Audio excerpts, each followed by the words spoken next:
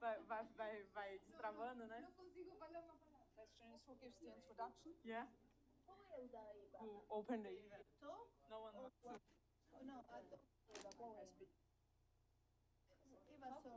Which is your It's file? this one. Você é a organizadora. E aí, como era fit with, não, como era o que tinha que fazer? No. Era view, Why the screen, não falou? Não. Presentation. Ok. Is it?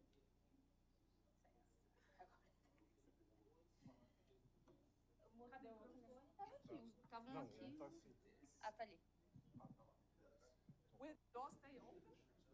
No, we will close it. No.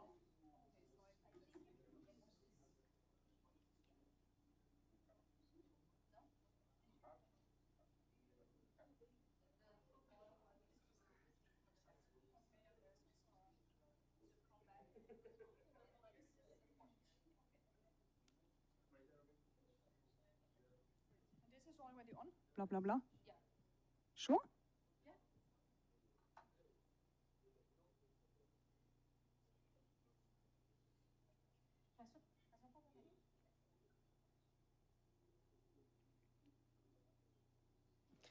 So, welcome everyone to our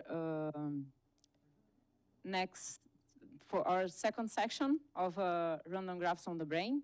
And we open the session today with a very special inviter. This is the famous Loecherbach on our very famous here in NeuroMat Gauss-Loecherbach model. It's a pleasure to have Eva here since long time ago, right? Yeah. So she will speak about mean field limits and how this can help us to understand a little bit about neuronal systems. Thank you, Eva. It's really nice to have you here. Thank you, Aline. You hear me well? Okay. I'm very, I don't find the word in English. I mean, you know, I'm German, I'm living in France, and now I have to speak in English. Okay. Anyhow, I worked a lot with Antonio. He was a close friend, and I learned a lot from him, and you might imagine that I'm kind of emotionally, well, no. So it's very special for me to give the first talk today here, and I will speak about models that we have been considering together. I will speak about mean field limits, which we also considered together a little bit, and I worked very much on that since then. It will be a mathematical talk.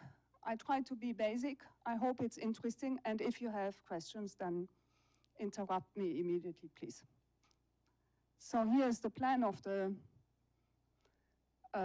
talk. I will very briefly recall you the model that we are working with. I will tell you what is propagation of chaos. I will then discuss how we can use that to link, maybe or not, long-time behavior of finite models to some limit models. And at the end, I will try to go beyond exchangeability. I will try to explain what I mean by that. Okay. And as I already said, so the talk is based on a lot of papers, which I will not cite all of them because it's not possible, but most of them have been written with Antonio, with Enrico Prisutti, Christophe Pouzin, Aline, Guilherme, he is on the way, Julien Chevalier. Some results are also obtained with Susanne Dietlefsen, who has also already been in this room, and Pierre Montmarché. And I will speak about point processes in continuous time that describe the spiking times of neurons. The systems of neurons that I will consider are big.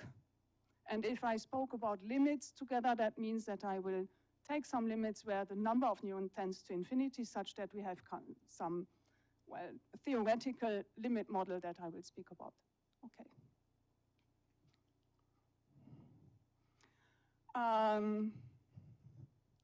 So in my talk, you probably all know, so neurons are points. I'm not interested in their spatial extension. I'm just interested in the times at which they emit an action potential. The model is in continuous time because that is just easier to work with. And the main ingredient of the model is the membrane potential of each of the neurons, which accumulates the stimuli that the neuron receives from its presynaptic partners. And then I said it's a point process. That means the neuron spikes, so it emits an action potential at random times. And that happens randomly depending on the height of the potential. And when the neuron spikes, its own potential goes back to 0. And at the same time, it gives an additional amount to its postsynaptic partners. And this is the effect actually of chemical synapses. And maybe that would also be a good point now to advertise. Well, this class of models belongs to what mathematicians call the intensity-based point process models. And we have written a book together with Antonio, and we just finished it. So it has been published end of November. And so I write it here, Probabilistic Spike and Neuronal Nets. It has been written by Antonio, Christoph, and myself. Okay. So here's the model for mathematicians. So I have n neurons, so that is the number. I describe them by their potential values at each time. So I have these x's here. So x is a real number, is the height of the potential. And you have indexes, it's n, just to keep in mind that n is the number of neurons that we are interested in. And then I give a number to each of the neurons. So I have xtni, xtn2, xtn3 up to xtnn, which are the n potential values of the neurons, okay? And each neuron jumps or spikes at a given weight, which I call f, that depends on its potential at the time when it decides to spike. And so the probability that the neuron I jumps in a small time interval t plus something very small, given the past, that means given all the other neuron potentials, is this function of the potential value times the time length of the interval that I'm considering, the little h, plus something which is negligible, okay? So we also say that the associated spiking, counting, jump process has the stochastic intensity, which is f of x. And when it spikes, I already said it, the potential of neuron I is reset to 0. We choose 0 because it's convenient. That is the resting potential. And all other neurons J receive an additional potential value, which is Wi to J. And this is the only point where I speak about graphs, if you want, okay? Because you can imagine that the presence or absence of W's pointing from I to J induce a graph, which is the interaction graph that is behind the system. Okay, good. It has a capital N here because I keep in mind that I have n particles, n neurons. It will be scaled in n to have some limit quantity, which is well behaving. Okay.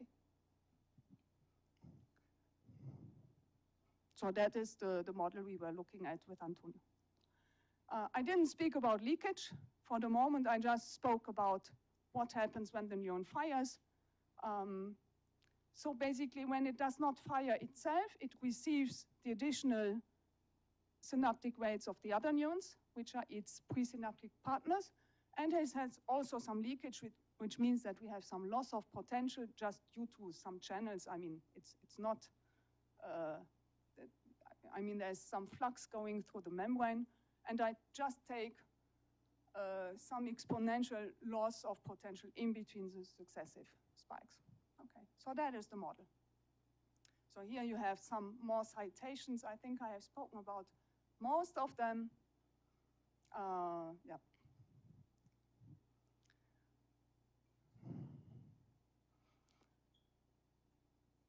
Bonjour, Claudia. So n is the number of neurons. And I want to discuss now why it is maybe sometimes a good idea to look at limit models where we let n tend to infinity. And so I call this slide from micro description to mesoscopic description. So you know in the brain we have n, which is 10 to the power 11, which is very huge. The model that I just described gives a very precise description at a microscopic level, because you look at each neuron itself and all its spiking times. We have a lot of structure, but it is hard to compute anything, okay? If you have 10 to the power 11 dimensional model, that is hard to compute.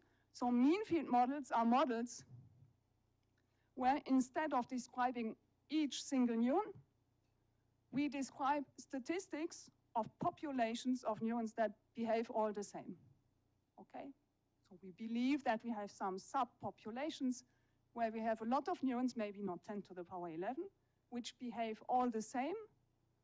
The mathematicians call this being exchangeable. That means that I don't care about which neuron is which because they have all the same behavior. I don't know if that is really realistic, but that is what people in theoretical neuroscience, those who try to compute things, imagine. Okay, so invariant under finite permutations. So saying this is neuron 1 and this is neuron 2, you change the numbers, it doesn't change the description of the statistics. And then we want somehow to zoom out. That means I want to look at this big population from far away. And this is only possible if we suppose that we observe at a scale at which each single synaptic weight will be tending to 0 as n tends to infinity. That's why I put the n in there. Okay, so I have all these synaptic weights, but I suppose that I observe at a scale such that they vanish. And I said they are all exchangeable. That also means that actually the weight depends maybe on n, but not on the pair of neurons which is involved. And this is what people call mean field models. I mean, you all know this, I guess. And this brings me to what is called the propagation of chaos. Okay, so I suppose for the moment that these Wn's do only depend on n, but not on the neurons. They all have the same synaptic weights. So when a neuron spikes, it gives the same weights to all of its partners. And we suppose that we are in a subpopulation where everything is linked to everybody. So it's the complete graph. So from a graph perspective, it's not very interesting. Guilherme will speak about a model where the graph is not complete, but where it is Erdős-Rényi. So in mean it is complete, but we might have, I could also include that here. Okay, and I said I have statistics of all these neurons in the populations, and statistics for the mathematician means that we have empirical measures. Maybe you have a look on this one. So here I have all the neurons in the system, which are represented by their membrane potentials. This Dirac measure here that just means that you put a weight one, and then you sum of them. Okay? So it gives you mean quantities about the statistics. This is a random measure. If you don't like Dirac measures, forget about it. Just imagine that we, instead of considering each neuron for itself, we look on mean quantities over one of these subpopulations. Okay? And it gives us these empirical measures. Probabilists like to have empirical measures even not on the states, but on the trajectories of each neuron's potential. You see what I mean? Yes, it's the Dirac measure.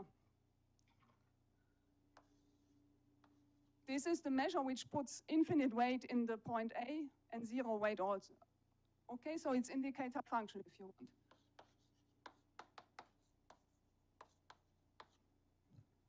Okay, it's a measure which gives weight 1 to the point and nothing all.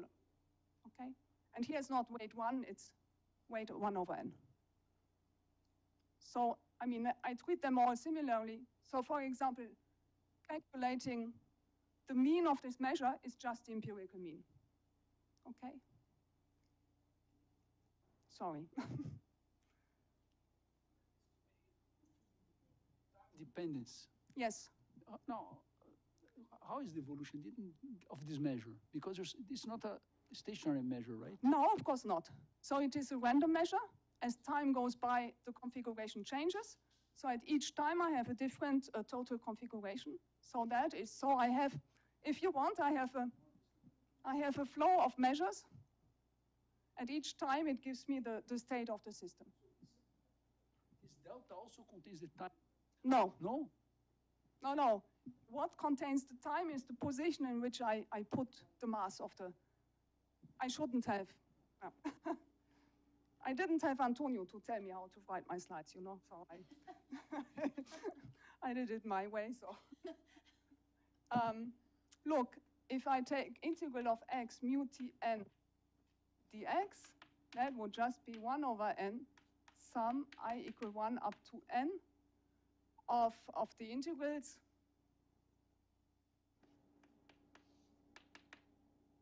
So it depends on t.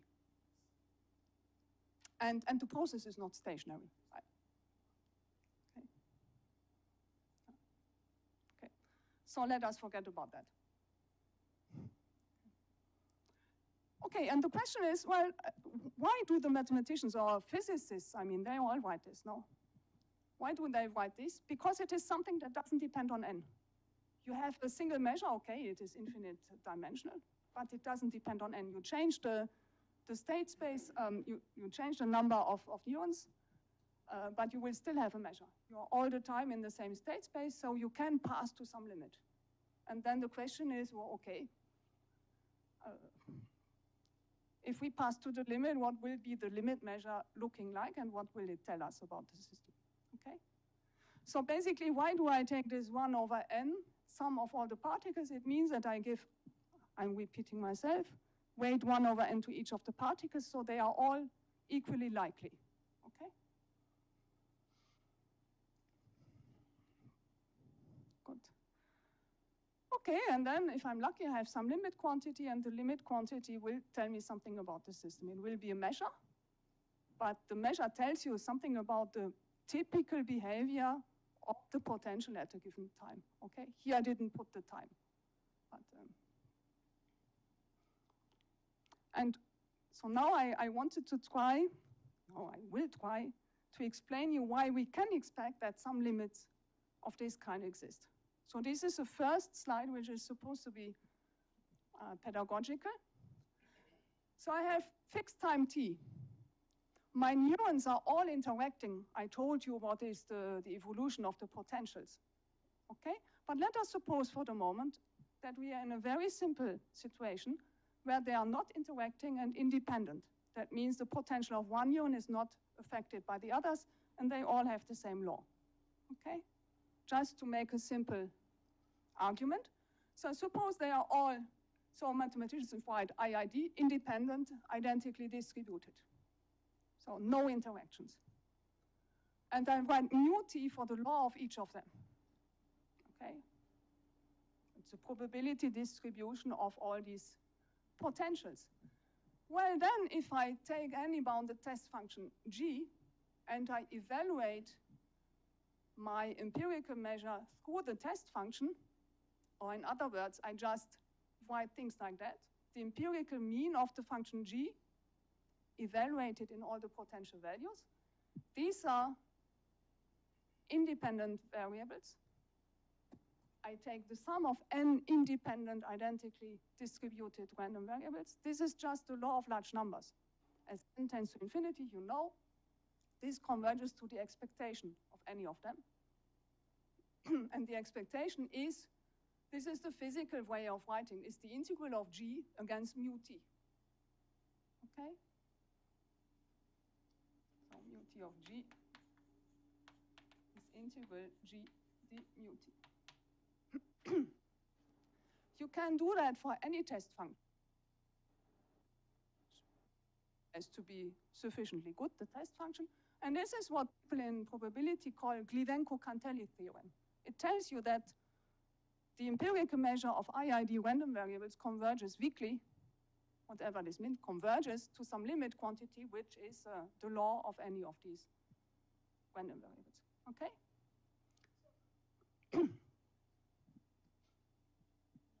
Something that I did not understand is the n on the limit, but I might, because you are taking limits in n, right? Okay, so you don't have this n in the limit, or yes? Or I'm confused about the notation. Yes, you're completely right, but because Because I understand you have an X that depends on N and... Exactly, I shouldn't have written N upstairs. If they are all IID having a fixed law mu T, maybe I should have just skipped the N, okay? Okay. So you are taking limit in N? Yes. Okay, so... Yeah. So N is not here. Okay, yeah. Okay. Okay, sorry. I just wanted to say, yeah, I have an infinite sequence of IID variables, and I shouldn't call them Xn, no? Okay. But this is, anyhow, this is not what I'm going. So this happens in the classical framework of independent random variables, which is not the case of neurons. They are all interacting. It's just to tell you why, in general, we can imagine that empirical measures, as the number of elements that we put in this empirical measure tends to infinity, might converge to something which is a limit, okay? So we forget about that immediately, because I will speak now about propagation of chaos. So basically, propagation of chaos is the property that tells you that this convergence also holds in the framework of interacting neurons or particles or whatever, which are not independent. Okay, and I try to, now I come back to my neurons.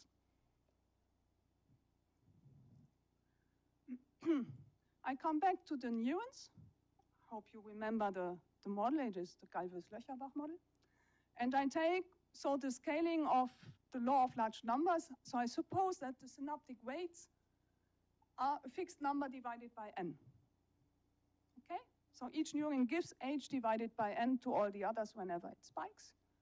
And I suppose that spiking occurs at a constant rate, doesn't depend on the height. It's always the same intensity. So I suppose that f is a constant function. Remember, f of x was the infinitesimal probability of spiking when I was in x, so now it's always the same. It's lambda. Probabilist like lambda for Poisson processes, so I took lambda. Say it is 1. Okay, so at weight 1, each of the neuron spikes, and they all do that independently. So then I can just write Zt will be the point process that gives you all the times of spikes of each of the neurons. So Zi is the point process of the ith of them, and they are all independent. And I can formally rewrite my equation like that. So the change of the potential of the ith neuron is we have the leakage. We have the reset to 0 because it is I which is spiking. So each time that I have a point of the Poisson process, it goes back to 0. So this is just I take away what I was before to go to 0. And this is what the other neurons give to me. It's h of n. I sum over all j which are not equal to I. Each time that j spikes, it gives h over n. Okay? So I put blue and red because I call this the big jumps. It's the reset jumps, and these are the interaction jumps. So this is, if you want, a source of common noise, which expresses the interactions in the system. And if you want to understand what is the limit, we have to understand how is the limit behavior of this common noise term. Okay, good. So the common noise term is given by the accumulated, was there a question? No. Is given by the accumulated number of spikes of the other neurons. This is written in red there. So I have the sum over all other neurons. I divide by n. Zt is the number of spikes of neuron j up to time t. So what is written in red is just the proportion of spikes in the total system up to time t, because I divide by n. Okay? Now I'm still in an independent framework because the Poisson processes, they are independent and all have the same weight. They are all behaving similarly. So we still have the law of large numbers here, okay? So this red term converges to its expectation, which is given by intensity times time intervals, or lambda times t, okay? Good. So that means that over one time interval, I will receive at about lambda spikes by the others. And each spike gives an H term additional. Remember, it was this H over n. Okay? And so in the limit, the dynamic will be this. So just the influence of the spikes of all the other neurons will become a drift term, and it is given by H, which was the factor of the synaptic rate, the intensity times dt. That's all. Okay? And if you have understood this, then you have understood the propagation of chaos, because it's exactly this. So I start with n neurons which are depending the ones of the others, because each time that one neuron spikes, it gives H over n to each of the others, so it's really influencing the others. And in the limit, the neurons are all independent, because this influence vanishes. It doesn't vanish, it becomes a drift, which is deterministic. Okay?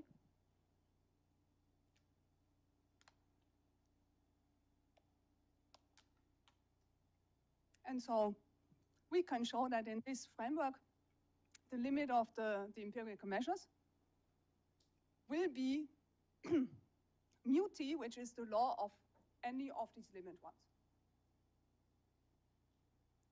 So it's the law of one typical well-evolved particle neuron in the limit system. Okay. This is called propagation of chaos. You have maybe heard about chaos in your life. It's not the chaos of dynamical systems theory, okay? In dynamical systems, so here chaos means you have initially some chaoticity, which means the particles, neurons are independent. And then this independence, so the most chaotic law of a joint distribution of particles is transported by the dynamic of the system, although you have interactions at each finite scale. Okay, so you can see it as a dynamic version of the law of large numbers. Okay. Okay, so this is for the probabilists. Actually, I can even have a rate of convergence. Let us just look at this here. So if I construct the finite neuron system with the infinite one, I can get a control on the difference of the potential values, and that scales in 1 over square root of n, which is the system size, except that I have some constant that depends on the time horizon that I'm working on, okay? Because if I want to have that uniformly on a big time interval, I have to pay some price in general. Okay. Okay. This was still a very simple framework. I don't know if you realize, because I set the neurons spike at a constant rate. And I will not speak about that, how we did that, but it is possible to extend this idea to the general situation where we have a function depending on the potential height, and where spiking depends really on the height of the potential through this function f, which is the spiking rate function, okay? So I just try to explain you what is then the limit dynamic. Remember, before we had a drift term, which was h times the intensity lambda dt.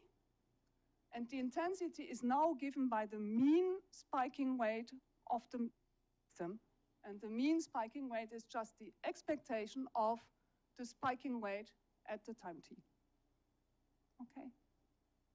So this interaction common noise term becomes still a drift, but now since f is not constant, it is an expectation term, which gives you an equation which is, well, here is the leakage. This is the influence of the infinite system on each fixed neuron in the limit. And you see that we get this expectation. That is why people call this nonlinear equations. And it's actually a Poisson-driven Makin-Vlasov equation. This comes from physics, okay? To prove this conversion is not so easy. So we have actually thought about that a lot in the first paper with Antonio, Enrico, Anna De Masi, and then in a follow-up paper with Nicolas Fournier, well, we wanted to have as exploding weight functions as we could, and we actually managed that, but that's only for the history. Okay.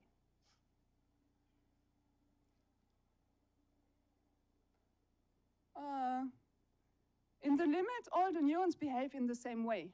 So you're not obliged to have an infinite limit system and to look at each of them. It is sufficient to just consider one single equation, okay? So you take one equation, which is representative for all of them. So I skipped the index. And as I already said, it's a McKeown-Vlasov equation because it depends on the mean spiking rate of the system. Okay, I will skip the two other comments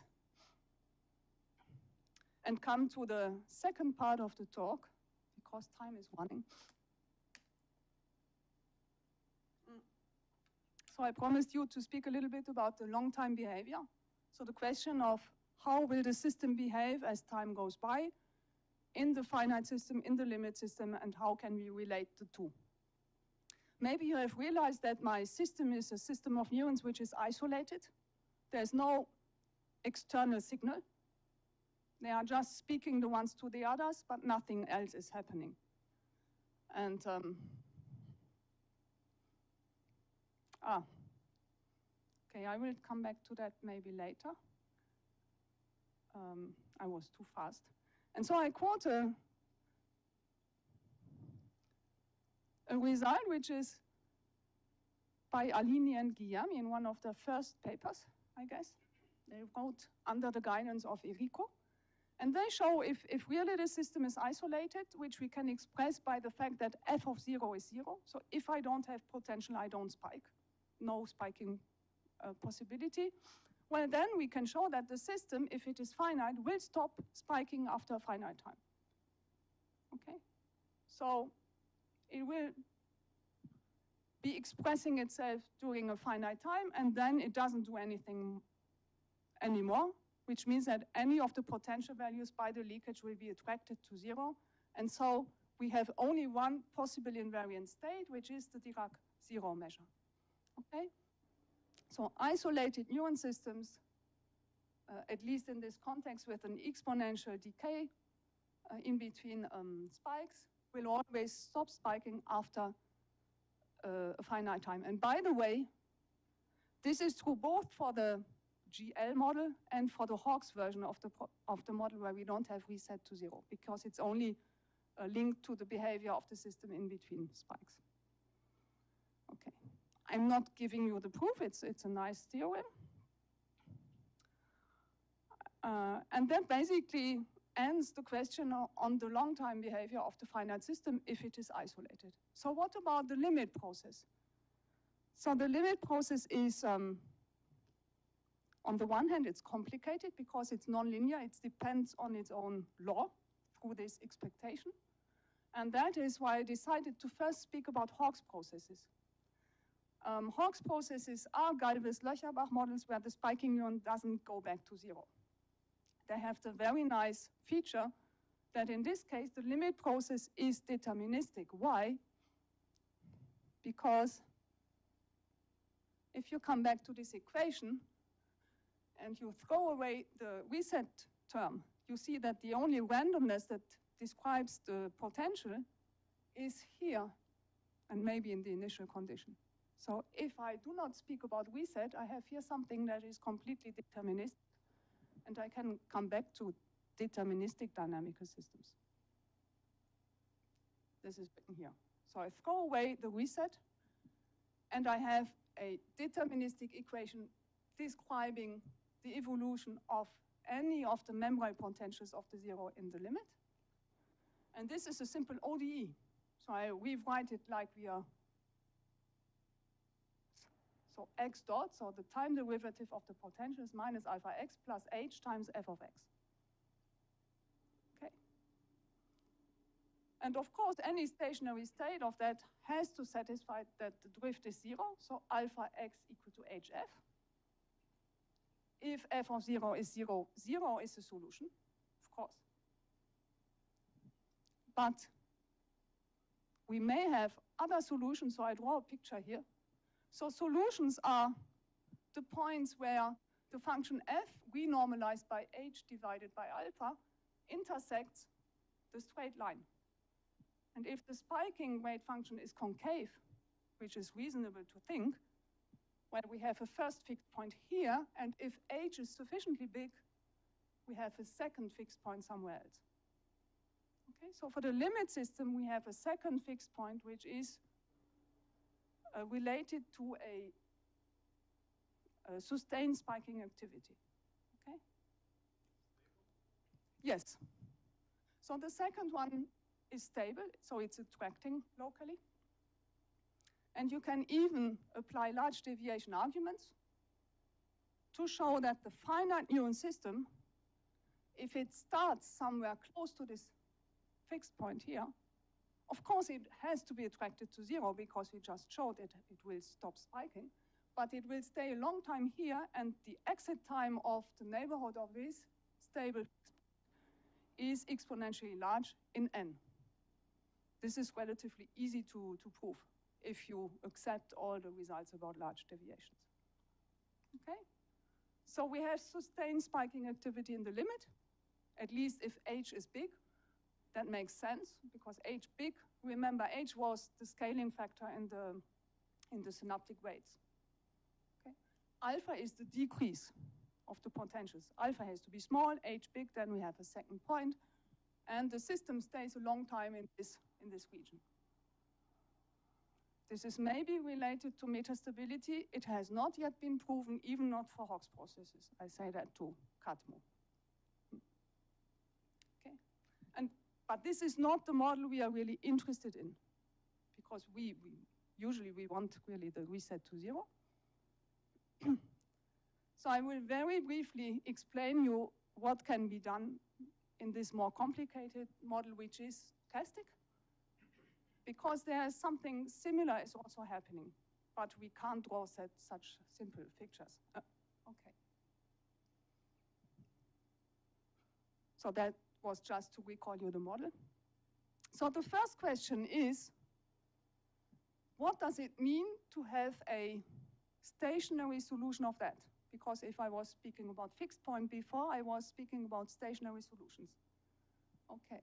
Stationary solution certainly means that this expectation here, which is the mean spiking rate, shouldn't depend on t if it is stationary. If it's stationary, that means in law it's all the time the same quantity. And this is actually what people do.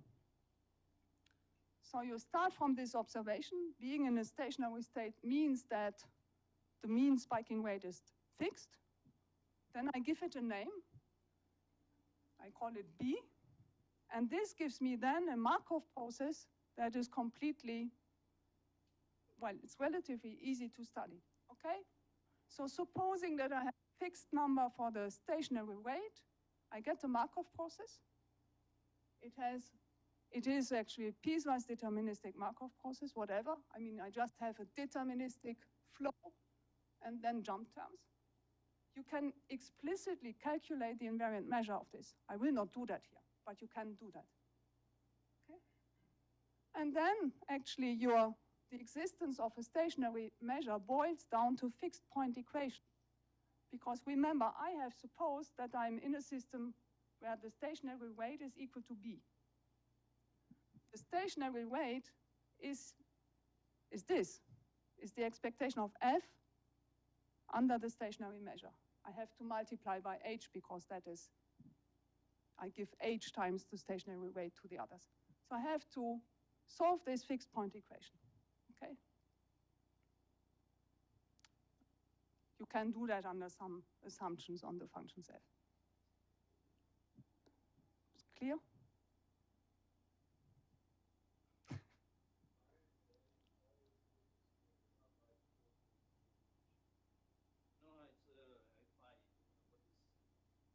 Ah, sorry.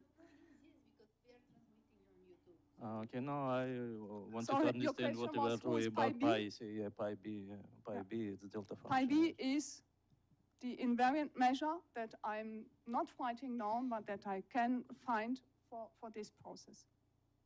It has even a density, okay?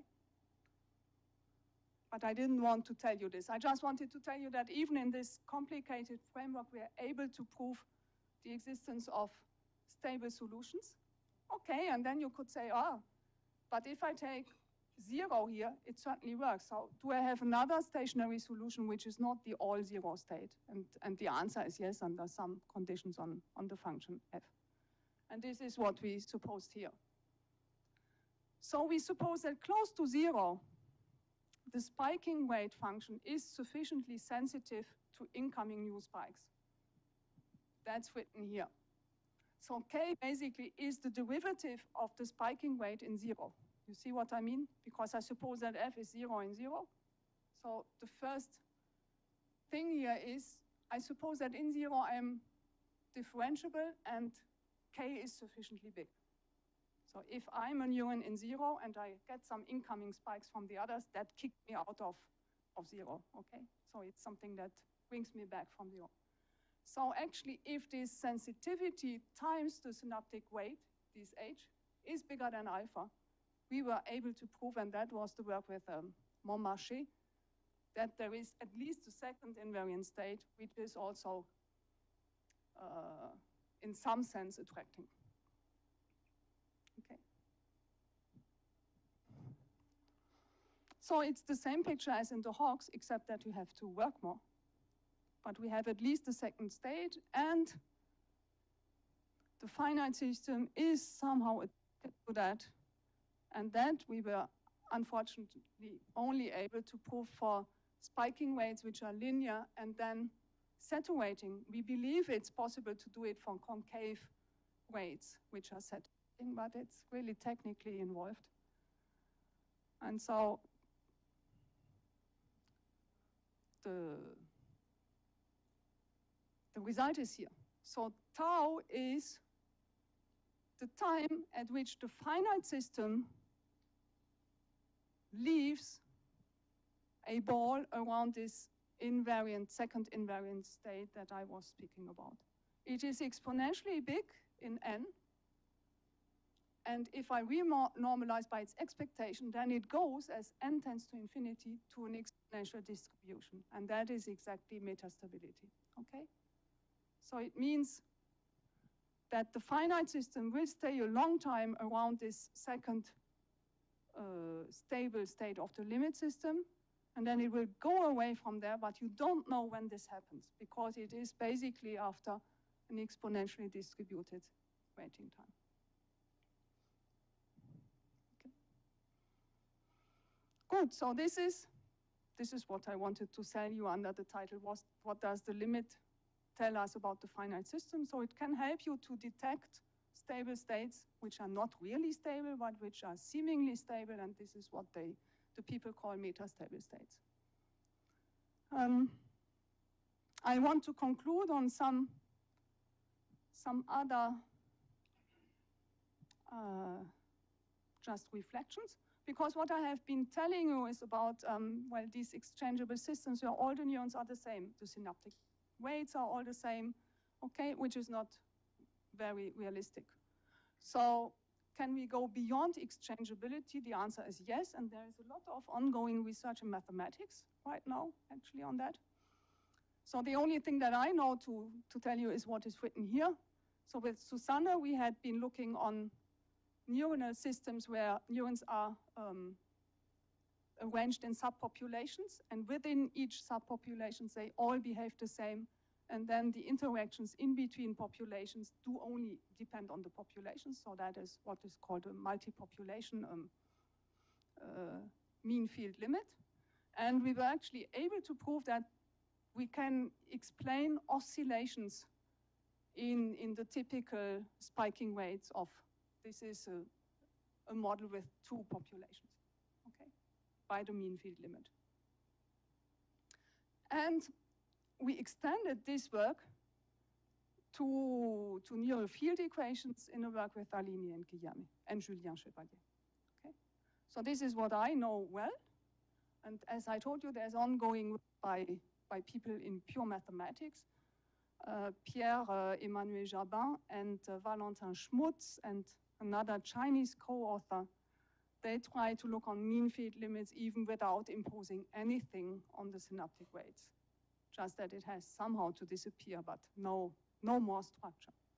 Okay? But to confess, I didn't quite understand this, so we'll not talk about that. Just to tell you that there is a lot of ongoing research about that, and I think, yeah, that's basically all.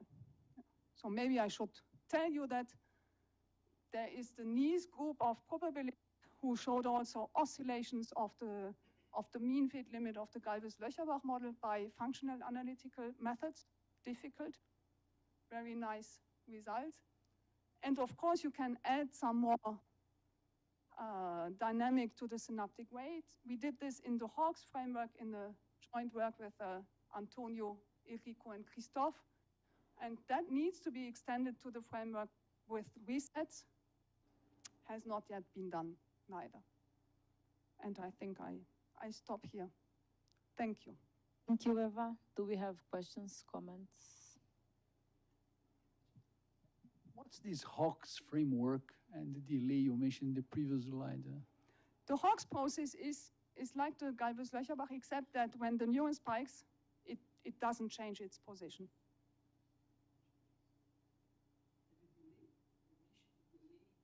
What was the delay? How do you model the delay? I think I didn't speak about delay. But yeah, you can model, because in my model, the one that I was talking about, in neuron and spiking is immediately giving the W's to the others. You can change that by adding a delay, and we can work with that also. Even calculate mean field limits and show that adding delay might cause oscillations. Do we have more questions?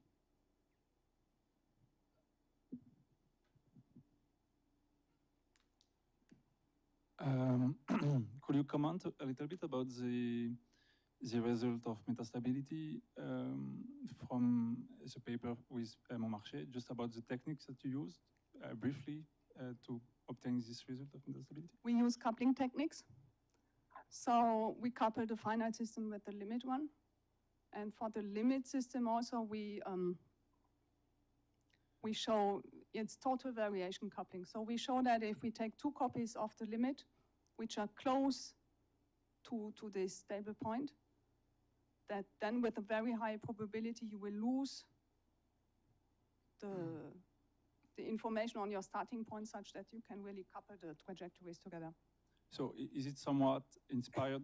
So because this kind of framework for metastability was introduced in this paper from 84 from Antonio and co-authors.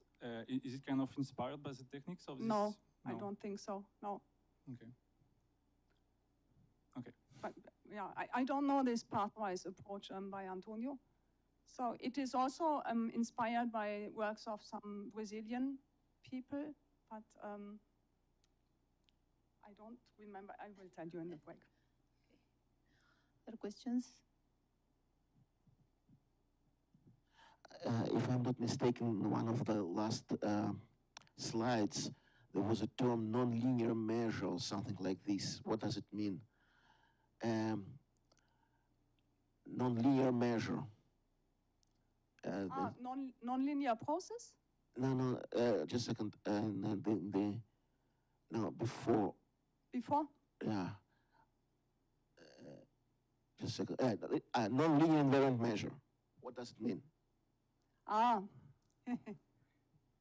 No, because, well, people say that this is a linearization of the problem, you know, because, okay, so what is linear, non-linear?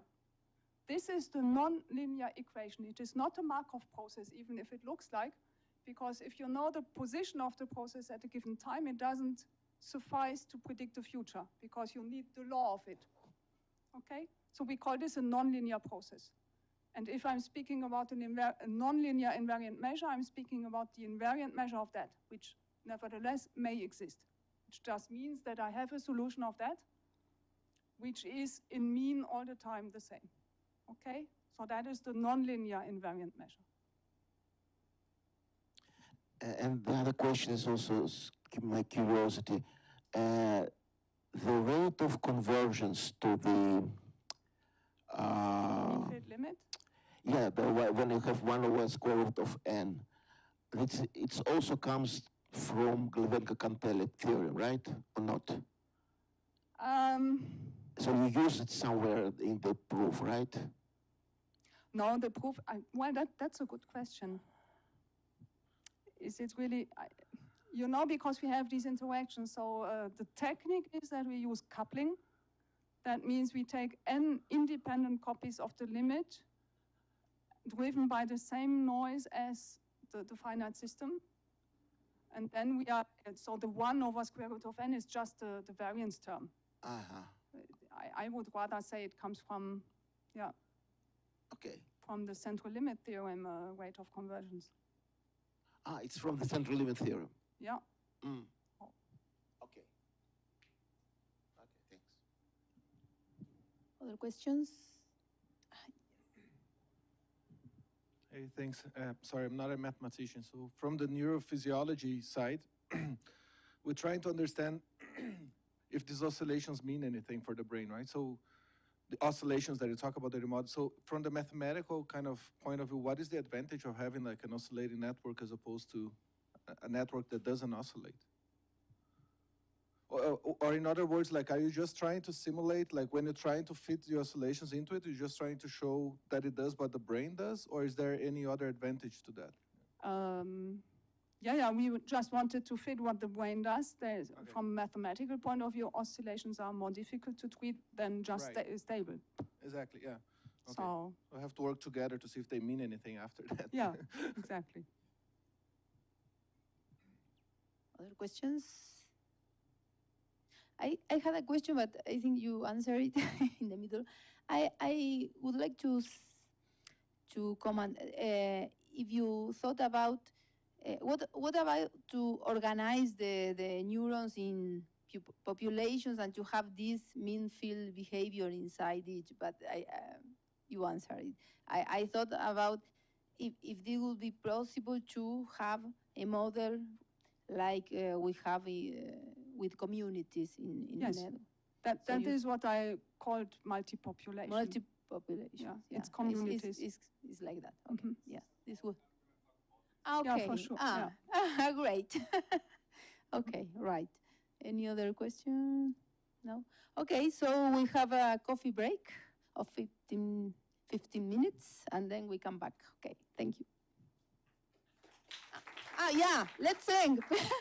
Sorry. Let's thank Eva. Thank you.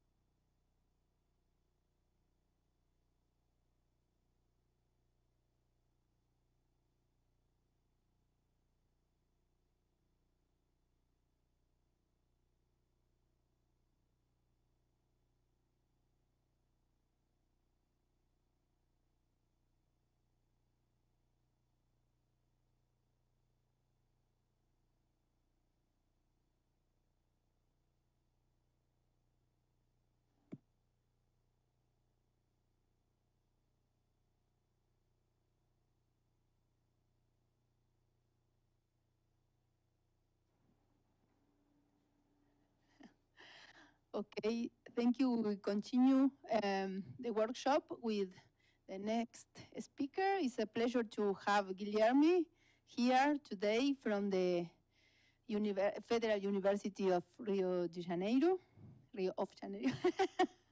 And he's going to talk about discriminating between inhibitory and excitatory neurons from their spiking activity. So thank you very much, Guilherme. Thank you very much, Florencia, for the introduction. It's always a pleasure for me to be back here where I did my PhD almost 10 years ago. By now, I just realized that, so I'm getting old too fast, I guess. And what I want to share with you here today is somehow related to Florencia's question about how to introduce, more or less, some structure, a community in a model for spike trains, and then just by looking to the spike trains, how can we try to infer the community? Somehow that's more or less the story that I want to tell you. And of course, there are some issues that I need to clarify in the way, okay? So as I just told you, imagine that I have the spike trains, we have access to the spike trains of n neurons, and then we know that part of them are excitatory and the other part is inhibitory, and have access just to the spiking activity, and then we would like to somehow, for each neuron that I record activity, to say this guy is inhibitory and this guy is excitatory, okay? So just some picture, you can imagine that, so the spike trains somehow is a data which looks like this. So we have, let's say, 4 neurons, and then through time we have the spiking times here. And then I want to somehow design some statistical procedure that takes as an input this data and outputs, for example, if I say that a red color indicates that the neuron is excitatory, so I want to say that neurons 1, 2, and 3, 1, 2, and 4 are excitatory, and let's say in this case, the neuron 3 is inhibitory. I would like to say something like this, okay? Yeah.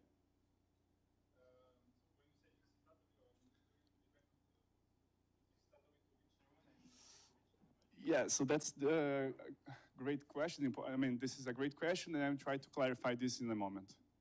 Okay. At least in the model that you consider. Okay.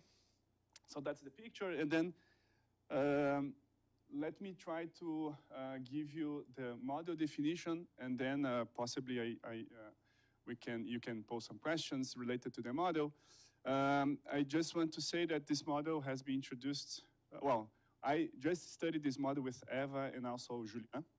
I forgot to mention that what I'm presenting here is a joint collaboration with Julien Chevalier in Grenoble, okay? So how the model is defined. So for each neuron, so we have n neurons. So for each neuron, we say we will give you some color for the moment that can either be red or blue. Red here means that the neuron is gonna be excitatory, and blue inhibitory, okay? So, and then through the talk, I'm gonna denote P plus, the set of all the excitatory neurons, and P minus, the set of all inhibitory neurons, okay?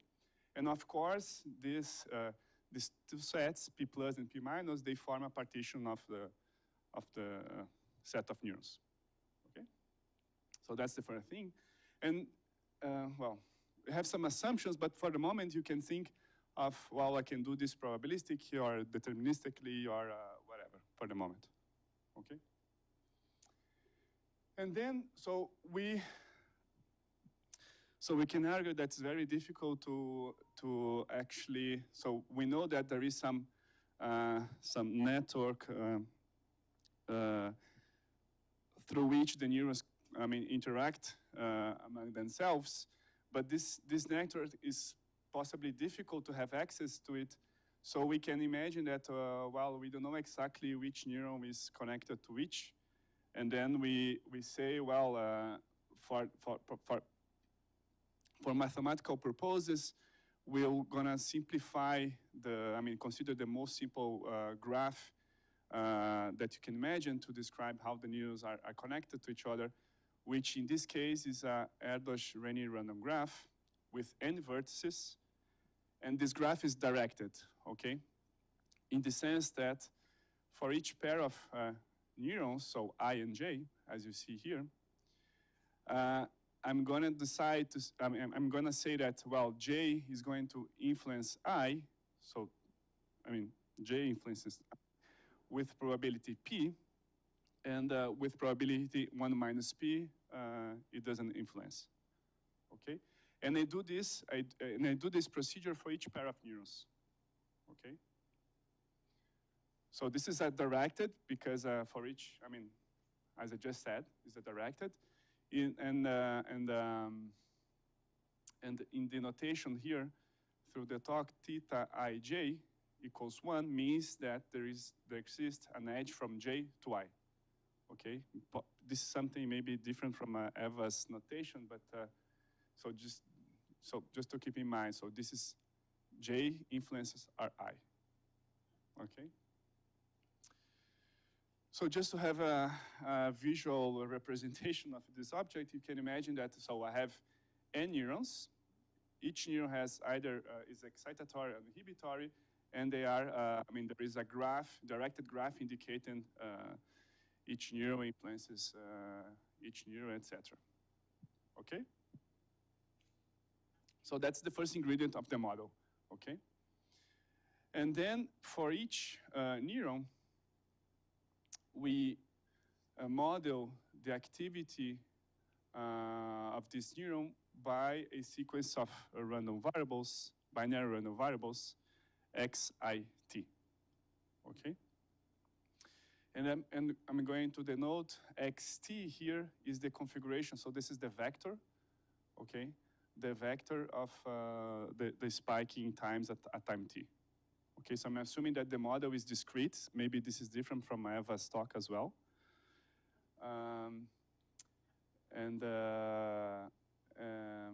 But apart from that, there are some similarities, okay? Okay, so what is the dynamics that we consider? So the dynamics is as follows. So I suppose we have just generated the graph as I explained. So I have theta, conditionally on theta.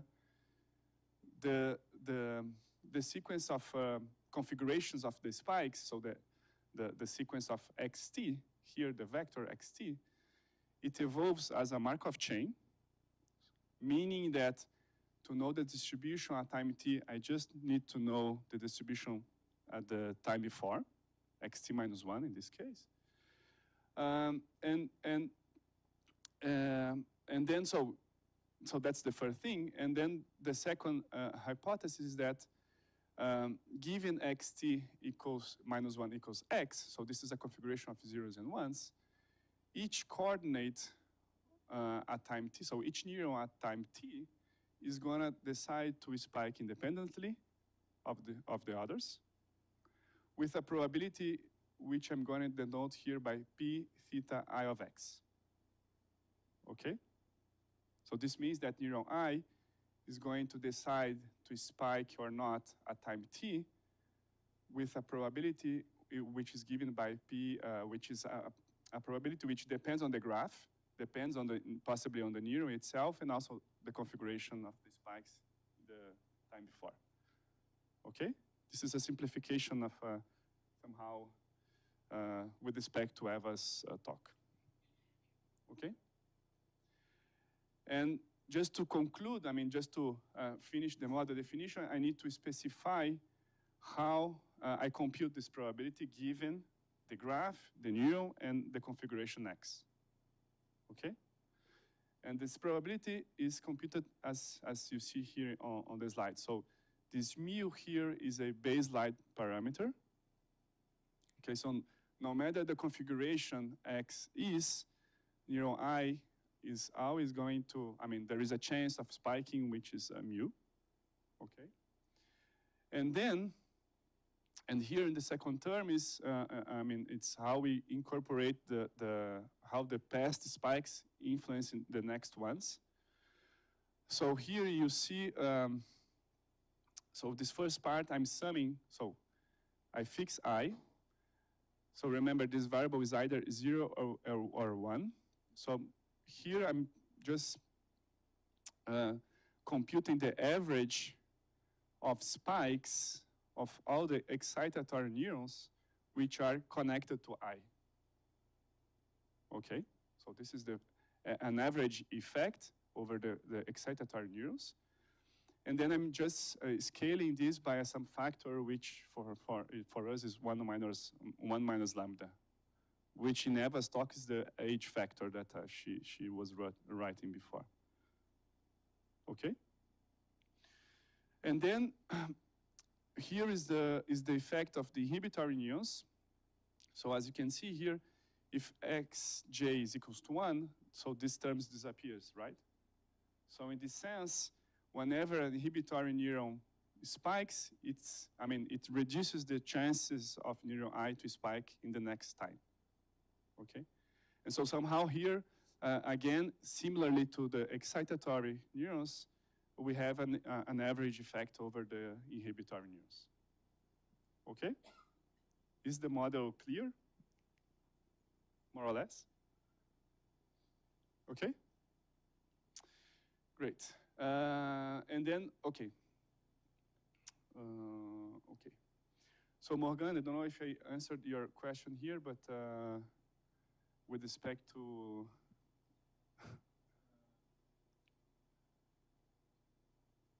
yeah. I guess so. Okay. Okay. So yeah. Okay. So that's the model. Okay. If you want a picture, maybe maybe simpler this way. I mean, if you so you can imagine that you have a time t here minus 1. Your x, which is a configuration of zeros and ones. So let's say here, neuron 1, 2, 3, 4, 5, 6, right? And then the dynamics, I mean, fixed, once you have fixed the graph, so for at the time t, each neuron here is going to decide to spike or not, okay? And then, for example, if this guy is neuron I, the probability of observing a 1 here, E theta I is something which depends on the neuron, the graph, the underlying graph, and also on the configuration that I just saw before. Okay? And I compute this value like this.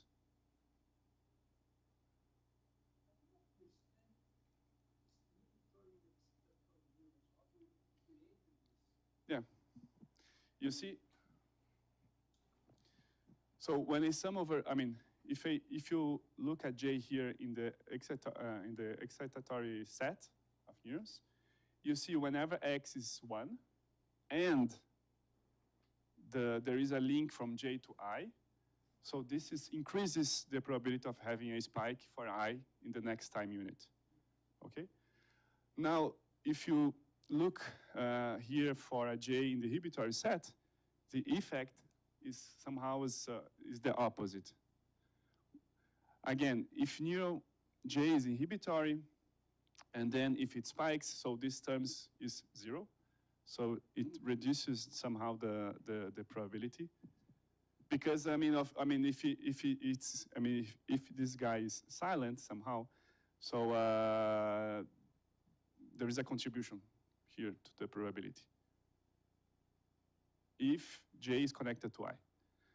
So somehow, if you want, there is a baseline which is higher than this mu, which possibly depend on the graph, on the underlying graph.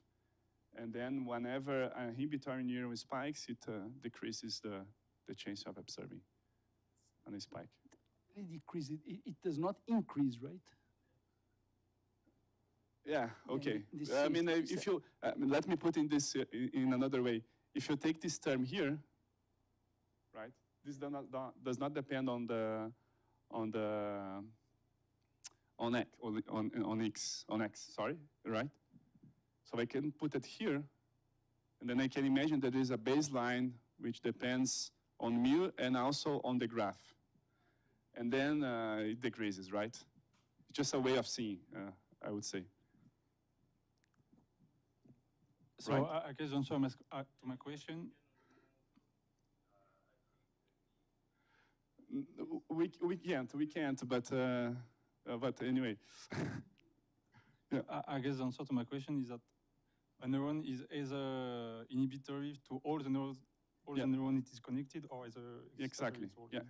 So in this model, you see, I mean, at the beginning we have the N neurons, and we decide, well, a fraction of them, well, some of them, those in P plus are excitatory, and they excitate all the others, and the same for the inhibitory neurons.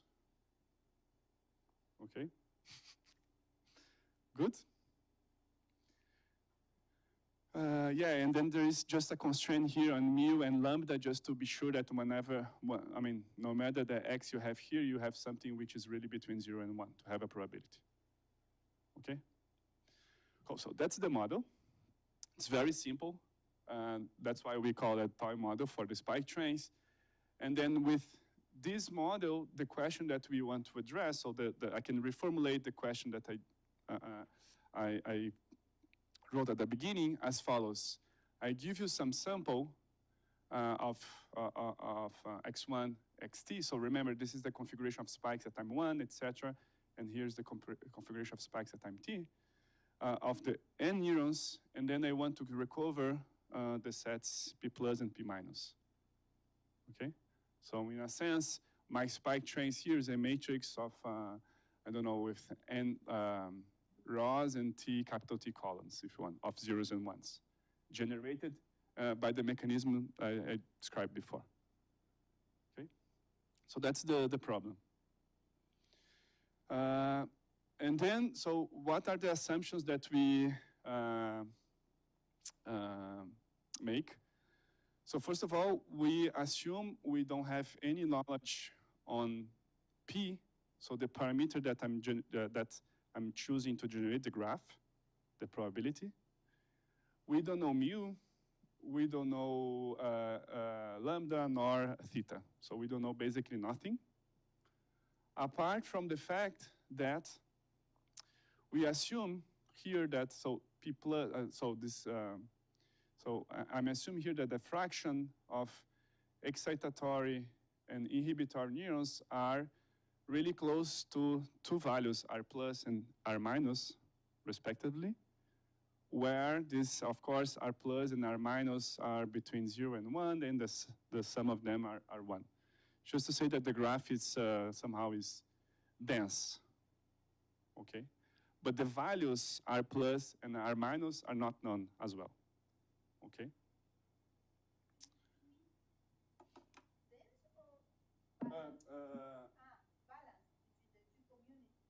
No, they are dense, not sparse.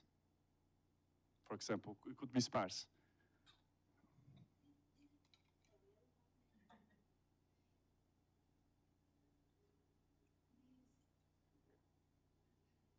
R plus and R minus are the fraction of neurons on each set. Yeah, exactly. The fraction. So you say that these are fixed values, right? Between 0 and 1. Yeah. So I'm basically saying that for P plus, the size of P plus is roughly n times R plus. R plus, right. And okay. So the size of P plus, P the minus empirical fraction is close to a theoretical fraction and... Okay. Exactly. Okay, right. Okay. And of course, I mean, this is just to get some rate of convergence, we assume that the fraction of excitatory and inhibitory are very close to these values R plus and R minus within this distance 1 over n. Okay, so this... And this is valid for all the times over all the times, or you no, you choose some configuration at the beginning, right? Yeah. Yeah, so that's the only restriction for what I called colors. Okay, so you choose one, but you don't choose it at random. You put Yeah, it could, yeah. or Yeah, here we just say for us it's deterministic. okay. Is there any configuration that satisfies Yeah, this? I have like some guys here which could be the excitatory and the inhibitory neurons. You choose the way you want. Then the only assumption is that this guy here, let's say if this is inhibitory, so the size of this is R minus time n, and for the others is roughly n times R plus. Well, I don't understand why you need this, because if you choose one in the beginning, you cannot assume it's exactly R plus and R minus. You could, but because it's it could. We Okay, just, no. I mean, it's why not do it this way? I mean, it's. no, because you are not. No, okay, no, sorry. No problem. No, I'm just saying that it's close Then we to this. discuss. It's close to Okay. this. Okay. Yeah, it could simplify, but yeah, I don't know. Okay. So that's the model, and that's the assumptions that we consider to discuss this problem. Okay. Great. So let me present you just some theoretical results. I hope it's not too heavy. To justify the algorithm that we at the end we consider to find these sets P plus and P minus. Okay, and perhaps I should, well, I can go back here to the model just to, I mean, to give some hints of what you should do. So here, basically, the idea is to observe the following. If I want to know the role of a given neuron J, what I do, I mean, somehow, I need to understand the effect that what happens at time, let's say at time t minus 1, let's say if neuron J spikes, then I need to measure what happens in the next time unit, right? And one way of doing this is just to study the correlation between a variable here and a variable here. So that's, we call this one-time unit, one-time lag covariance matrix, something like this. Okay, so we are going to study this object. Okay, oops. So this is exactly what you see here. For each pair I and J, I'm going to denote sigma 1 ij is the covariance between xj at time 0 and xi at time 1, conditionally on the graph, theta. Okay, conditional on the graph. This depends, of course, on the graph. Okay, and as the graph is random, so this is something, if the graph is not fixed, this is a random quantity, but measures the dependence between j at time 0 over I at time 1.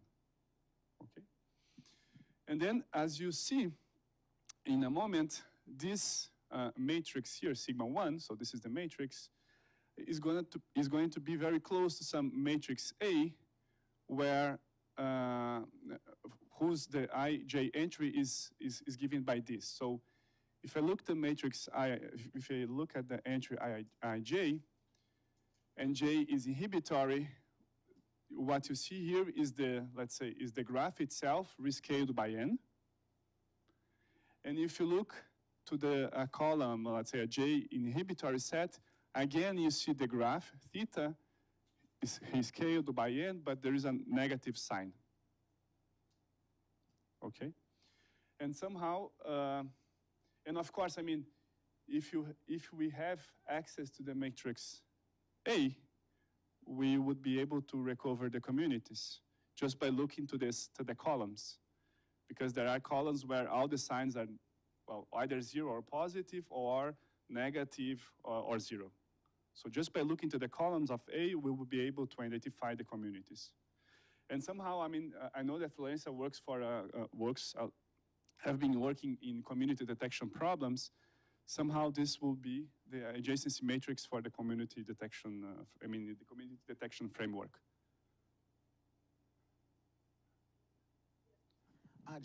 Just a second. So N is going to grow, right? Because you have somewhere. Guys, just a second. That's the course of my question.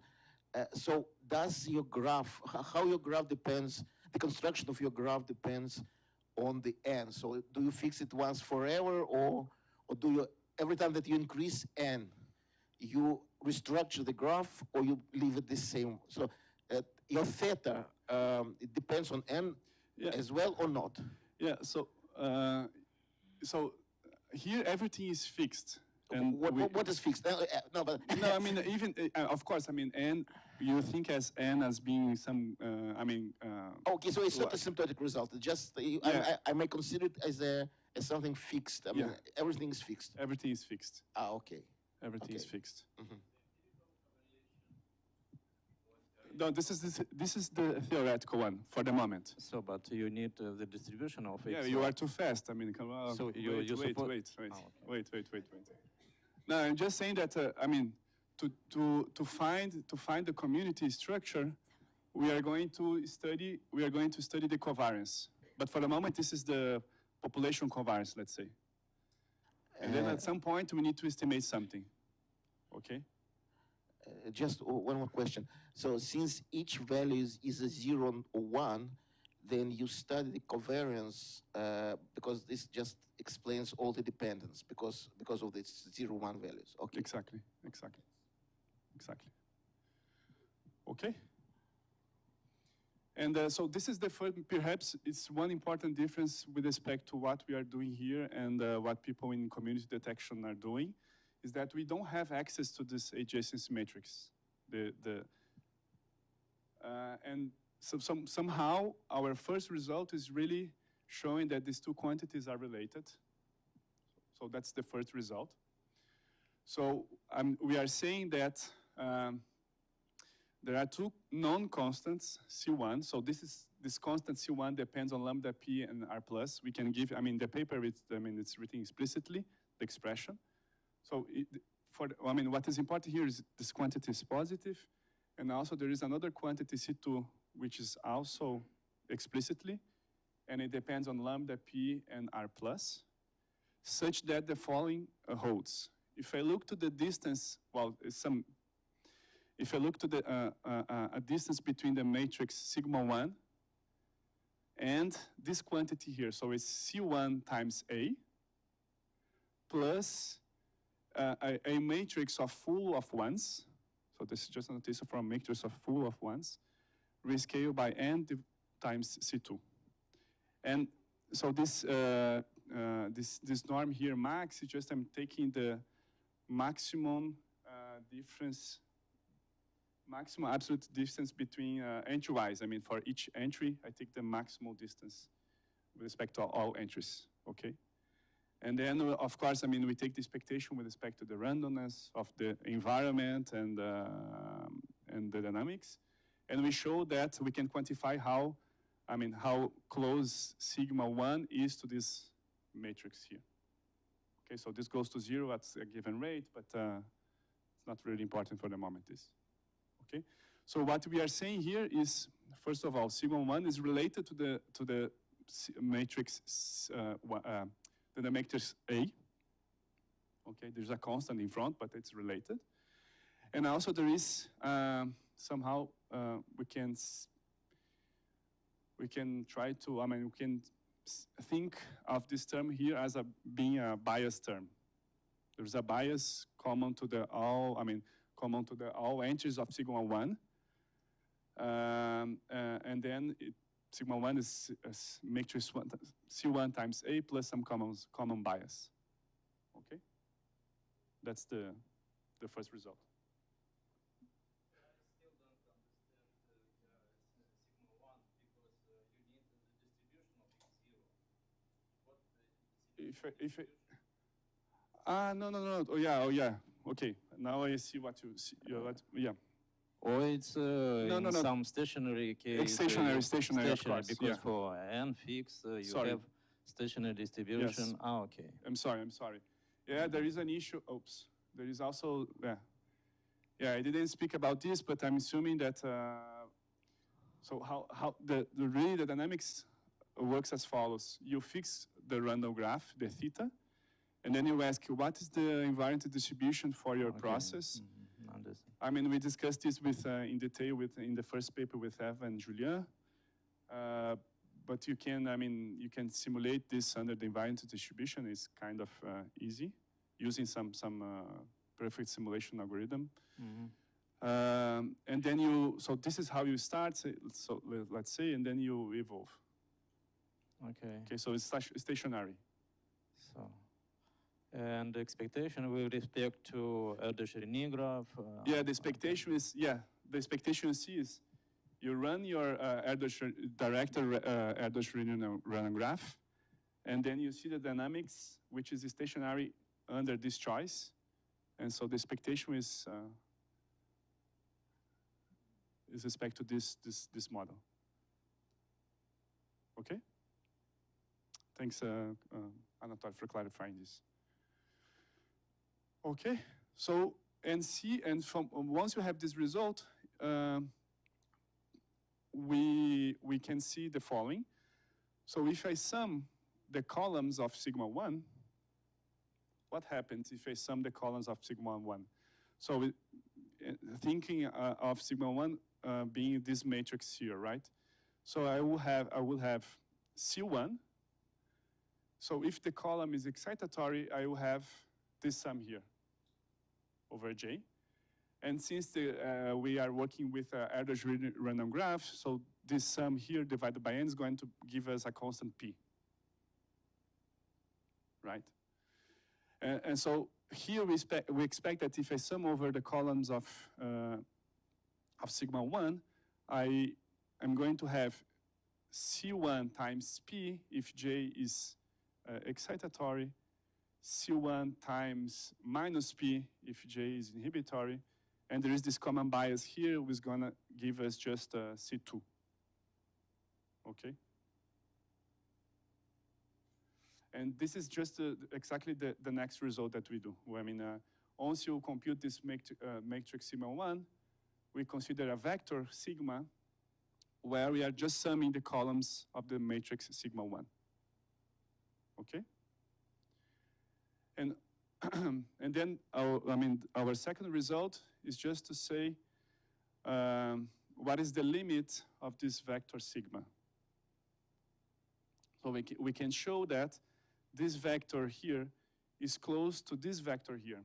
It's C1 times P if J is inhibitory, is an inhibitory neuron, or is minus C1P if J is inhibitory neuron, plus this common bias C2. Okay? That's the second result. We say that if I looked at the subnorm between these two vectors, take the expectation, this goes to 0 at a given rate, which is this thing. Okay? So you are saying that this vector sigma has different signs, right? When you have a excitatory. It's concentrated. Yeah, I mean. Maybe I should write it like this. The theorem 1, somehow we show that sigma 1 is close to C1 times A plus C2 over N, a matrix full of ones. Okay? Essentially is this. In this matrix A, if you recall, is something like this. Let's say if here I have P minus and here P plus. And along these columns, I observe theta ij over n with a minus sign. And here is theta ij over n with a plus sign. So that's A. So now what I do is, okay, if I sum for each j the column of this matrix here, sigma 1, I'm going to sum the columns of matrix 1, right? And the column looks like this, no? J from I from 1 to n, right? And I mean, since these random variables are Bernoulli independent with parameter p, I use the law of large numbers to say that this is close to p, minus p in fact. Okay? So I'm saying that's what you see here. I should point here. If I take a J, which is inhibitory, the contribution of the matrix A is C1 times P. Okay? Sorry, we are doing here, sorry. So it's minus C1 times P. And now if I do the same analysis for a column which, a column in P plus, I'm gonna get C1 times P. So the value is the same, but there is a change of sign. Okay? And then also there is the contribution of this bias term here. So this is a matrix of full of ones. If I sum n of them, divide by n, so this gives me C2. So, but here I realize that, so the structure of the matrix is not the same as for a community model, because you have this column-like structure, right? No, I'm like this. No, I'm just saying that if I put it in this way, this is the matrix A, I'm saying. This is the matrix A. Have constant values on the columns. Well, no, not constant, but no, sorry. yeah, it's not like constant, but minus signs on the left and plus signs on the right. Yeah. Right. So okay. I mean, again, what I wanted to say at that time was just to say, if you working as a research in the community detection field, you would like to have access to this matrix here, because then you can do something. But this, since theta for us is not known, we don't have access to A, right? So we cannot work on the A. Okay. And that's why we work with sigma 1. Yeah. And no, okay. Okay. That's right. No, I know that it's not exactly the same, but yes. I was okay. I'm just trying to do some parallel too. Okay. So are you still with me? I'm just saying that, okay, I can build somehow from this convergence matrix sigma 1 a vector sigma, and I can show that the sigma, the coordinates of the sigma are concentrated in two values. It's C1, P1 plus C2, and then there is C2 minus C1, P1. The coordinates in P plus are here, exactly here, and the columns in the columns in P minus are very close to this value here. So that's the message of theorem 2.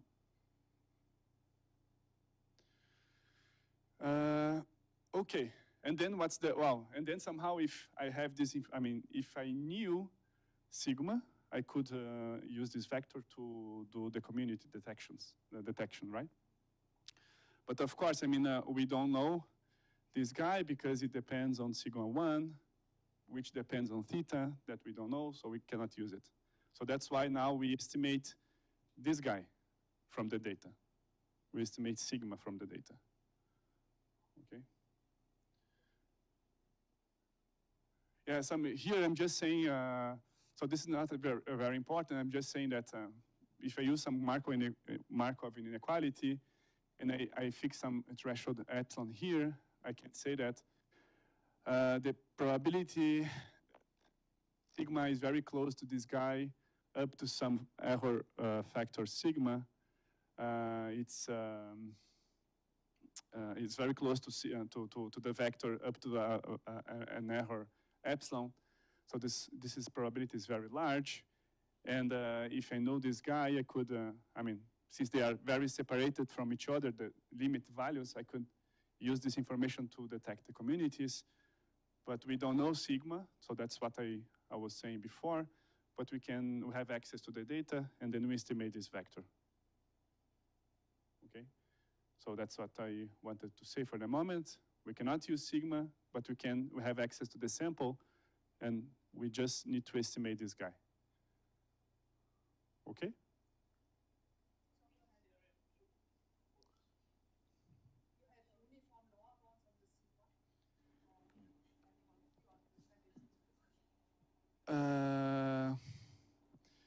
You mean uniform bounds? Yeah, yeah, I mean, it's exactly, this is what is written here somehow. I mean, from here, I mean, if you use this corollary, and I'm saying, well, the values of sigma are here. I mean, there is an epsilon for each guy here, and the values of sigma are close to these two values in that sense within an epsilon factor. And then we can prove that, well, coordinates in the same community, their distance is at most 2 epsilon, because they have to be here, right? And if they are in different communities, they have a gap between them, which is this distance here, which, yeah. So what about C1? So the question was about the lower bound for the gap, actually. Yeah, I mean, we should. I should show you the expression for the C1. It's not. I mean, it's not. Yeah, we have an explicit expression. I mean, and then you can understand well how this depends on the other parameters as well. Okay. So I'm not sure if I'm going to. And the proportion of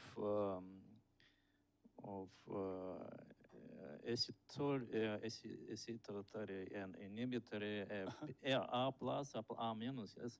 Yeah, where they are? They are in the constants. They are, yeah, they are hidden. Or they are in the epsilon. They are hidden here in the Oops. In constant. They are hidden here in C1 and C2. And for example, okay, if the just to say, if the network is balanced in the sense that R plus is equal to C minus, to R minus, and then C2 is 0, for example. Just to say, then there is no bias. The bias is just to account for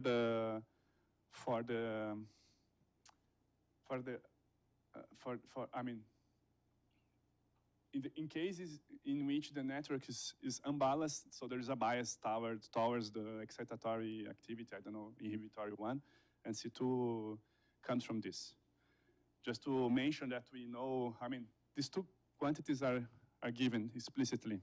It's just like it doesn't help us too much. But when you take, when you make an inference, statistical inference, probably your graph should be fixed.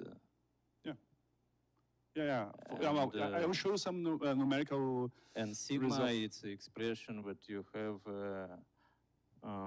It's mean value according to Erdős-Gini graph. Here? Yes. Yeah. Here. No. Sigma. It's. Yeah, sigma. Yeah. Or not? This is or sigma for you calculated for fixed graph. No, so this depends on the graph. Okay. So this is a random matrix. This is a random matrix, right? Mm-hmm. So here. But in your inference will be the fixed. Yeah. Okay. No. Okay.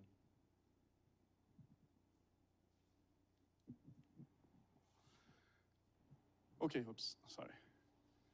So I was saying that once we know sigma, we could estimate we could find the communities, but sigma depends on the matrix sigma that we don't know. So, but we can estimate estimate this from the data. Okay. So this is one way of doing. So the estimation is simple. So I have a sum over n. So I'm summing over the columns, right?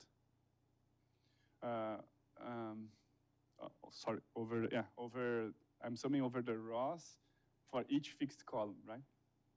So that's the first thing here. And the second term is just how you would estimate the covariance between the spike trains.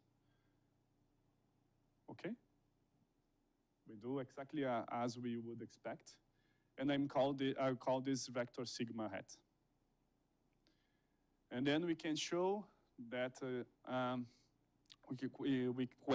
can quantify the distance between sigma hat and sigma, and we can show that it's something like this. Okay, it's n. It's n divided by square root of t. There is a log factor here. Okay. We don't know if we are doing the best result here, but at least I try to convince that this is reasonable, at least in simulations, that this is a reasonable bound. Okay, in a moment.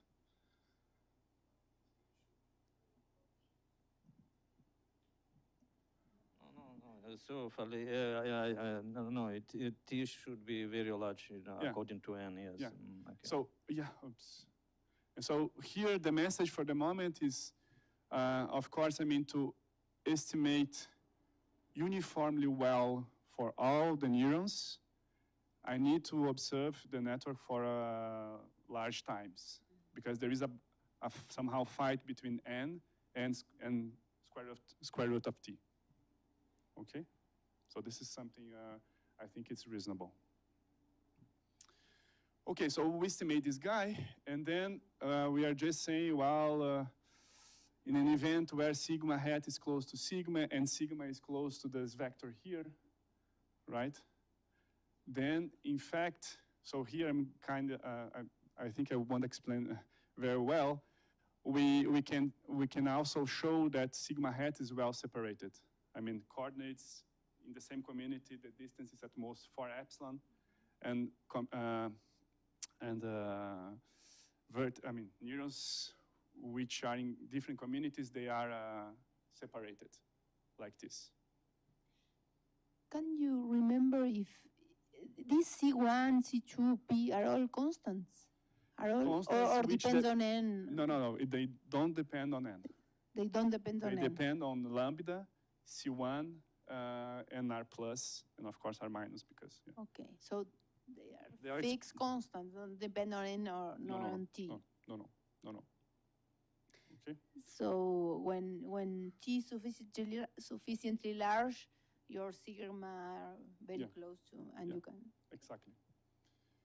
And then, so this is just a picture of what of what's going on here. There are two values, sigma plus and sigma minus. So sigma plus is this in this picture. Sigma minus is this. And when I can approximate well sigma hat by sigma and sigma by this vector here with coordinates like this and this, we can show that they are separated. Okay. And then at this point, what we do, we did the following. We use the k-means with two communities, starting for the first center, the minimum of the vector sigma hat, and the second center is the maximum of the vector sigma hat. And we can show that at least in this event, where whenever f and g holds, this algorithm stops after 2 steps, it stabilizes after 2 steps, and it recovers exactly the communities. Okay, that's the algorithm, in fact. Okay, so you're almost done. I just want to show some pictures. Okay. So this is the algorithm. And of course, and basically the condition that we have in order to have the exact recovery is just a condition that sigma hat has to be close to sigma. And the condition is this. So if I'm consider this asymptotic framework where t and n are scaling together, then I need that n divided by square root of t times this log factor goes to 0. Whenever this holds, we can show that we perfectly recover the two sets, p plus and p minus. So if you have t equal to n squared, a little more than n squared, this is okay, right? Yeah. So it's not exponential, it's right? No. Like, it's For this okay. simple model, no. Okay. Okay. Okay, so let me show you some numerical results. So here what you see, we want to understand, for instance, if our condition for this exact recovery is sharp or not. If you can do better or not. So here, on the x-axis we have t, on the y-axis we have n. And then for each, I mean, we fixed the parameters r plus equals to 0.5, lambda 0.5, p 0.5, and mu 0.25, just to give you some intuition of what's going on. And then for each choice of n and t, we simulate 1,000, we do 1,000 simulations, sorry. And for each simulation, we apply our method and ask whether we recover perfectly or not the communities. So we have, and then from these 1,000 values, we simulate the probability of exactly recover. Okay? And here what you see for a fixed t, if n is small, then the probability of exactly recovery is close to 1. And for keeping t fixed and increasing n, you see that it seems to have a transition, no? From a region where we are very close to 1, and then we go something very close to 0, right? And this curve here is the green curve. It's exactly, as you see here, is the, well, I don't know why we decided to write it this way, but t equals to n squared, or if 1 n a square root of t, which looks like, this indicates that it's reasonable, the condition that we have is reasonable. Okay? Questions? No? You are happy? Okay. So that's the first picture, and then, so that's basically the last slide that I have. I just want to show you the performance of the method with respect to the other parameters. Because this is related to Eva's question, if p is small, it should be difficult. If lambda, you remember in the probability there is this factor 1 minus lambda in front. If lambda is close to 1, it should be difficult, something like this, no? So so that's the pictures. So here, what you see, there are several curves. And here in this picture, the parameters that I showed before are fixed, and I'm changing n, okay? So I'm looking to the performance of the method when I have a network of 10 neurons, 100 neurons, and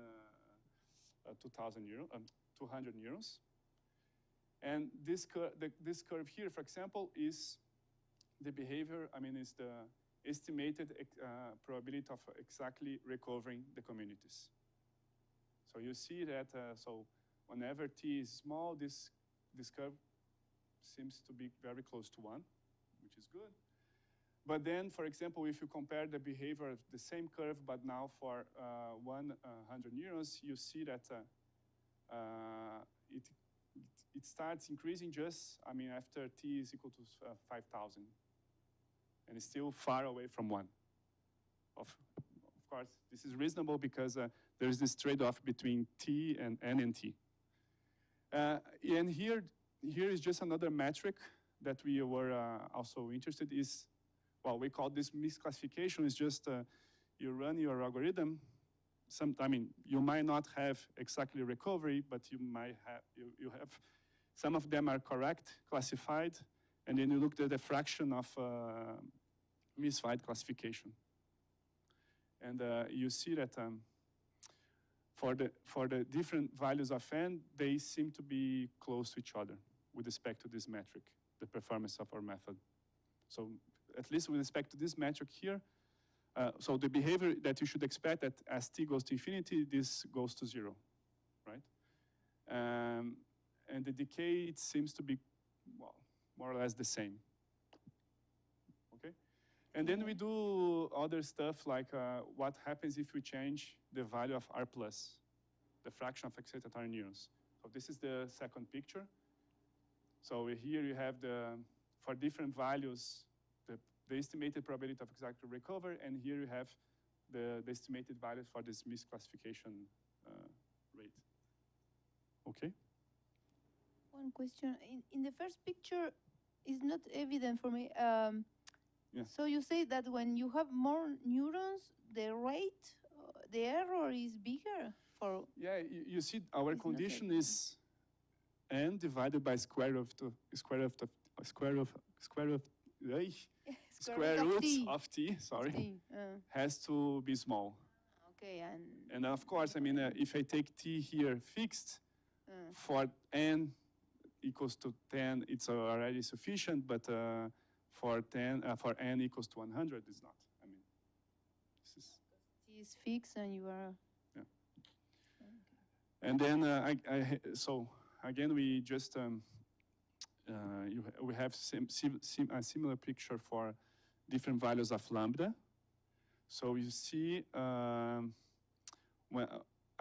whenever lambda increases, the problem becomes more difficult because it's because the way we defined our model. There's this factor 1 over lambda in front of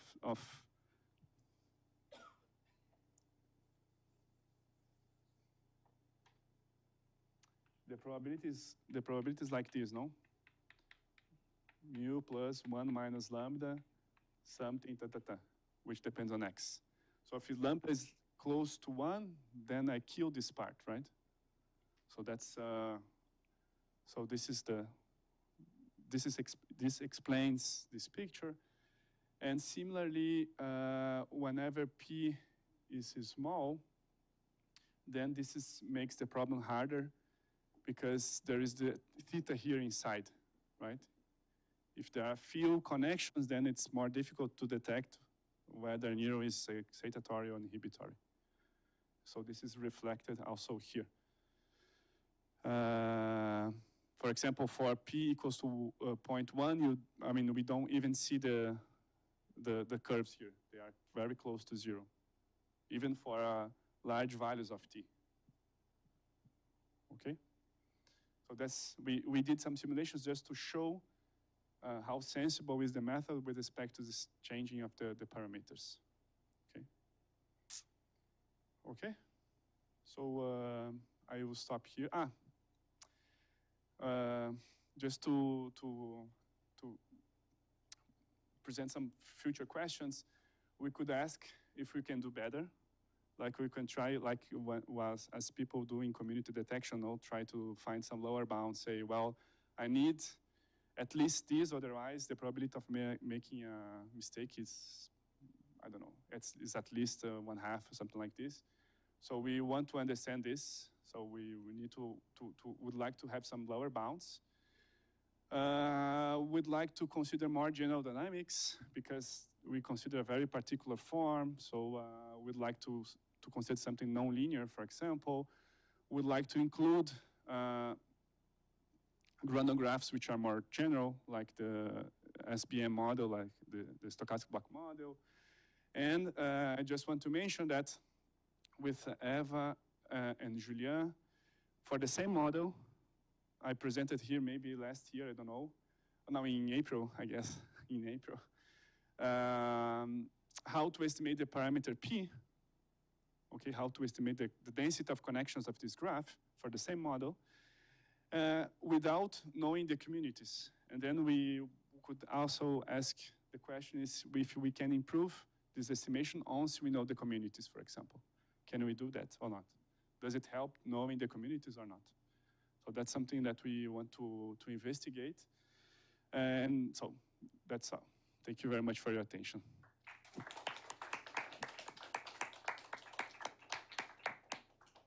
More questions? We had a lot of, what? Oh. Only one question because we had a lot of questions during the talk, but it's,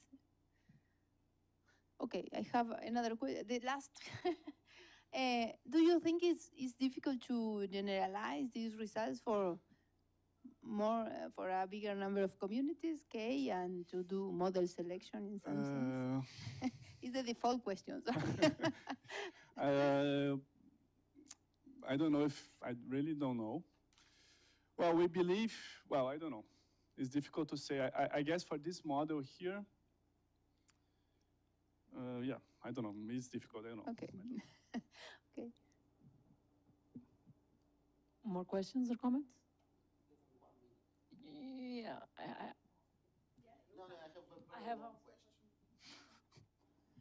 I have a very long, very simple question. So suppose you have just finite community, n is finite, the graph is fixed, mu and lambda are some reasonable values, and there is only one bad guy. So you want to identify who is the bad guy. So what I would do, I would go along this your data, and I see, well, when it's 1, so it should inhibit the others to be 1. And when it's 0, it should. So when it's 1, so the next column would be probably more 1s. And when it's 0, so this is the simple algorithm. So my first question is the following. Do you do anything more sophisticated than this? This is the first question. The second question is the following. Suppose that you know that there are 2 bad guys, okay? So in this case, is it possible to improve this algorithm? Because when you know that there are 2, if you suspect that A is bad guy, and you look at the guy B, and you already know with a huge probability that A is bad, then you can exclude the influence of the first bad guy, and in this way you will improve your ability to infer on the guy B. So is it correct? No, for the first comment, yes, it's very simple. I always said that it was simple.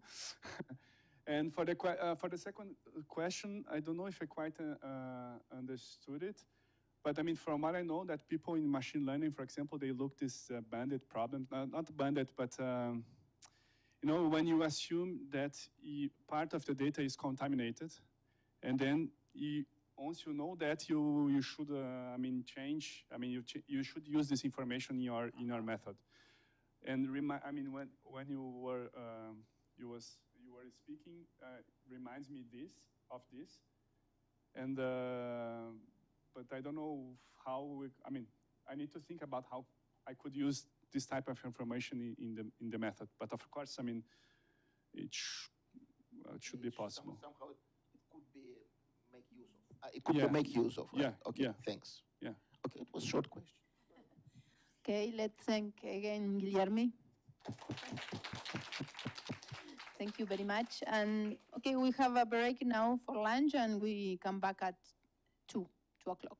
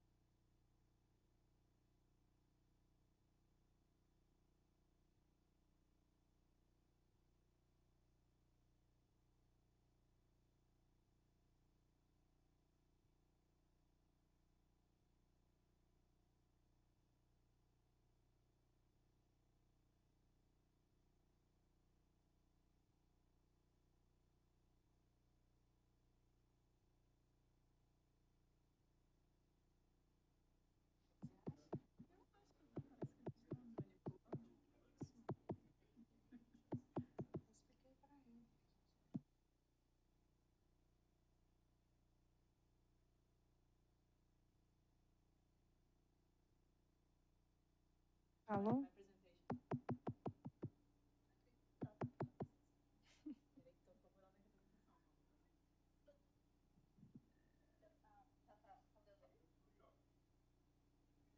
Vamos combinar assim.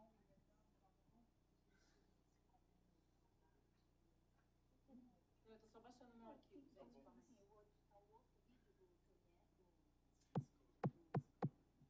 Alô, alô.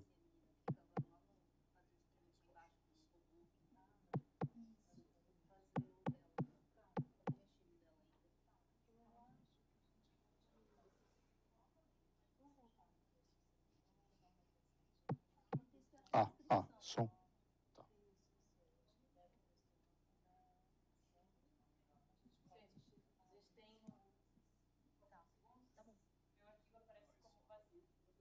Tá bom.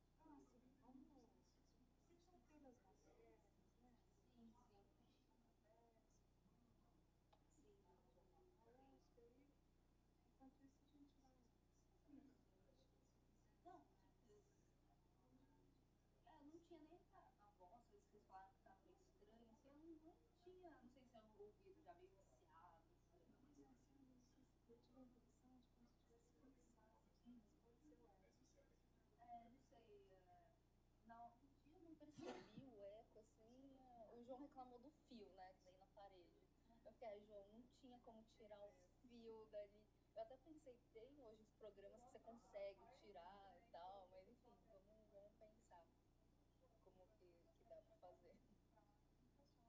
Mas as imagens estão lá, tipo, tem imagem pra ilustrar tudo, aí tem que pegar as árvores, assim, né, eu já fui pensando algumas imagens, assim, de imagem acho que tá ok, é mais o texto mesmo, que é, eu também fico com medo de cortar, eu corto uma coisa assim,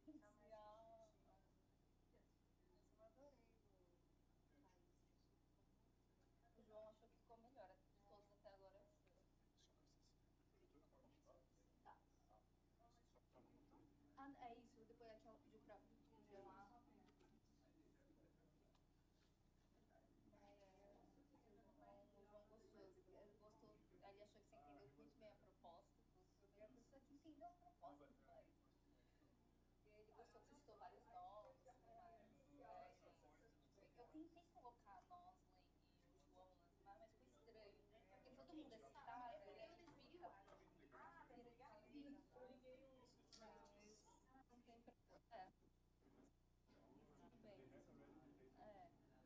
Necessitou bastante animação.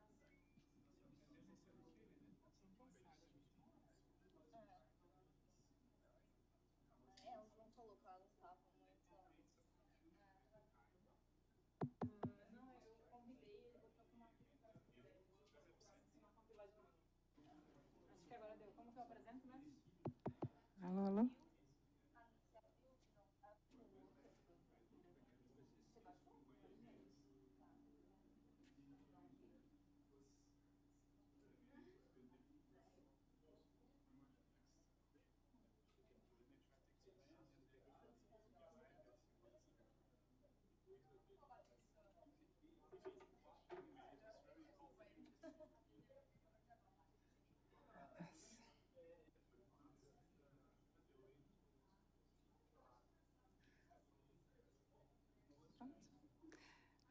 So let's start our afternoon session of our workshop.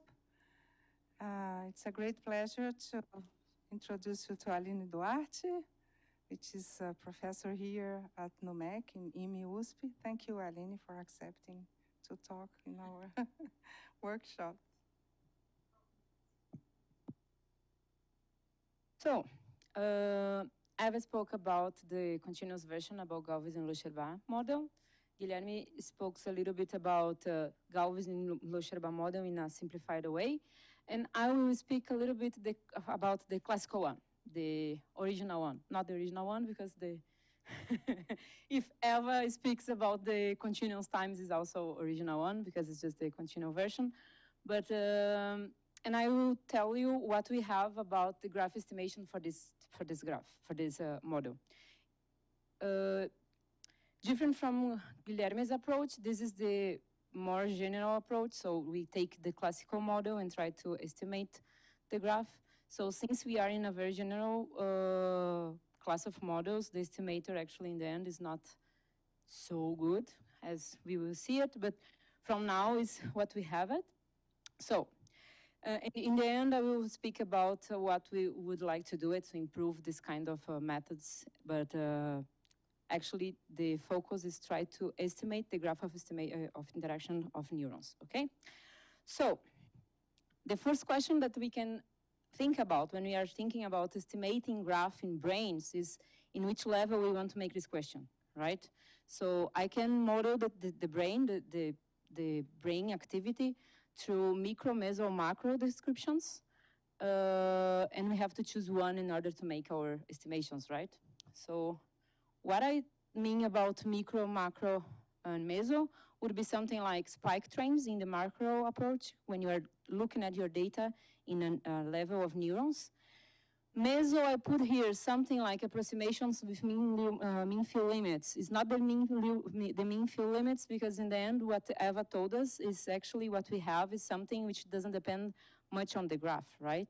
It's like each cell is behaving the same, so there is no graph to estimate in the end. But we could think about estimating something close to the mean field, or using the mean field approximations in order to understand a little bit better the behavior of the non-limit process. And if you think about macro description, we could think about how the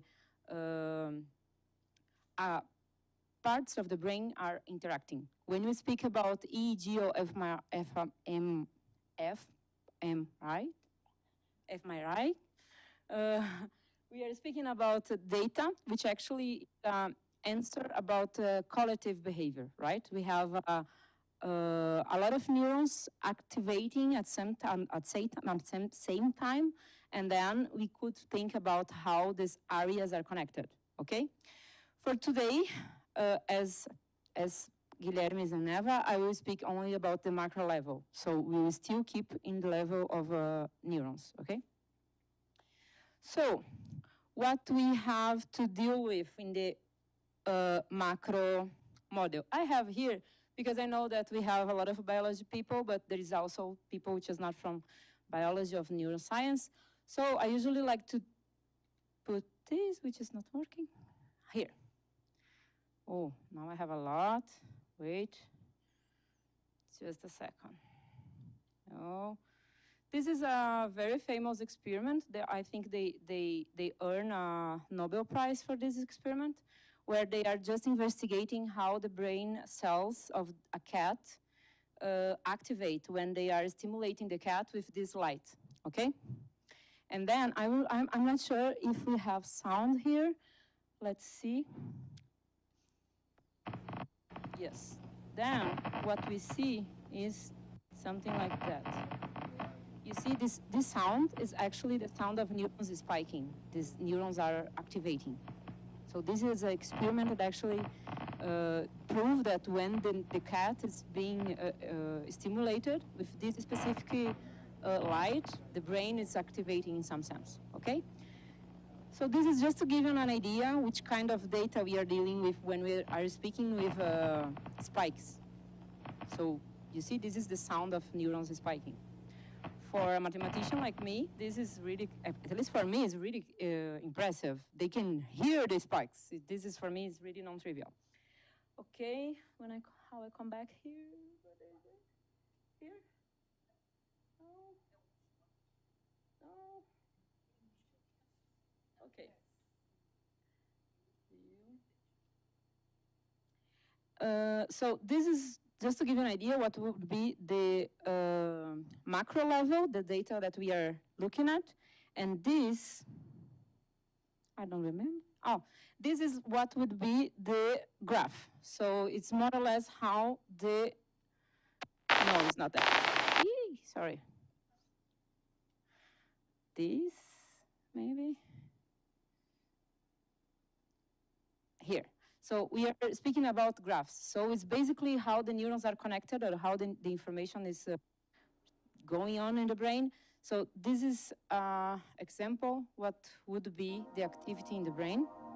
Neural tissue going down through an area of the brain called the medial prefrontal. So this just to give you an idea how these spikes will travel through the brain, okay? So this is the kind of things we want to understand, how these connections are in the brain, okay? I will not speak much more of biology than that, I think. It's just to give you some insight about what would be this graph and what would be these spikes, okay? I think this is nice just because usually in math we deal with the variables and it seems very theoretical, but actually there is some biology behind. Okay. No, he doesn't want to present. Oh, come on. Maybe if I do like that, and I'm trying. Close, sorry, close, okay. So, now that we have a little bit of insight about the biological parts, let's put some math representation for this. So actually what we have of factors is we have about 10 to 11 neurons, which is a finite set, but come on, it's finite, but it's huge. So maybe we could just imagine that it's something infinite or countable, okay? We have a huge amount of neurons, and we are supposing, and actually I think biologists can agree, the community agree that actually neurons communicate by themselves by sequence of spikes. What is a spike? Spike is the thing that we are we heard before, and we can describe it in the following way. So each spike will happen depending on the membrane potential. I didn't speak about membrane potential yet, but we can imagine that we have a cell. So this is my neuron, and we will imagine that we can measure this thing, okay, this membrane potential. So this is something that people will measure here. So here we have some membrane potential, and this membrane potential is actually what gives me the probability of spiking. So the higher the membrane potential, the higher the probability of spiking. Okay, this is the insight we have to have. So if I call phi spiking probability function, what I'm saying is actually in order to have a spike, so the probability of spiking will be something which is proportional or equal to phi, this function of the membrane potential of the neuron, okay? So from the biological point of view, we also have what we call it chemical synapses. So what is a chemical synapses? It's basically how the neurons are communicating, or is one piece of this spiking train that I told you before, which is the way they communicate. So a chemical synapses for us, for the mathematical point of view, would be described as following. Each time a neuron J spikes, its membrane potential will be resetted to a reset potential, which for us is 0. And when this happens, these chemical synapses can change the membrane potential of all other neurons. So, just to have a picture about our graph, if we have two neurons, so now I have two,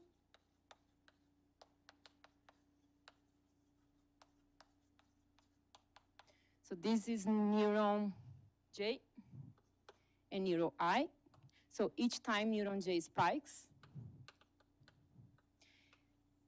it can change the membrane potential of I. So this change in the membrane potential, I will call W from J to I.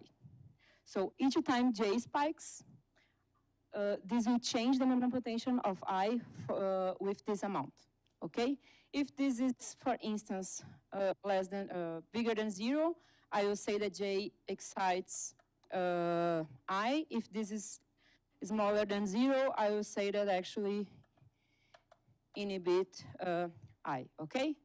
So when we are speaking about graph models or how to estimate the graph of interaction of the models, what we want actually is estimate this. So if I look this kind of interaction for all neurons possible, what I have in the end would be all neurons in my network, and I have a weighted and directed graph, okay? Each one of them describing the weight of the chemical synapses. This is the idea, okay? And this is what I'm writing here, if I remember, yeah? So, and this actually is what I'm going to speak today. I just want to understand how to estimate these W's or this graph, depending on our model. So, what we know up to here? We have a lot of neurons. We have something which I'm calling membrane potential. I have a function that actually is telling me the probability of spiking, and I have some chemical synapses.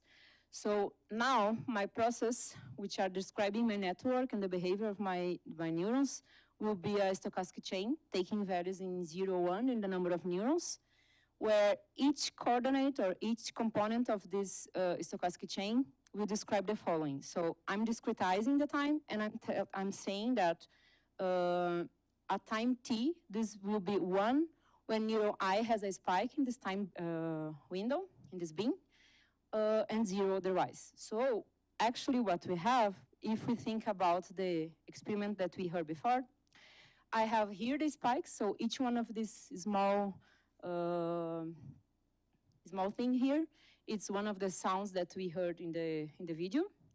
And we are discretizing time, so I will choose a bin window, and then I will say that if I have a spike in this window, this would be 1, otherwise this will be 0, okay?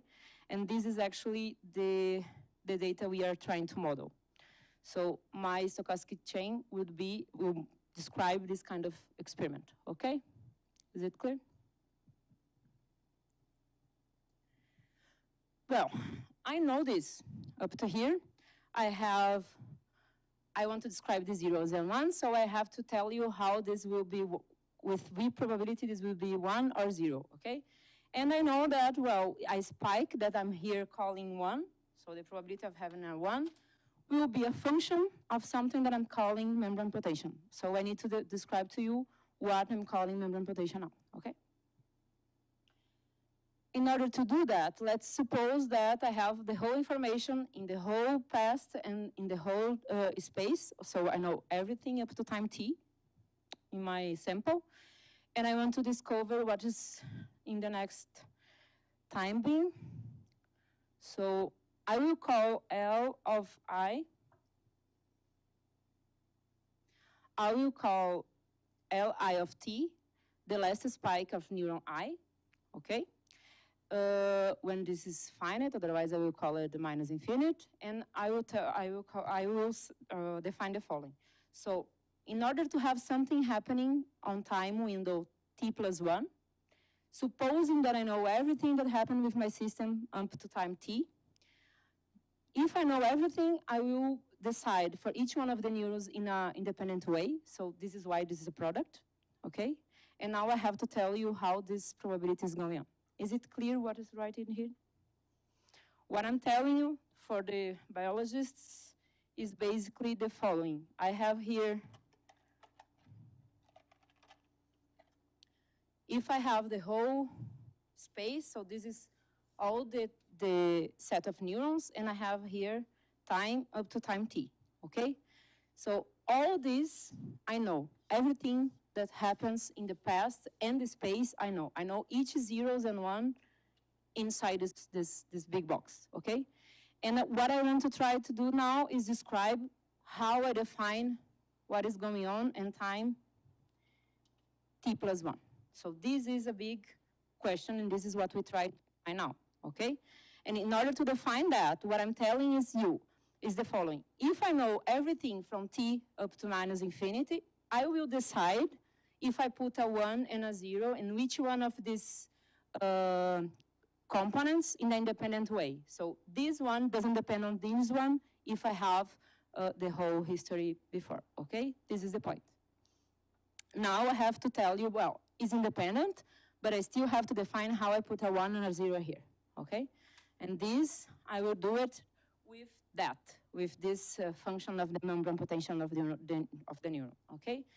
So here, as I told you, has to be a function of the membrane potential. So this is why I have phi here, okay?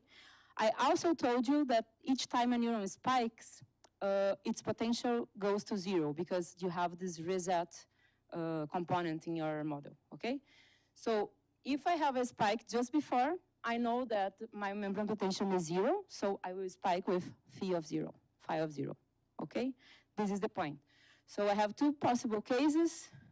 So either I spike it just before, and then I will decide what's happening here with a function phi of 0, or I spike it a long time ago or some time ago. So here would be a 0, and then I have 0, 0, zeros, and here a 1, okay?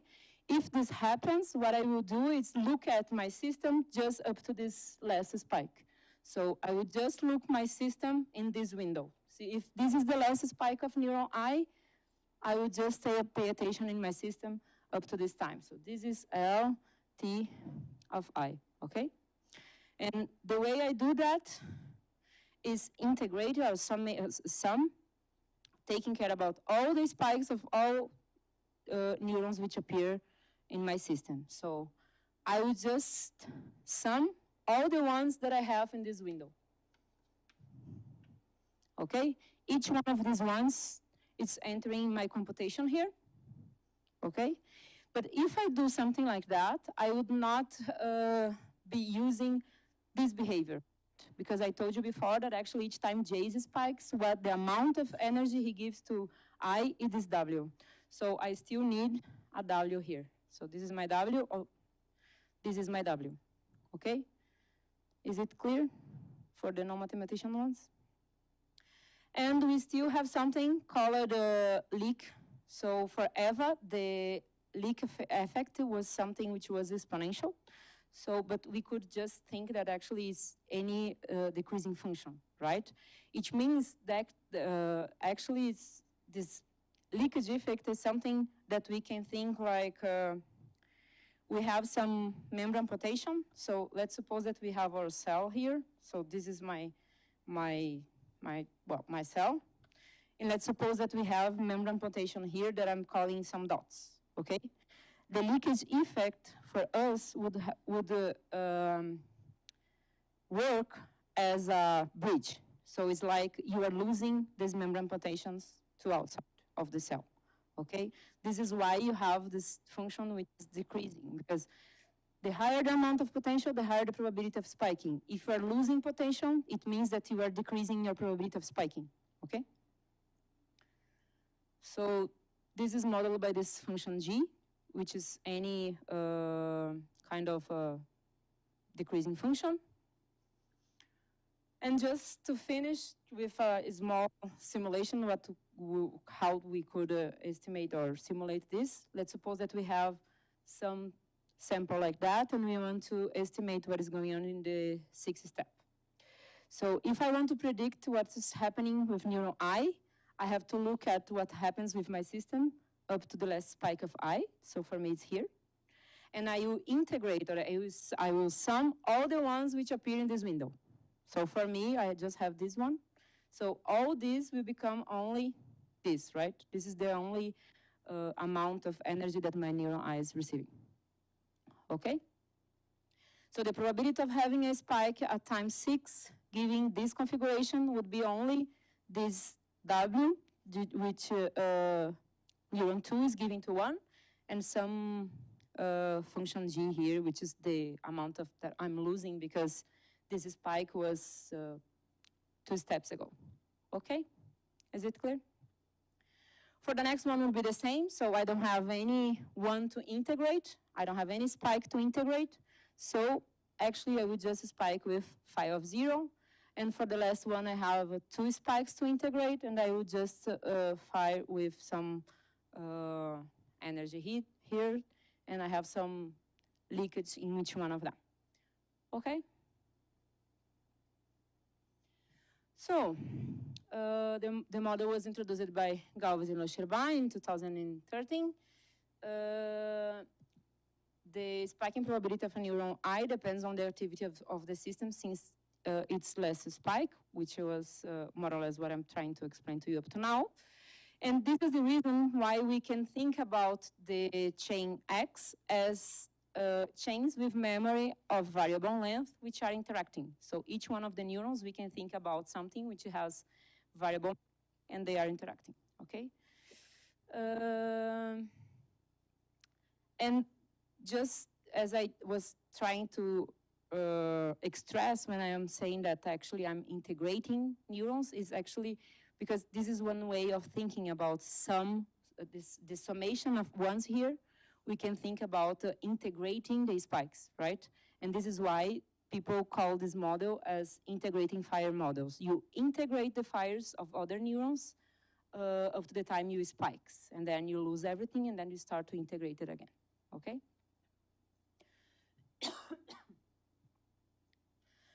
So, existence, I will not speak about existence. I would just skip all that because it's just much technical. So, in the end, what we want is try to understand who is interacting with who, right? Who is affecting who in the neurons. So, I will define here, I will just skip all that, and I will just speak. Let's suppose that I have a neuron I, and I want to understand if J is influence I. So this is my question, okay? We know that we spike, in order to define the spike probability of a neuron I, we are looking at things which are more or less like that, okay? So if this is neuron I, we look the system up to the last spike of I, and then we integrate everything which appears here, right? This is what we define as the probability of spiking.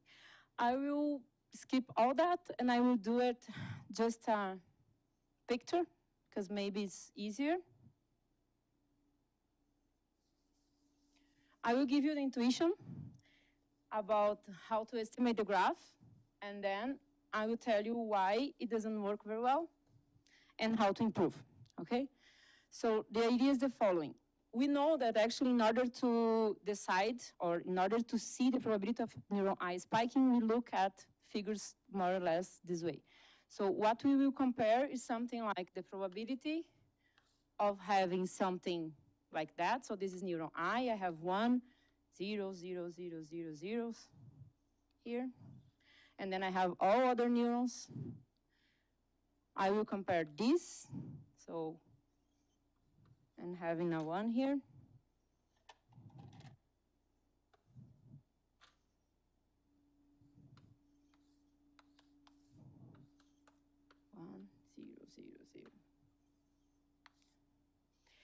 Just the theoretical probability, okay?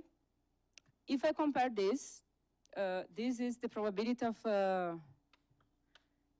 xi spikes giving these stuffs, right? I'm just telling you that I know everything here, and then I want to see everything more this one here, okay? So this is the probability of xi spiking, given that I have this configuration. What would be that? This would be phi of the sum of w, j to I, x, j, something like that. I will forget about the g function for a while, okay? This is what we would have of the probability of spiking. Now let's see what happens if I do the same But now actually what I want to understand is how the contribution of J. So I will look at what is happening in this line of the configuration. So how could I look at this, I will call this K, just to be sure. If I'm interested in the amount of contribution of J, this would be phi of the sum for K different from J, W, K to I, X, K. It's missing the time, right? So the sum on time also. S from Li up to time, to T. This is sum from S from Li up to T, from X, K to I. W, K to I, X, K, plus what I have with J, which is S from Li to T, Wj to I, Xj. I'm just saying that I will call this is this part of my sum, and then I have this, which is the same. So I have here. Okay, this gives me the probability of spiking, right? So you agree with me that if, for instance, if W from J to I is positive, if I have here a lot of ones, I will have here a lot of potential. This sum will be big, right? If I have here a lot of zeros, this sum will be 0. Or if this is 0, this doesn't make any difference here, okay? So what we're gonna do is basically compare this kind of behavior. I will compare configurations which are the same outside of J, and I will compare this probability of having a 1 here when I change this purple configuration here. Is it clear? I will compare this, the probability of having a 1, giving one thing here when I have, for instance, a lot of ones in the J line, and I will compare the same thing when I have of having a probability of neuron I spiking when I have, for instance, a lot of zeros. You see, I'm comparing when this should be big with the same amount when this should be 0. This is the intuition behind. Is it clear? If this W is positive and phi is increasing, I should be able to see this difference. This is the intuition behind. Is it clear? Yes or no? So the intuition is based on the model. Basically, it's based on how you compute this. What is the problem of the intuition? And okay, we have results showing that actually this is consistent, so this works, the estimator, it works in theoretical point of view. This is just telling all this, how to compute all these pictures, okay? So basically what I'm doing is that I will compare this kind of type of configuration with this type of configuration. Oh. It's here. So what I'm telling you is I'm comparing different kind of different types of configurations. So for instance, I will not do a very big picture because my space here is really limited. But what I'm telling you is, well, I want to compute this kind of behavior, right? When I have here a lot of contribution of J with the configurations where I have just a few configurations of J.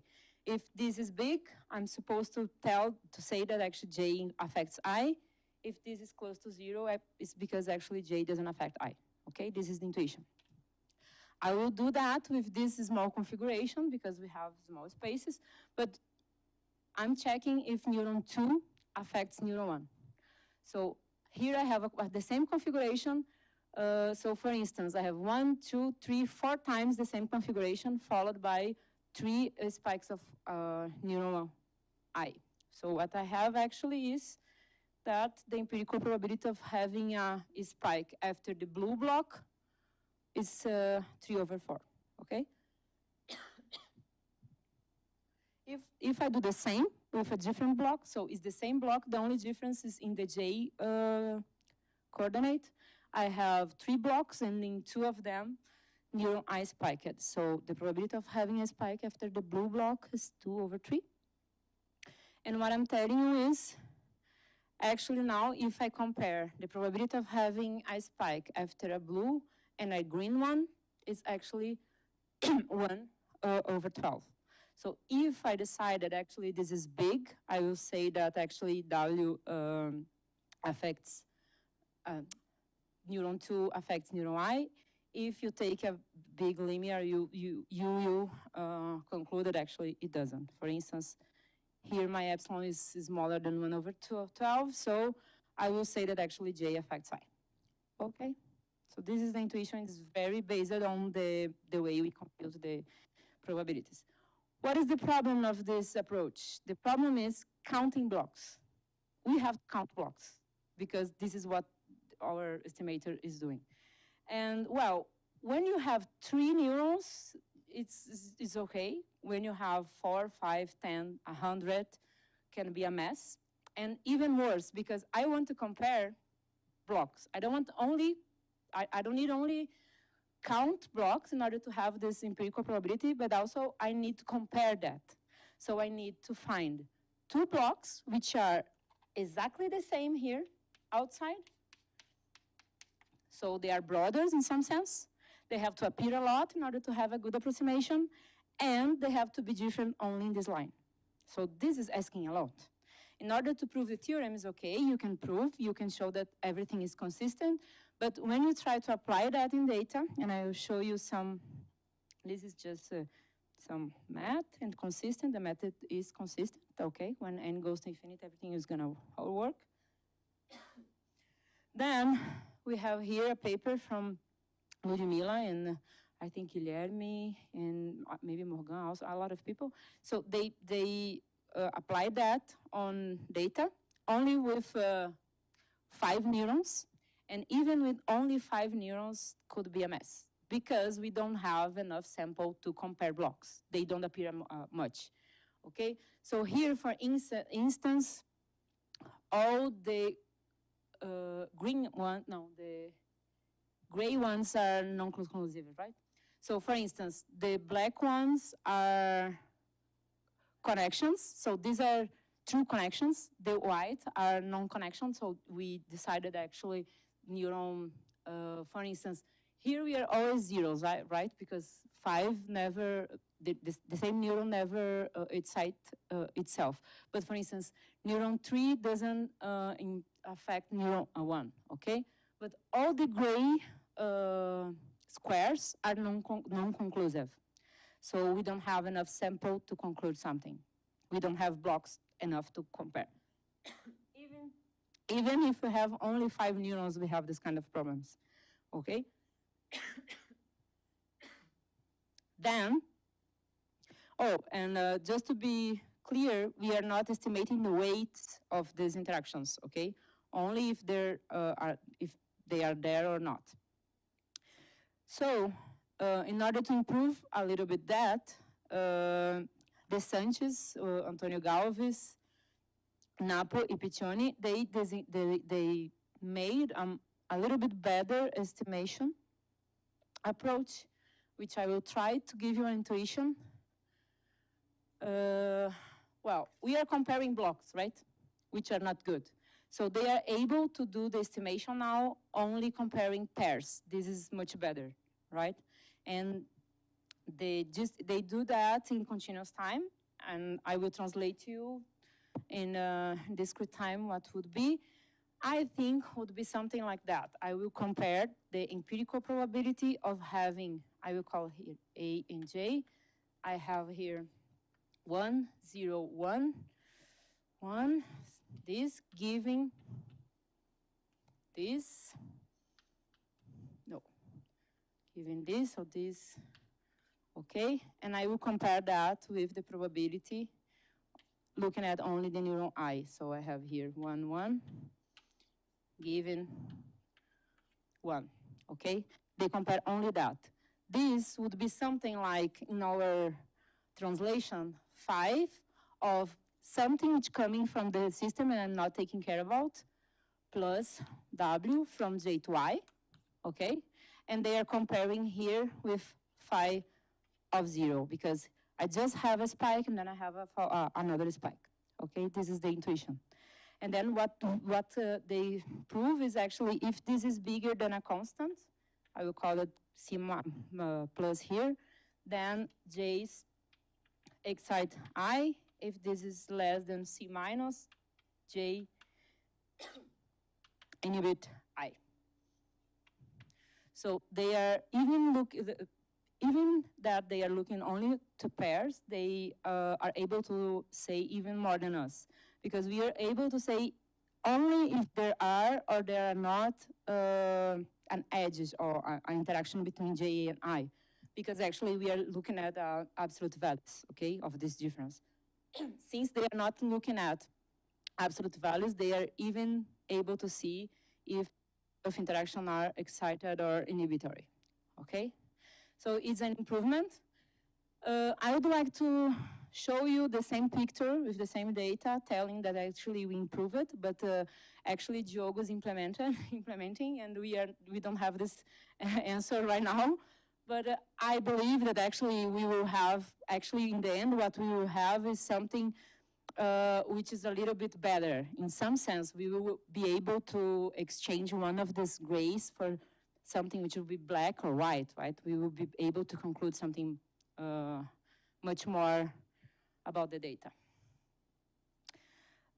Well, this is actually what we have for the classical model. Okay, we don't have any other kind of estimator for the classical model anymore. And I would like to just finish with one question. Actually, there are 2 questions here, but there's only one question that actually I started to speak about with Christophe Pouzat in the beginning of the year. And what could we say about the problem of partial observations, okay? We know that we don't, actually it's almost impossible to see what is going on in the whole brain. You are not collecting the whole brain at the same time. So usually the problem what we have is the following. I will just speak very quickly. I don't know which time is it. So let's suppose that this is the subpart, the subgraph that we can see it. So we have here some vertices. This is what we can see it. And it's good. I can do some estimation inside. The problem is usually, even if we are looking at pairwise, even if I just look at A and J, and even if I have estimator which decides putting another edge here, looking at only the pair, okay? Let's suppose that I have here a part of my system that I'm not seeing. So I don't see that. I have here K, for instance, which I'm not seeing. And let's suppose that actually I affects K and K affects J. All the procedures that actually usually people has, if you have this kind of behavior, what your estimator will do is something like that. You say that actually what we have, it's an interaction between I and J. So what we are trying to see if we could manage is having an estimator that actually is based in pairs, and looking at this kind of behavior, like the box or this kind of procedures, if you are able to see that actually this is a true edge of if this is a projection. This is an open question.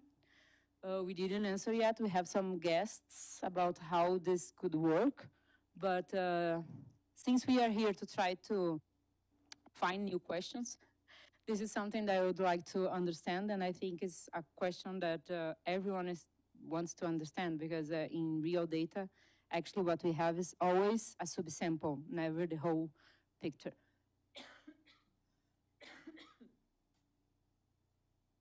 And this is it.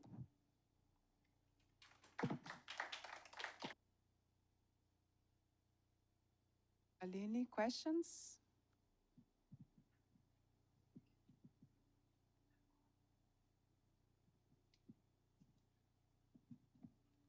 Thank you, Aline. And when you show your table, you said that there are only zeros in the interactions, self interaction or self connection, and sometimes you can have connections, self connections. And that could be a problem because you told about the problem with the sample. But if you not consider the auto connection, you are producing something it's outside, in the outside of your model, but it's inside in the net. I will try to explain again. The point is, you have this kind of connection, the self-connection, is something that exists, and it's important. With interneuron, it's very common to control some loopings. And if you don't put that in your model, you are creating something that's important, but is outside of your model. It's something like what will happen if you suppose that you have a sample, because this kind of connection is outside of your model. I'm not sure if I understand. Do you understand? No, I do understand that, okay, we have self-interactions. I think this would not be a problem if you want to consider. Usually we don't consider because in the mathematical model it's easier just not consider that you have excitement. But this would be our phi of 0. We could just say that actually phi of 0 is bigger than 0 and try to estimate that. I don't think this would be a problem. Okay. My comment, I have two parts. The first one is that the point is, if it's a common aspect in the nets that you have this kind of self-connection, and that's very important to control some kinds of loopings. If you think that you have two different but then ways, you mean that each time a neuron spikes, he excites himself, or he inhibits himself. Okay. That's very important to control the connection between two different nets that will control the muscles or the adductor and abductor muscles to control the gait, something like that. But there are a lot of different examples of that. That's the first part of my comment. The second one is, if you don't consider this kind of connection, that could be a problem for the model, because it exists it's a kind of connection that will be not present on the model, but it's important to explain the way that the neurons will be behavior. And that's a kind of problem in the same way that when you think about the samples, where there are a connection that you are not considering inside. Oh, okay. Two comments. I see it. No, I think usually we take it with no self-interaction because of a mathematical point of view. I don't think we have any biological concern about. This is my point. Even for the mathematical, for the estimation, I think maybe we could consider. But in biological sense, that make a lot of sense to use the self-connection. Yeah, I don't think, maybe I think would not be a problem. We are not, because here we are comparing with phi of 0, for instance, but would be a phi of u, would be the same in some sense. If I'm self-exciting, this would be also something constant. I don't think this would be a problem. From I to I. Yes, then this means that if I have two spikes, I'm spiking with W of I to I, not 0. In some sense, I'm just saying that instead of going to 0, I'm going to W from I to I, always. I don't think this would be a problem. I think all this would be more or less the same. I'm just shifting to 0 from the mathematical point of view. Not sure. I'm not sure. I mean, because it's more or less on the same point. Just to see if I understood it right, because I think maybe what Frazão is saying is actually already shown here is that, of course, a neuron doesn't connect to itself, but it can be connected to itself via some other neuron, which is, you can show here already, right? So it's like from 1 goes to 2, and then to 2 goes back to 1. So this is not a problem for you, that what you're showing, you're calling 0 here is just the neuron to itself, right? That doesn't happen. Yeah. Yes. So I think in our model, we don't consider this. It's yeah, exactly. Like, Yeah. And it should be 0, I think, right? Yes. I mean, yeah. It's just this kind of small loop of like, you know. Oh no, this like this neuron we consider. 1 can excite neuron 2, which is inhibitory, is going to inhibit its own activity. But this is fine here. I mean, you're talking about neuron 1, you know, doing something to itself, which doesn't happen. Yeah. Right? Yeah, I think so. So we agree. Good.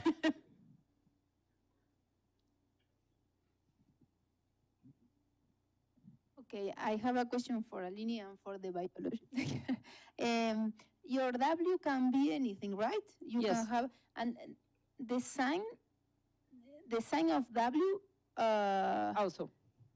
also can be anything. Yes. Can depend on J. So a neuron can inhibit another and excite another. Yeah, in order to be consistent, the method, it doesn't matter. Usually doesn't in matter. biology, what happens is like Guilherme was doing. Yeah, because I have a neuron that only excite and only inhibit others. Yeah. From a biological point of view. But from the procedure point of view, Here this could is be, anything. Is yeah, he anything. could inhibit and Okay. excite. Yeah. You can Because, do it even throw any graph, and this would happen. Because This would- Guilherme considered 2 sets. Yes. And it does not depend on the receipt. It Yes, depends on the yes. sender. I think from the But biological point of view, actually, this is what happens. A was- neuron always excite, or always, I have the inhibit. impression. Okay, I would like to have an answer from. No, it's not true. I mean, I Okay. just want to make a remark here, because for me, the way I see it is, this situation will be more suitable when you want to model a system in which you don't observe all the neurons. Because it could happen that if you take 2 neurons, of course, this guy, let's say, just excites every other neuron in the network. But if you don't see the effect of another neuron, then it could excitate this guy here, which inhibits this one. And then at the end of the day, the effect that you see is inhibition. And this can be different for the other neurons and so on. So I think, I mean, they are coherent. Yeah. And so this is a way of modeling the projection, I would say.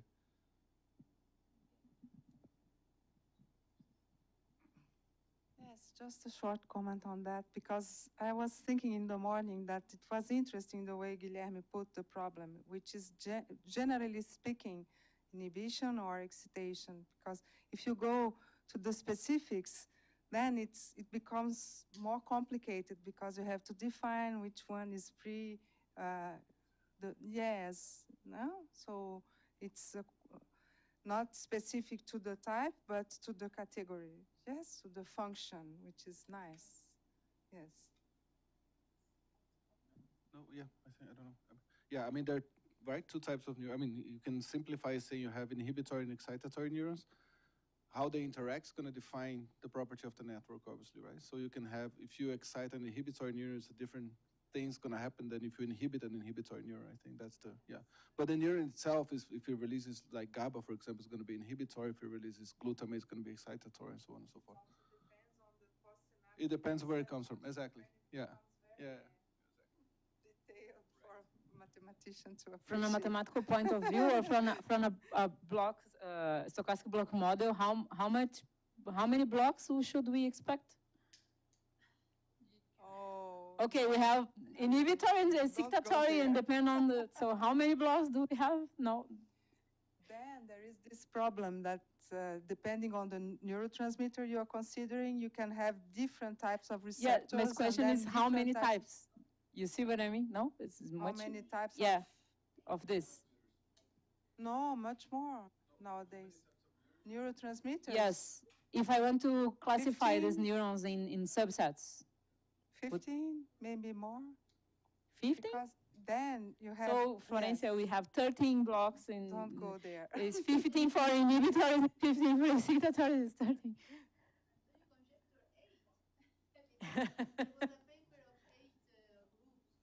And then it keeps growing, you know. Great. Yeah. 2 years ago. Now This is it?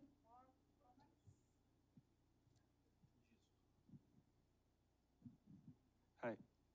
I have a question about the last question about the projections.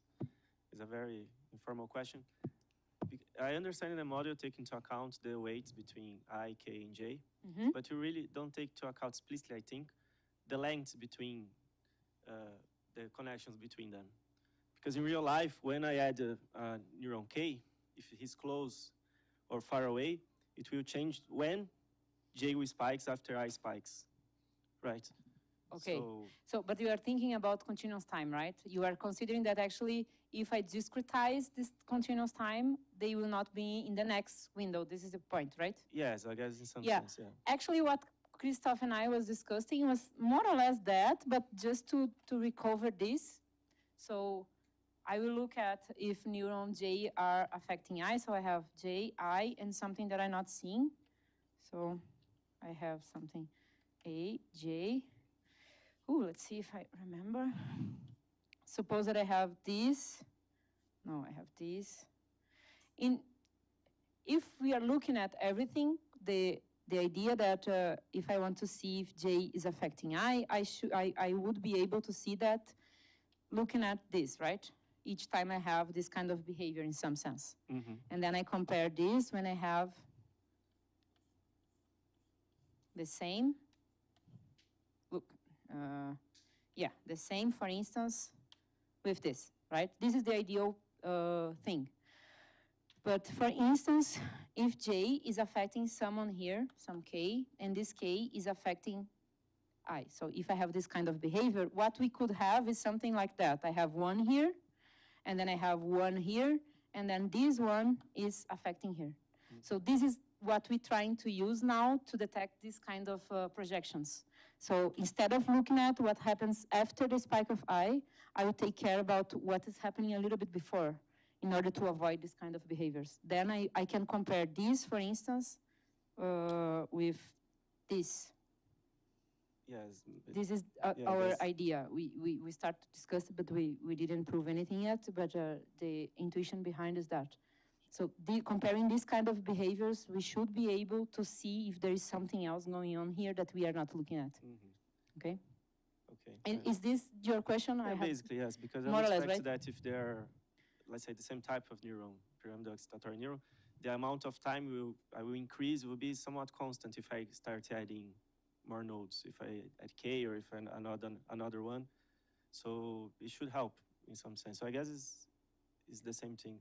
Yeah, I think it's the same, but I don't know. Yeah, the only thing I don't understand is you always assume the next step, or there's some parameter that quantify how much delay you get if you add another neuron. No, we are not quantifying. No, I don't think so. That we are so specific. I'm supposing that I have the discrete time version of the process, and everything in discrete time works. Then I would be able to detect that. But I do agree with you that actually maybe this discrete time version can have this kind of problems when you're looking at the data. Yes, you have to have some good idea on how to be. Yeah, I have no idea that this. But there are biological. This is out of my scope. Biological. There's a limit to how many times a neuron can spike into. So at least this is the upper bound of that. They spikes at most, I guess, 500 hertz. So you can always use this to really bin it. But you have a very sparse then. Yeah, this is the problem of this data actually, because there are, I think, 1 or 2 neurons that barely spiking. So we have a lot of zeros in one of the lines. Then we are not able to find 2 different blocks. This is the main problem of this estimation procedure. So maybe this will help, maybe not.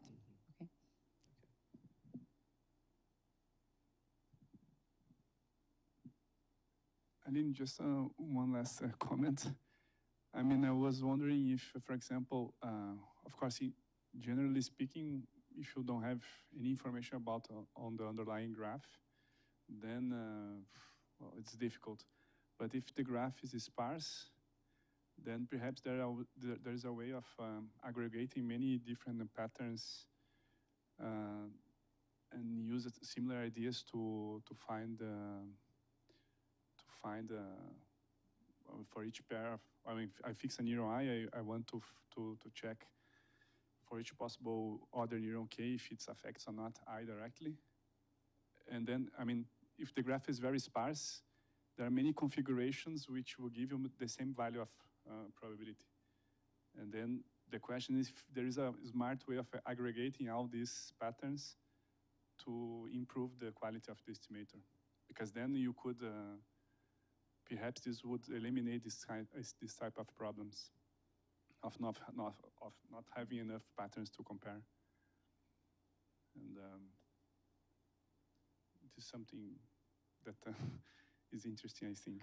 I think maybe this question is it's answered in this kind of this estimator, because if you have a sparse graph, you can look at the pairs without much problem, because our problem is looking at in the space, the whole space, right? And if you have, well, even if you have a sparse graph, you should be able to do that. Maybe in the opposite way, I'm not sure, because you need the ones. I don't know.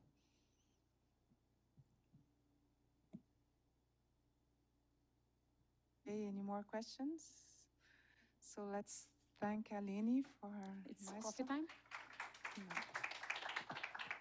Now I would like to invite Morgan to give her talk. Yes, then coffee.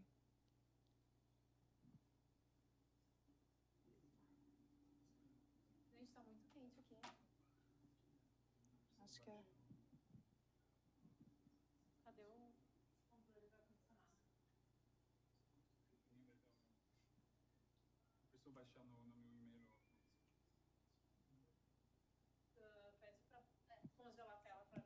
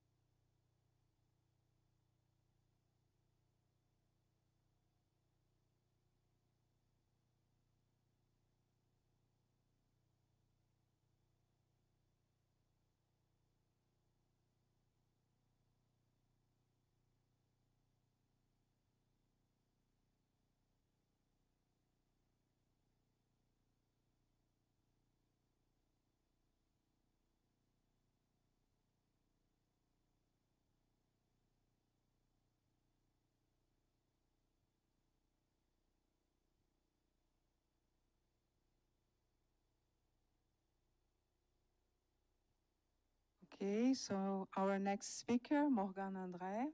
Thank you, Morgan, for accepting to be here with us today.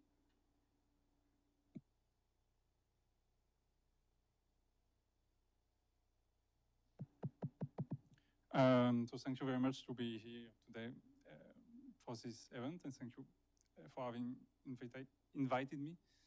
So this will be a talk about quasi-stationarity and metastability in some stochastic system of spiking neurons. And some credit before. So this is a work with Christophe Pouzat, who is not here today, unfortunately, but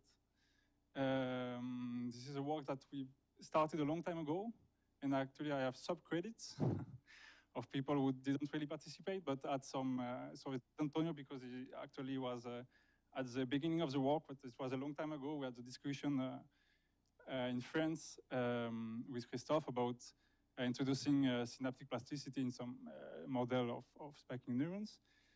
And so Antonio was at the basis of this model, but then he didn't participate to the actual paper. And also Eva, because so maybe I should talk a little bit about the history of this work before talking about the content, because so we had done some.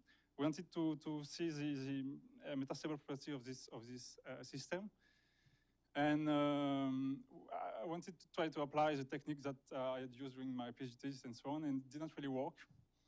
So fortunately, Christophe is less rigorous than me, and maybe has more physics intuition and so on. So we kind of did something more computational, and you know, like physicists do, like you neglect that and neglect this, and then get some equations and so on. And then we sent this paper, but the reviewer was not. I just said, okay, it's interesting, but maybe you could do better. And so for some time, we didn't really know what to do because we had no idea about how to actually improve the results. And so we did what you always do when you don't know what to do. You call Eva, of course. And so Eva told us that probably what we were doing had to do with quasi-stationarity. So we didn't know about quasi-stationarity at that time. And this was really an important comment because then it helped us a lot to improve the results. And we're a little bit like Monsieur Jourdain in the Bourgeois Gentilhomme do Booleano, que ele tem esse negócio que alguém fala para ele, como se não fala português. There is this thing that somebody telling him the difference between prose and verse, and that basically prose is anything that is not verse, and then he's saying, oh, I've been doing prose all this time, and I'm such an artist and so on. So we did the same with Christophe, basically. We said, oh, we've been doing quasi-stationary all this time with such knowledgeable mathematicians. And so anyway, yeah, the model is the following. So you have a finite number of neurons, n, with complete connection. So every neuron interacts with any other neuron.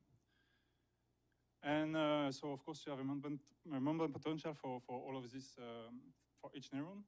And so it has discrete values, so it takes value in the non-negative integers.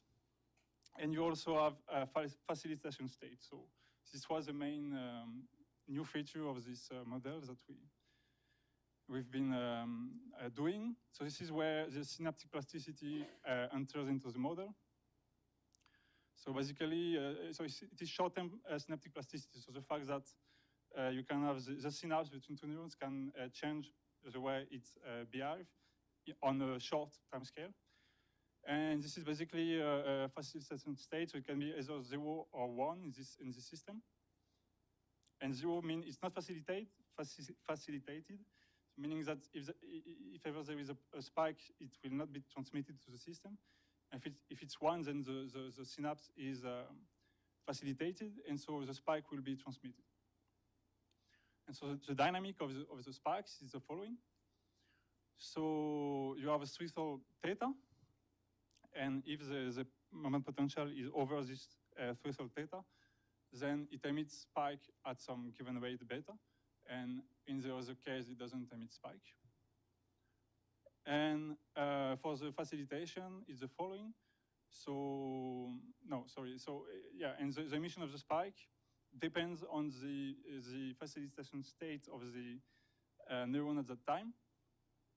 So if it's in state 1, then the spike is transmitted, and otherwise, meaning that the moment potential of the neuron is reset to 0, and the moment potential of all the other neurons receive an input of 1 unit. And if and if the facilitation state is 0, then the other neuron doesn't receive any input, but still the moment potential is reset to 0. And for the facilitation, the dynamic of the facilitation is, so you have another parameter lambda, and it just whenever a neuron is a synapse is facilitated, then the facilitation is lost, meaning that it goes from 1 to 0 at some rate lambda. Okay, so when does it get from when does it goes from 0 to 1? This is when you have a spike. When you have a spike, then the synapse is facilitated, and if you were in 0, you go to 1. If you were in 1, you stay in 1. And this is it for the dynamic. And so what you get is a continuous time Markov chain on this state space, right? You have 0, 1 to theta for the moment potential, 0, 1 for the facilitation state, and to the power n, right? Because you have n neurons. So this is for one neuron, for example. So a system with many neurons, but you're just looking at the possible state for one neuron. So basically, what happens is that you can, let's say, you start in the state 0, 1, meaning that so on the left you have the moment potential 0, and here the facilitation state 1. So you can either lose the facilitation and you go from 0, 1 to 0, 0, right? Either you can receive an input from the system and go to 1, 1, and so on, right? So, and independently of whether you are facilitated or not, you can receive input from the other neurons. So here theta is equal 5, so theta is the threshold, right, for the moment potential. And you do that, and when you reach the threshold, then you emit a spike, and you go back here, right? And well, whether you're here or here, the spike is transmitted or not. Which is basically the dynamic, the simple picture for the dynamic for one given neuron.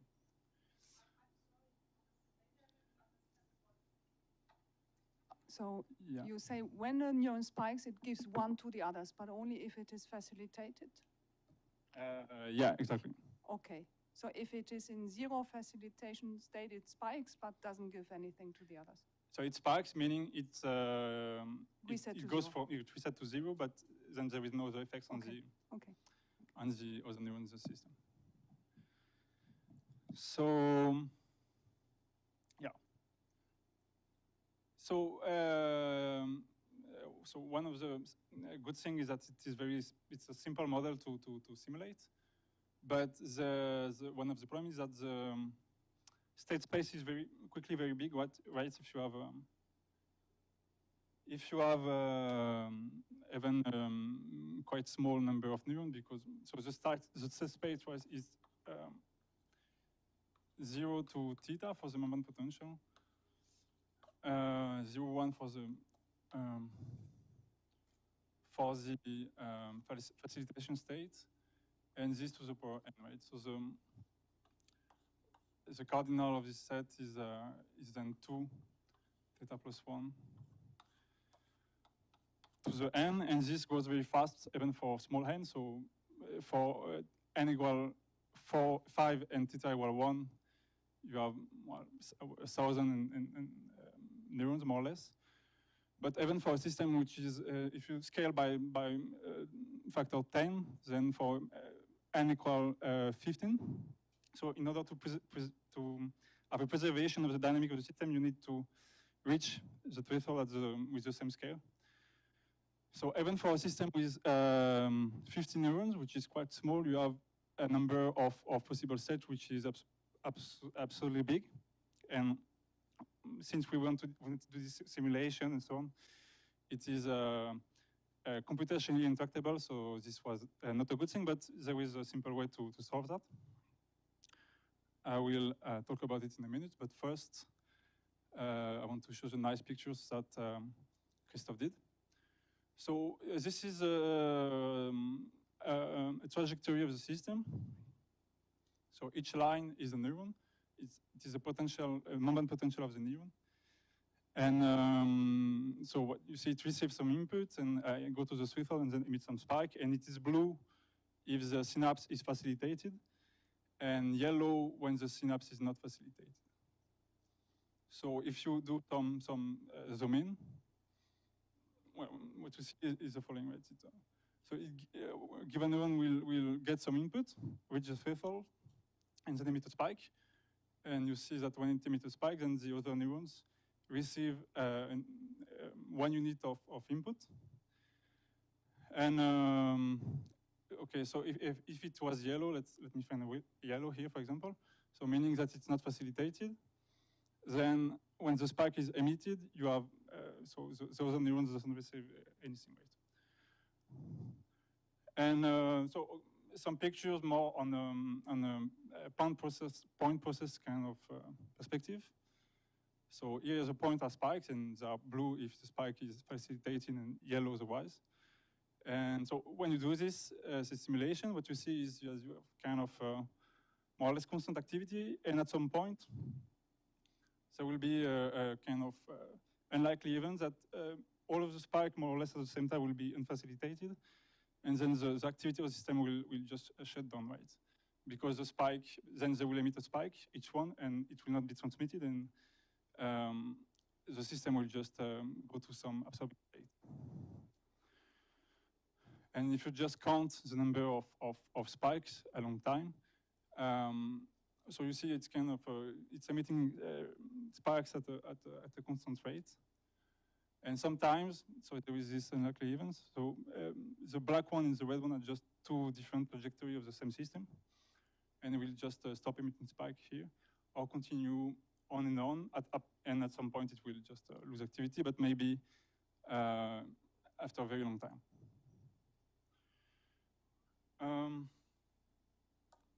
So you can give a kind of alternative description of the system using the symmetry of the, because as you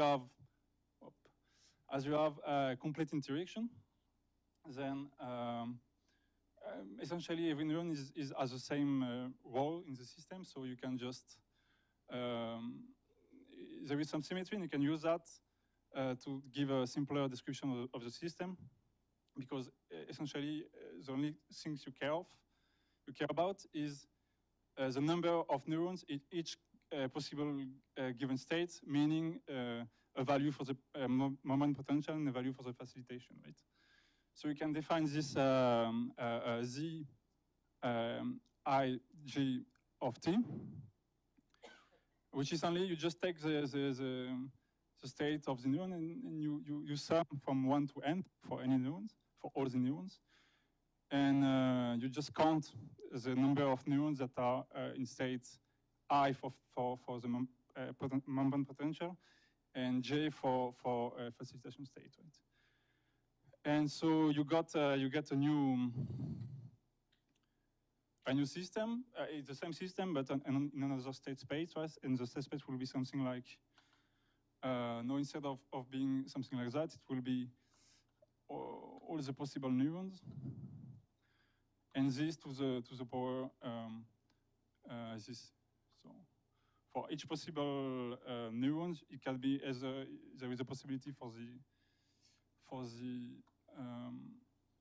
moment potential and for the facilitation.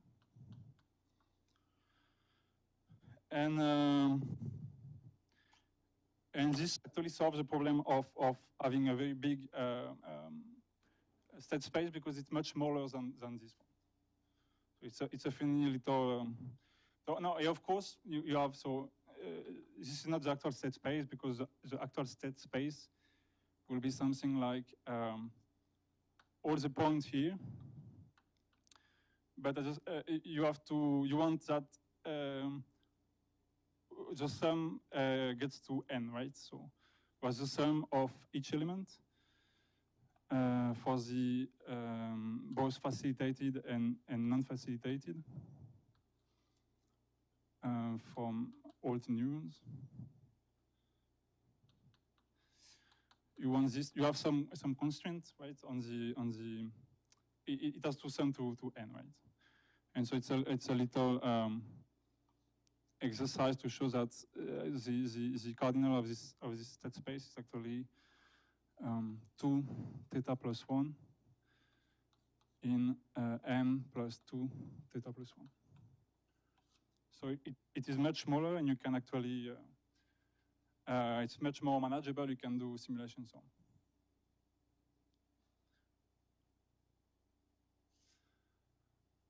And it is still a Markov process, and so its dynamic will be the following. If you write any given state. So you write that as a matrix. And so this will be the number of neurons at potential membrane equal to 0 and facilitation to 0.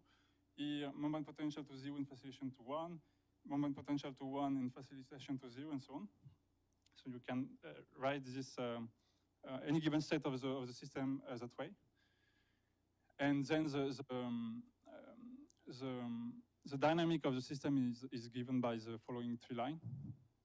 So you can have either a loss of facilitation, which occurs at rate lambda, multiplied by the number of neurons facilitated at any given level E, where so then you have one more element here and minus one here. And so this will be for the unfacilitated spike, and this for the facilitated spike, right? And so this allows you to just give the generator or the intensity matrix of the system, and work with that then. And so the idea was to make use of quasi-stationarity. So let's talk about it a little bit. No, so okay. So first, metastability. So we are interested in the metastable properties of the system, meaning that you have some absorbing state. It stays out of this absorbing state for an exponentially distributed time. And before reaching this time, you have some thermalization, meaning the system kind of stabilize in some sense that we are going to talk about in more details in a few slides. And so the idea was to make use of quasi-stationarity. So in general,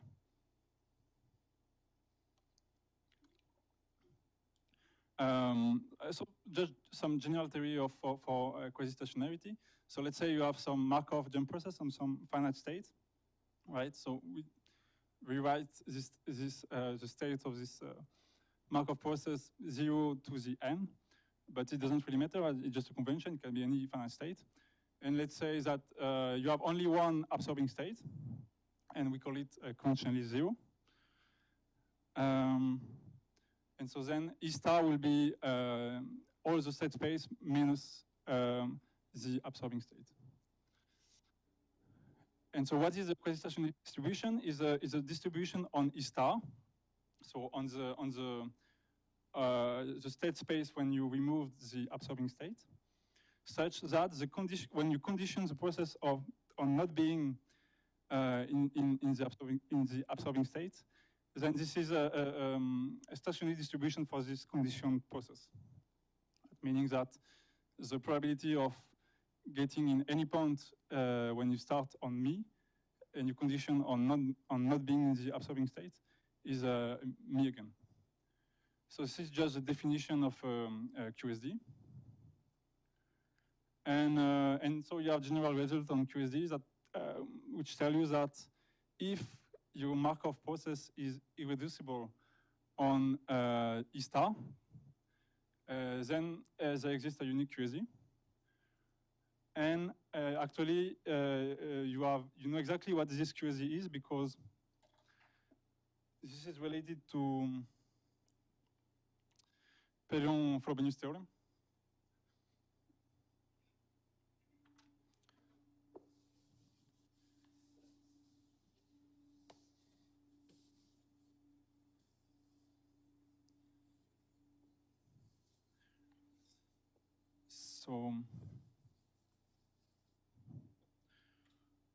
So let's say that so you have the intensity matrix of your Markov jump process, and you can write this like that. So here you will have 0, which is the absorbing state, right?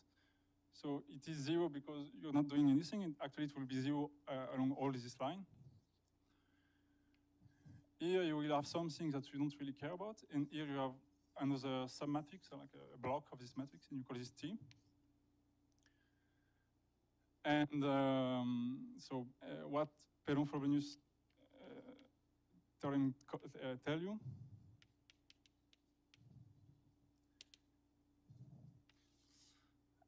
is that if you look at this submatrix T, you have there exists an eigenvalue that we call alpha PF, which because it is a Perron-Frobenius eigenvalue, such that it is actually real valued, because eigenvalues can be complex, right? And it is actually the value with the highest modulus. And alpha PF is the highest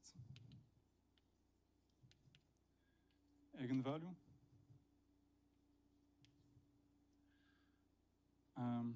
in modulus.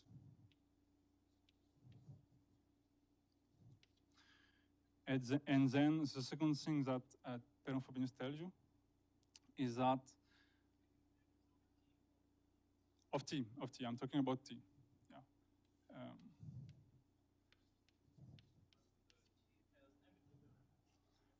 No, it has not negative elements.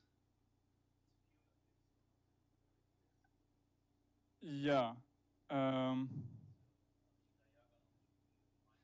So I shall have say the appropriate version of Perron-Frobenius, because you're not using exactly Perron-Frobenius as the classical one. Also because you're doing I'm talking about eigenvalue and eigenvectors, but it's actually left eigenvectors.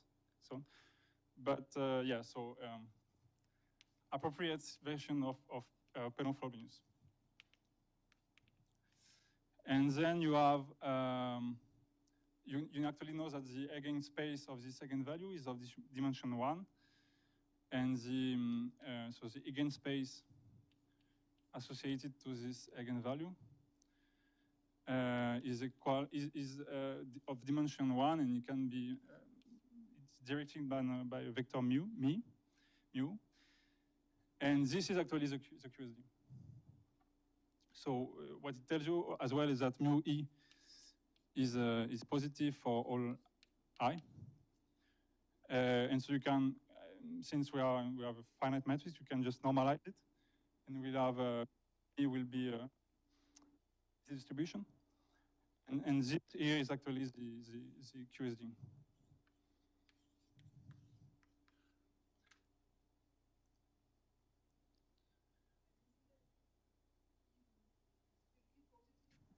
Just to be sure. Maybe strictly positive, yeah. Because you say it's irreducible. Yeah. Okay. So, but it's still true that it is non-negative, right? Yes.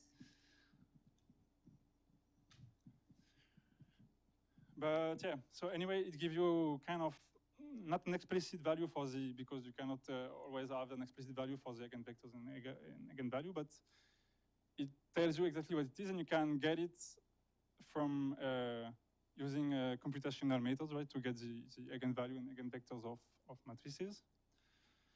And also it tells you that, not Perron-Frobenius, but like a consequence of the theory of quasi-stationary distribution is that if you start with this eigenvector, the QSD, and you're considering now the system without conditioning on non-extinction, then the time it takes to go to extinction is actually exponentially distributed, and the mean times is actually exactly the eigenvalue of the Perron-Frobenius eigenvalue. So, yeah. And okay, so and then you can define Yaglom limit. Yaglom limit is basically when you start from any some given state, fixed state X, then you converge for the system condition on non-extinction converge to this me. It's called a Yaglom limit, and you have the notion of quasi-limiting distribution, which is just a generalization that there exists some nu such that you have this convergence. And classical result is that so of course a QSD is a quasi-limiting distribution, because then you can take me here for the nu, mu for the nu, and Yaglom limit is also of course a quasi-limiting distribution, because you just take the Dirac here, right? And you actually have a result by Valley-Jones that tells you the converse. So mu is a quasi-limiting distribution if and only if it's a quasi-stationary distribution.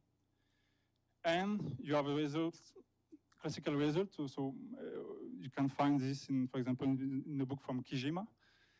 I can give you the reference after if you want, but I'm not writing on the board because I don't want to lose time. But that tells you that in the specific case that we are considering because of irreducibility and so on, and finite side space, and the fact that you have a unique QSD, then this the unique QSD in QLD is also a diagonal limit.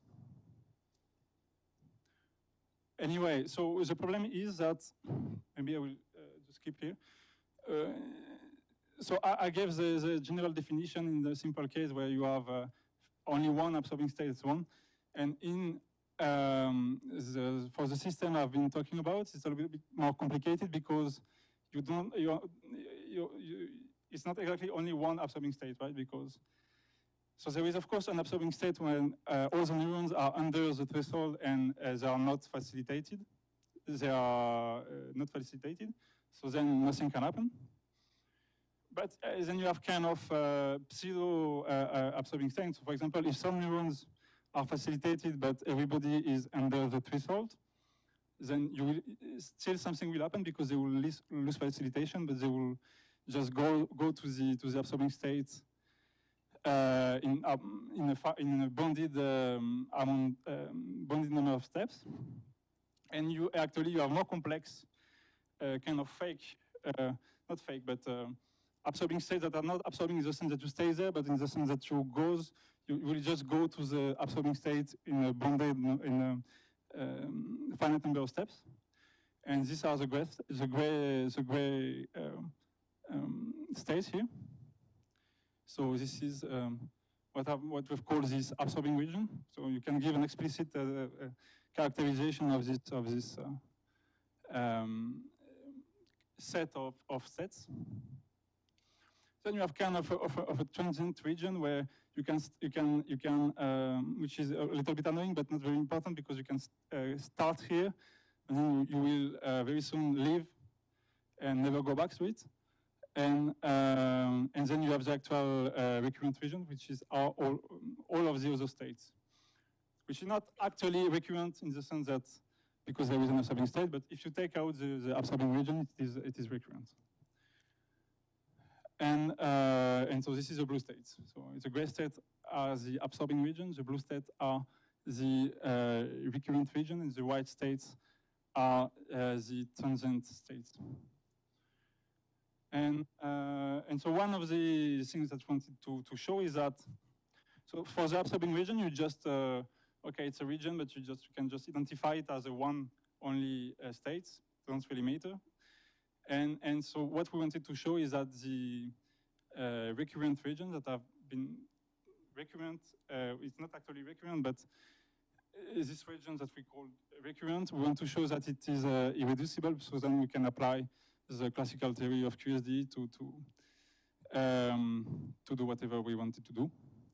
And so, well, I wanted to talk a little bit about the idea of how you show this kind of thing, but I guess I will skip this. And so some simulation, some nice pictures again.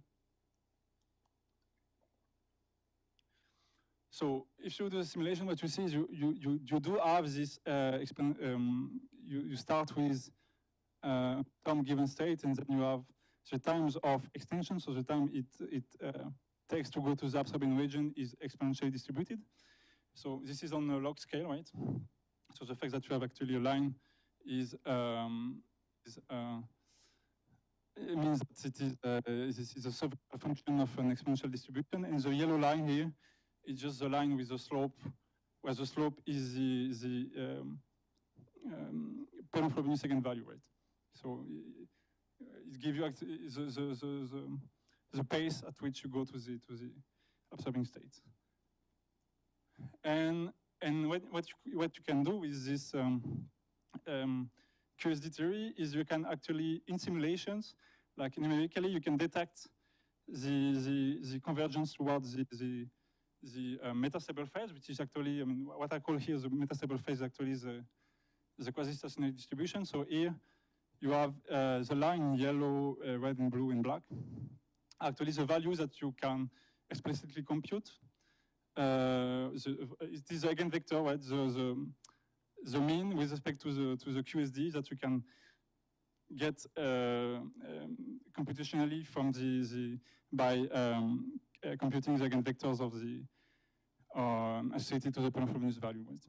And so you can see, and this is actually the value of the simulation. So many simulation, and you just look at the mean number of neurons in each given state along time, and you see that you have a fast conversion towards this QSD.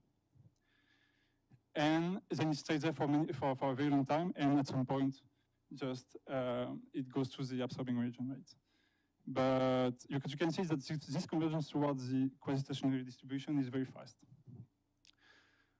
And okay, so you can do this for many user value of n, theta, beta, and lambda, and you see that it's just all in any cases with different value for the slope and so on.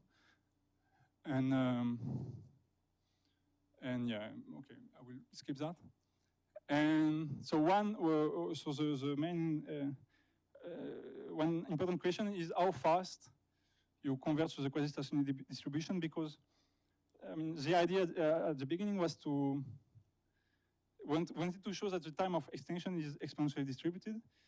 But in order to do that, so there is a very easy way that we were actually not able to do, but because we have this result that if you start if the initial state is chosen with respect to the quasi-stationary distribution, then you automatically have the exponential extinction time. If you're able to show that when n diverges, the relaxation time is negligible with respect to the extinction time, then you just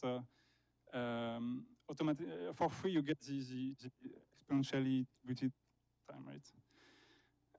But we were not able to prove actually rigorously that this relaxation time was negligible. But you can, if you do the simulation, you see that it is, and that it doesn't depend clear on n, number of neurons, because what you see here is the quasi-stationary state, and for the yellow line you have 500 neurons, and for the blue line you have 50 neurons, and the time it takes to converge is actually almost the same. And while the time of extinction is very strongly dependent on n, right? So what you expecting, but what is not very easy to show, is that you have a fast convergence to the QSD, which is actually not dependent very strongly on n, and then a long time in this quasi-stationary phase before the extinction, and this time to go from there to the extinction is actually very long and strongly dependent on the number of neurons n.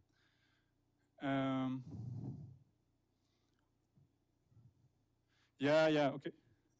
What? Yeah, the ratio, but even for, so the ratio is the same because we need to keep the ratio, but even for the extension time, even if the ratio is the same, the times it takes to go to extinction is actually much more dependent, even if you keep the ratio, right? And yeah.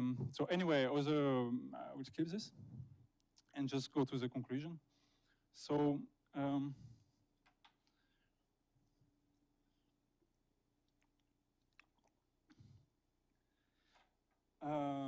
okay, so one of the point of our work, the reason that we did this was also to show that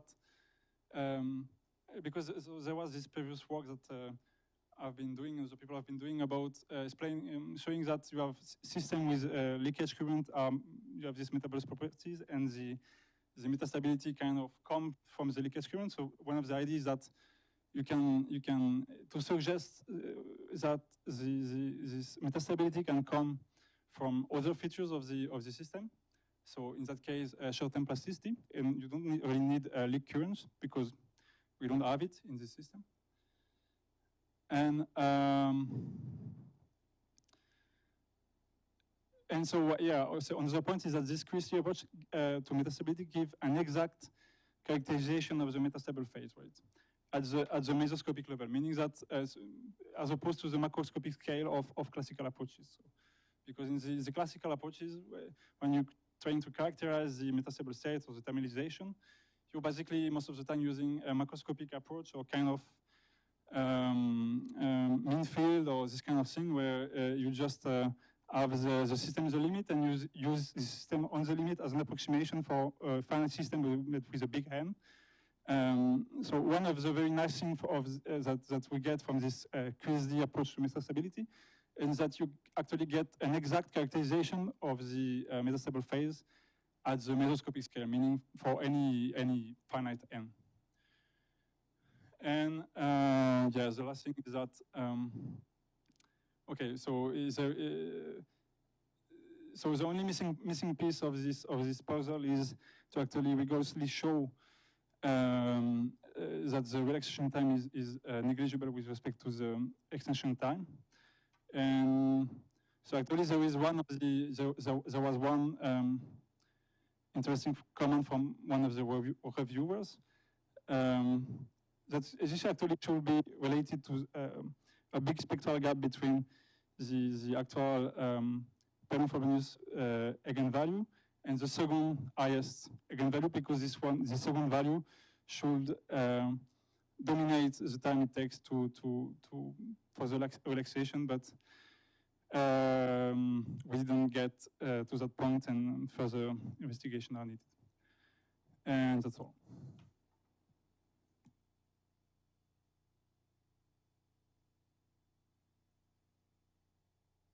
Organ questions?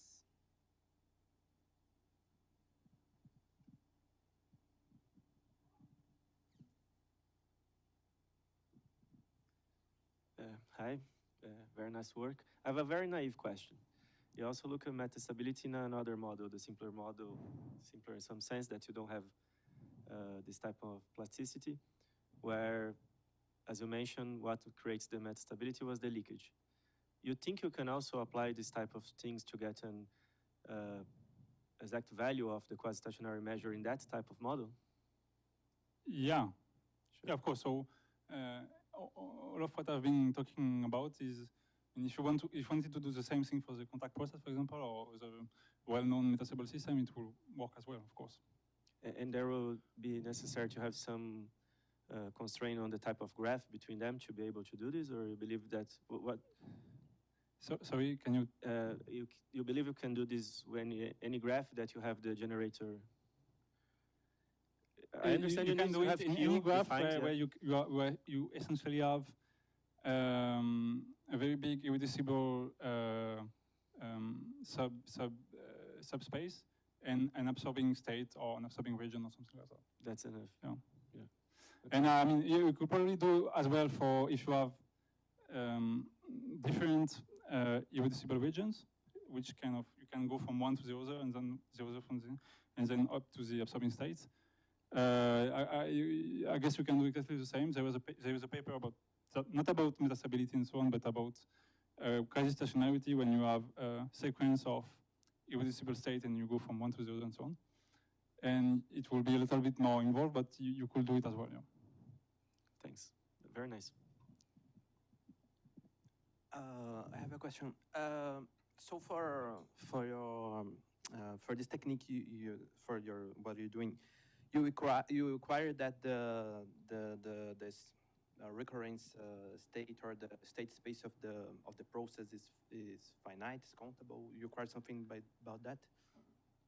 Works for uncountable. Yeah. So all of what I've been saying is the basis of QSD that we have been using is when you have macro process in a finite state space. I guess probably there are results for more general cases of infinite state space, but we didn't really look into it. But so I guess you could do something in the infinite case as well. Yeah.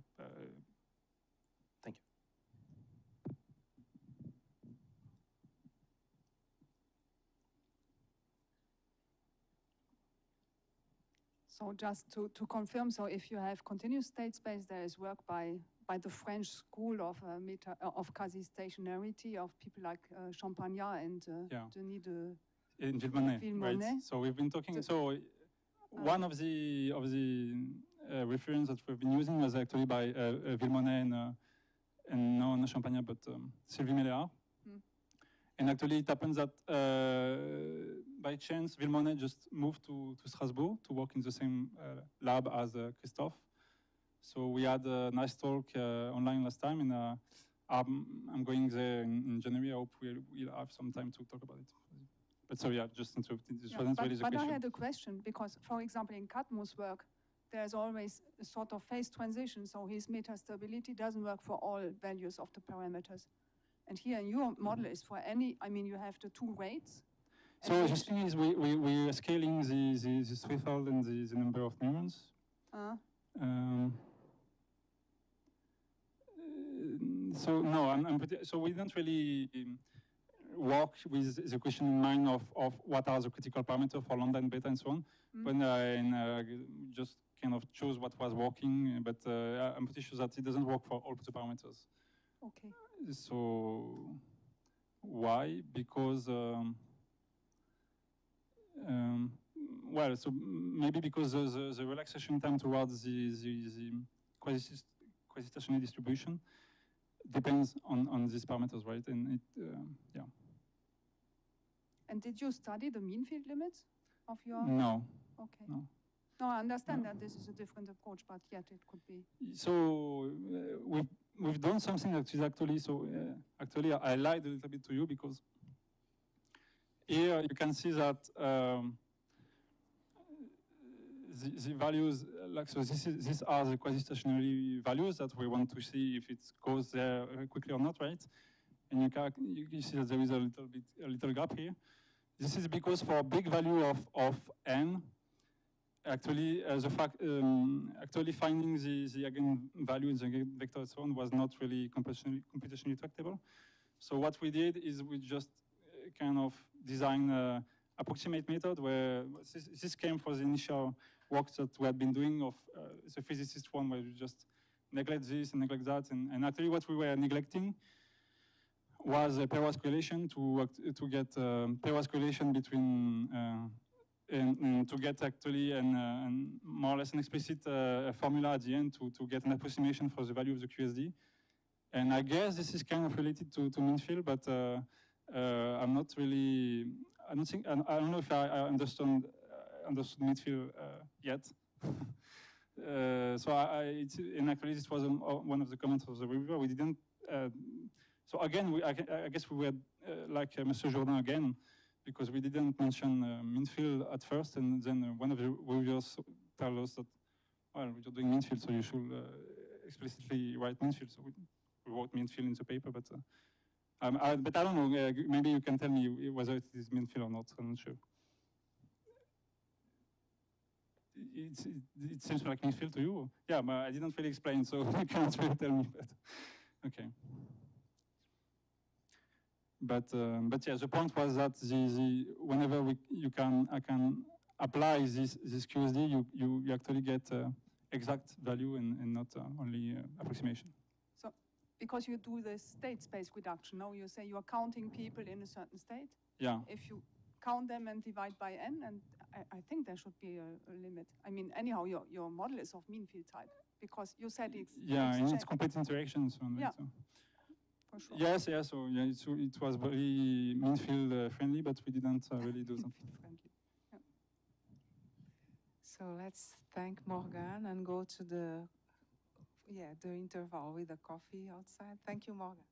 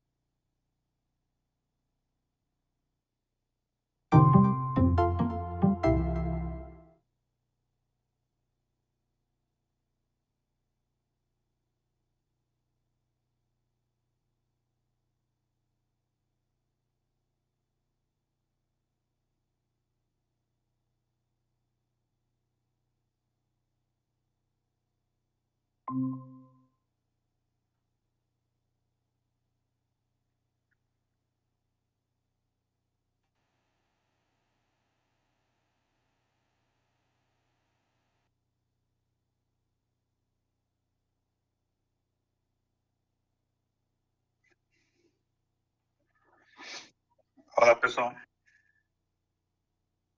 Tudo? Tá ótimo.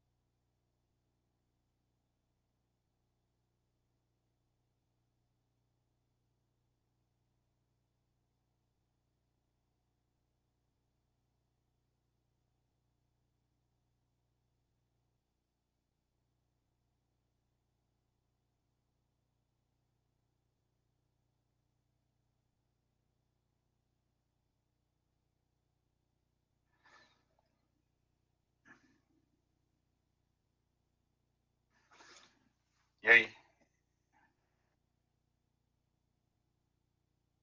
Não estou te escutando. Acho que está sem som aqui.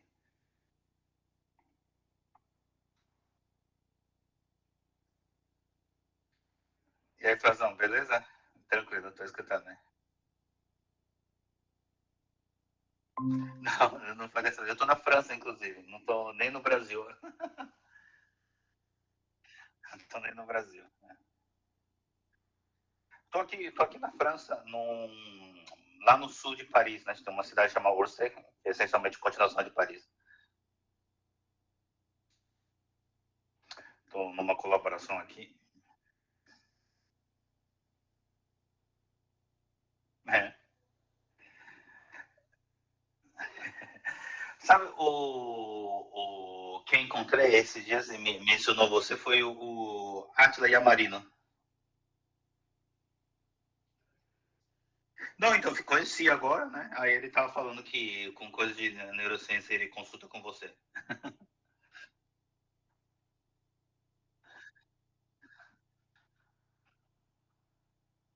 Legal.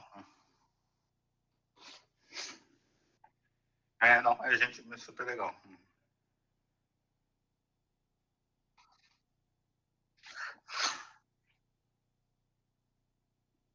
Aham.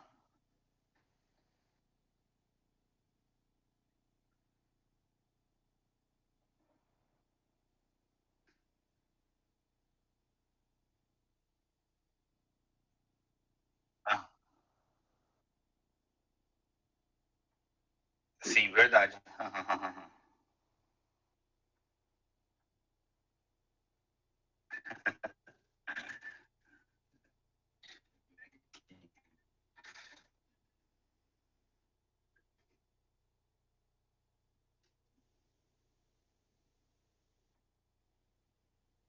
Beleza, deixa eu colocar aqui todo o texto. Tá?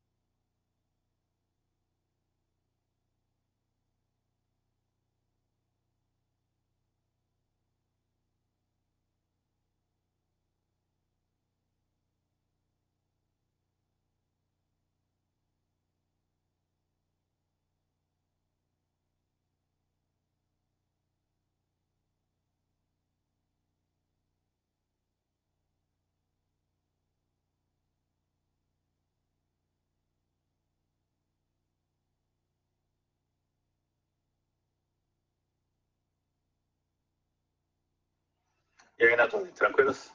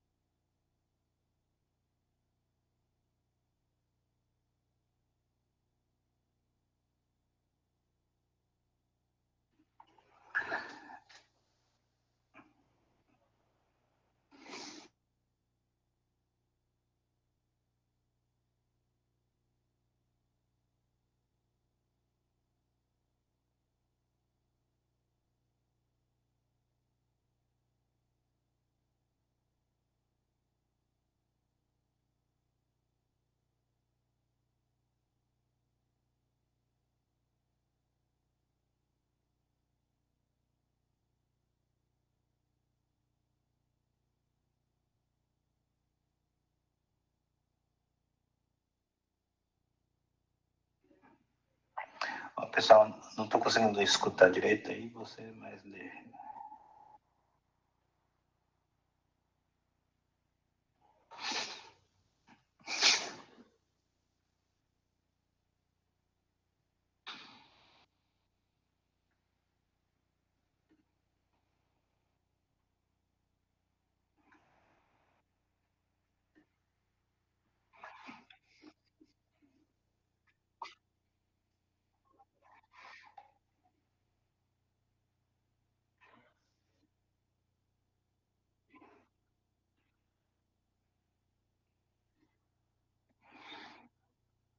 E aí, tudo bem?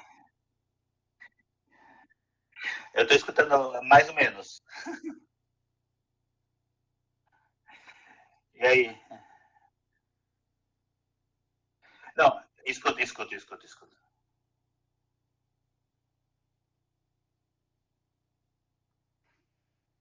Escuto.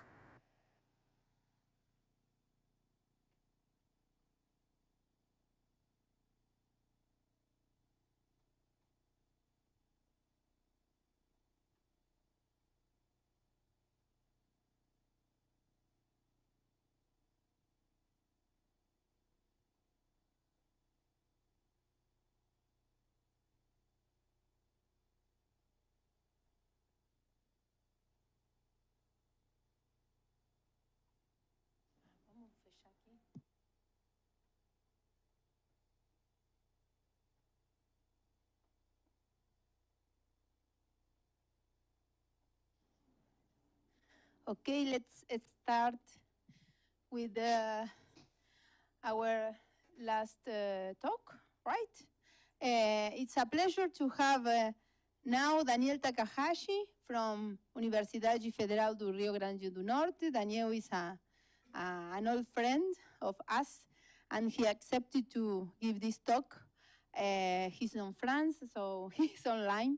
And sorry, Daniel, for the time. Maybe it's very late there, but so, No worries.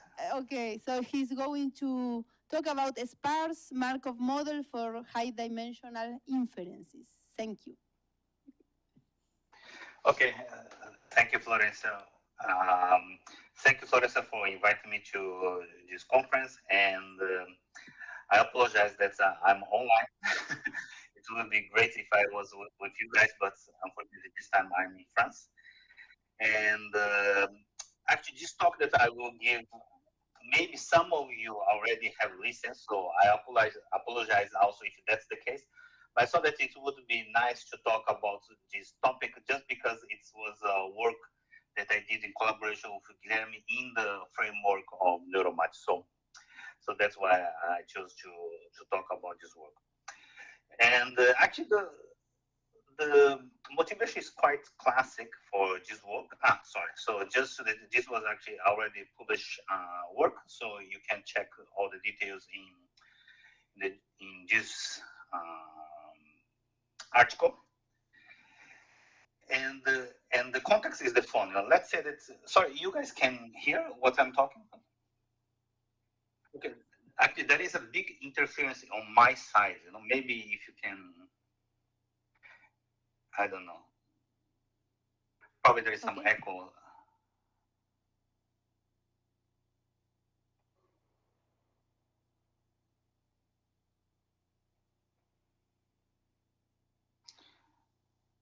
Hello?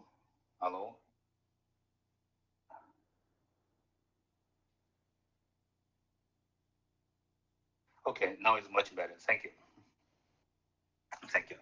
Okay, I see that now I cannot hear you guys. Well, if you have any question, please just raise the hand and I can see you guys. So, okay, so can you hear? You're not listening, right? Can you hear me? Yeah? Okay.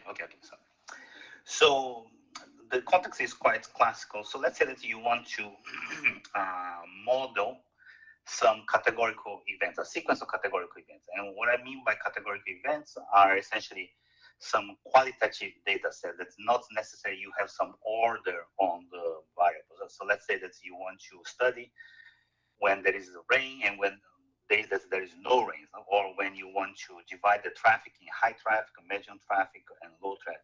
Or, for example, right, which is the topic of this entire conference, let's say that you want to model some neuronal spike trains, a sequence. Right? So also you can think of digital data sets, DNA, written tests, or some sequence of rock, paper, scissors game. So all this, what they have in common is that you don't have necessary order between them. And so a lot of times the statistician call this type of variable categorical. And what you want to do is to model this variable. And how to model that. So I think the most obvious way to do that is using Markov chains. So model with transition probabilities.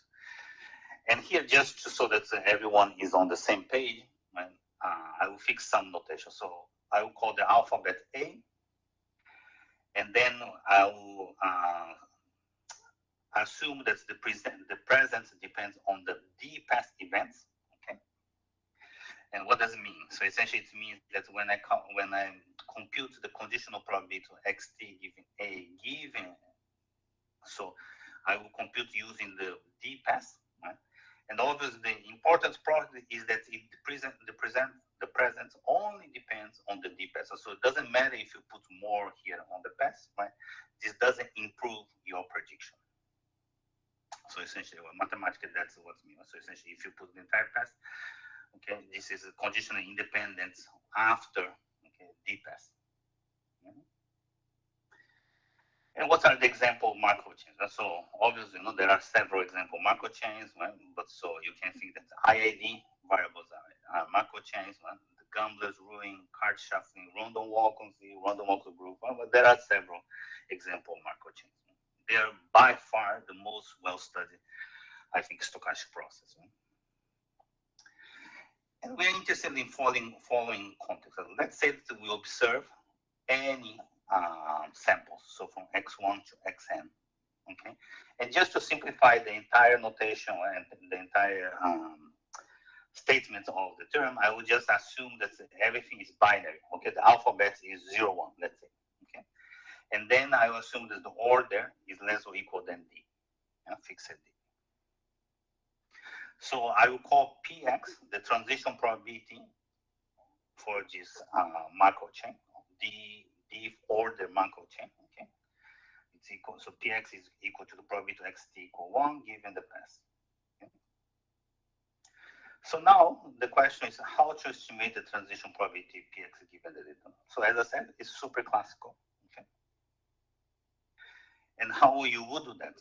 Naturally, what you would do is to just do counting. So it's very natural to count the number of words where you have x followed by 1, and then you divide by number of the word that is you have x followed by 0 plus the x followed by 1, which is just the number of words that is x followed by 1 divided by total number of the words that are just x. This is nothing new, okay?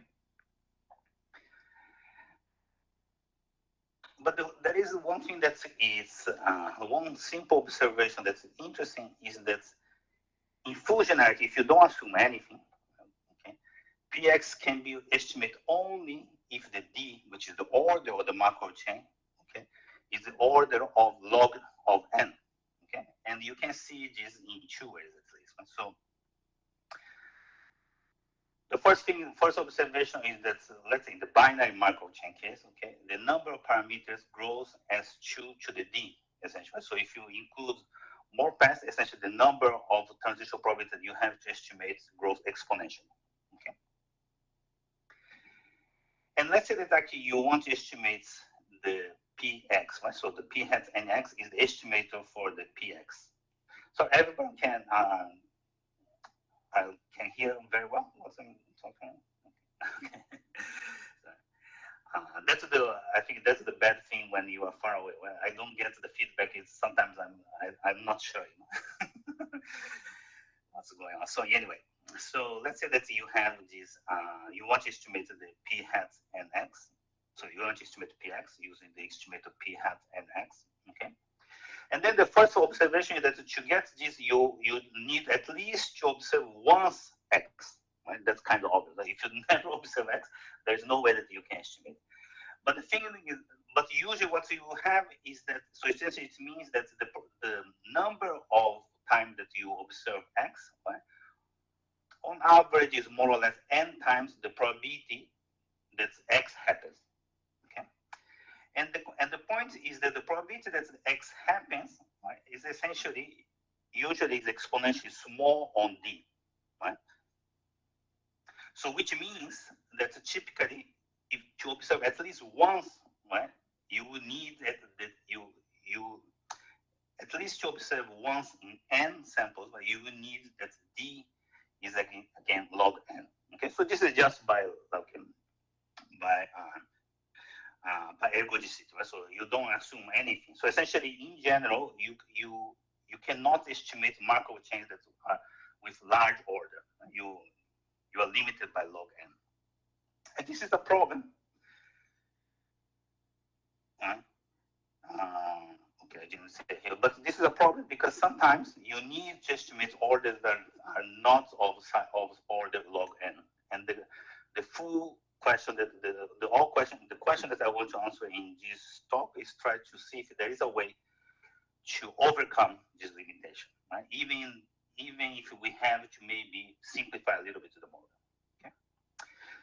And obviously, again, we are not the first one to ask this question. As I said, it's a very classical type of question, and maybe you could say that the state of the art for this kind of try to capture this.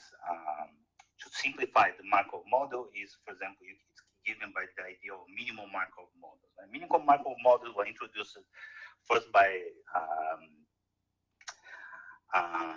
Veronica and Jesus Garcia in 2011 in a conference paper, and then afterwards, some other people also had similar kind of ideas, right? And now, you know, there are several groups that are studying this kind of model. And the idea is quite simple. Right? So essentially, the idea is to define a partition, okay, of C1 to K, which is just a partition of the possible transition probabilities, where in each partition, what you put are transition probabilities that have the same values. Right? It makes sense, right? Because essentially, what they're saying here is that if the transition probability have the same value, you just put in the same group. Right? You just that this is just a single parameter. Okay. And obviously, what's nice is that the number of parameters is given by the number of partitions. So essentially, it can be as sparse as you want. So this seems to be, in principle, great. Okay, because instead of having something that is true to the d number of parameters, you can have something that is just k, which could be as small as you want. But there is a problem, and the problem is the problem is that for you to, from the estimation point of view, for you to estimate these partitions, first you have to figure out which are the transition probabilities that are the same, right? And to calculate these transition probabilities, again, you have the same problem that you, at most, you can calculate transition probabilities that are with the order of d that is log n. Okay, so although this is a nice way to simplify and reduce the model, in principle, you cannot overcome the problem because you cannot, unless you have a way to a priori know which are the partition, right? But if you knew a priori what's the partition, in principle, you don't need to calculate anything. Right? So there is this circular reasoning here. Just a remark that the variable length Markov chains that I think a lot of people in the audience of they are specialists are also a type of minimal Markov models. Yeah. And the problem is that what I just said, right? So usually you will have the same problem. So as I said, what do you do if you need to calculate something that has a long dependence? Right? So just to give some example where the long dependence is common, is, for example, let's say that you want to predict the weather. Okay, so obviously the weather would depend on what happened, right, in the few days ago, but also would depend on what happened maybe a year ago.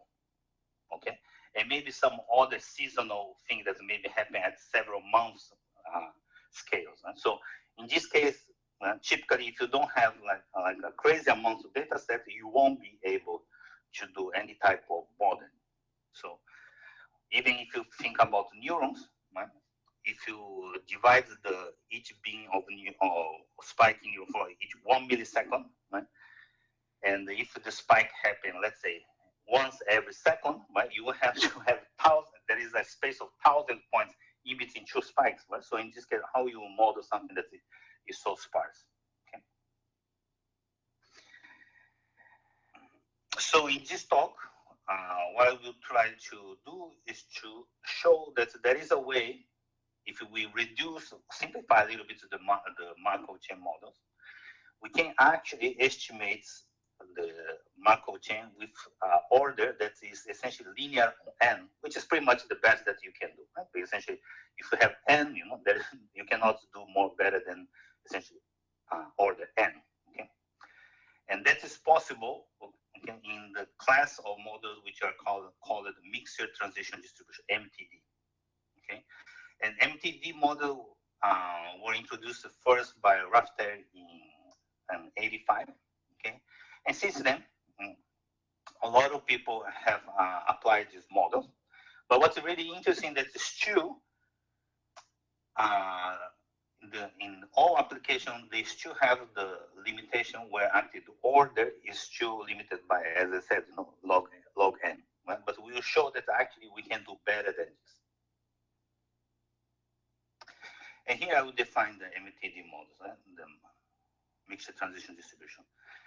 MTD models essentially is they are subclass of Markov model where actually the transition probability can be written in the following way. So let's say this is the transition probability of the Markov chain of order D. Okay, and this can be written as essentially a convex combination of transition probabilities. But the key is that each transition probability depends only on one site in the past. Okay, so for those who knows the Kalikov decomposition, that's also a lot of people are specialists in this audience. Usually you would depend on the entire interval, right, from -1 to -j in the past, but here you just depend on single past. Okay, so essentially you will look back in the past, and then you would check what's the value there, and that will tell you what will be the value in the present. Okay, so maybe I will try to explain a little bit better. So essentially, you can think that this is a type of Markov chain where you first draw in which path you will look back. And let's say that you choose some path j, so you look what's going on the site j, and the value in site j is enough for you to decide what will be in the present. So you don't need to know what's going on in between. Okay, so that's the main point of this Markov transition distribution. Okay, so so obviously these p's are the transition probabilities, so therefore it's a function that is between 0 and 1. Okay, and the lambda is also something that's it's a probability that will sum, so therefore it will sum to the 1. Okay. Just a simple notation here, we call the influence of j, or oscillation j if you prefer, okay, which is just the lambda j times the difference between the value of the transition probability with value 1 minus the value 0, right? Just remember that I'm just considering the binary situation here, okay? And the lambda, the capital lambda, is exactly those sites where the delta j, okay, the oscillation of j is larger than 0. And why that matters? Because if the delta j is larger than 0, means that this difference is also obviously different than 0, which means that you have it it depends on the site, right? So if it's 0 on the other side, it means that it doesn't matter what happened there. So therefore, actually, it's not relevant for you to predict what's going on, what will be in the present, okay? Everything is clear so far?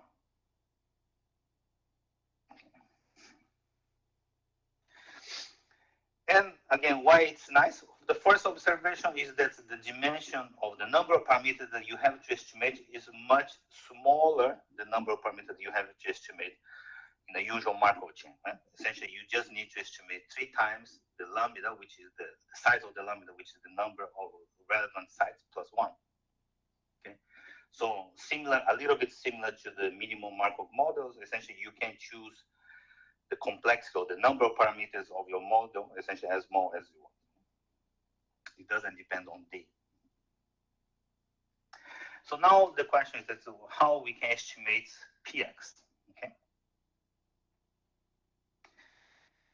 And here there is the following observation. Again, you know, what we don't want to do is to first estimate the transition probability and then try to figure out which are the parameters. So I will go back. These parameters P, right? Because if we do this, again, we cannot overcome the problem that we can estimate only up to log n, right? The size, the D log n. So what we have to do is to be able to estimate lambda, so the relevant sites, without needing to estimate px. Okay, so that's the trick. So there has to be a way to a priori, okay, figure out which are the relevant lambda without the need to calculate the transition probability. Okay, so let's say that we have this method, okay, and I will show that indeed we have. So then we will have an estimator of these relevant sites, which we call lambda hat n. Okay, and then maybe this lambda hat n, you know, it's overestimated some sites. So include some sites that are not relevant. So what you have to do, you have to cut. Okay. So to cut, essentially what you can do is now you can use something that is essentially, you can use the transition probability. Okay. You can calculate the transition probability, but the key observation is now the transition probability doesn't need to depend on the all value of the path. So essentially it can estimate pretty well because the number of sites that it will depend is really small. It's just lambda hat n. Okay. And for this procedure, what we call the statistical lag selection. So how to estimate the efficient lambda from the data. Just a simple observation is that we know what is the parameter that will tell you how difficult is the problem. And essentially the problem will be, as you would imagine, if the minimum of the delta J, right, that obviously is different from 0. I think I forgot to put that it has to be different from 0. So the minimum of delta J, okay, no, it's J is in lambda, so it's correct. So the minimum of J, when J is in lambda, essentially tells you how difficult it is. So essentially, if the oscillation is too close to 0, then usually the problem will be difficult. This also tells us that, so we can get actually the following result. So we can be a little bit more quantitative about this observation, is that the lag selection, okay, the problem that we are discussing now is possible only if actually the minimum of delta J square, okay, is larger than log n of n. Right? If it is too small, essentially you won't be, actually we can prove that there is always some Markov chain for which you cannot estimate correctly.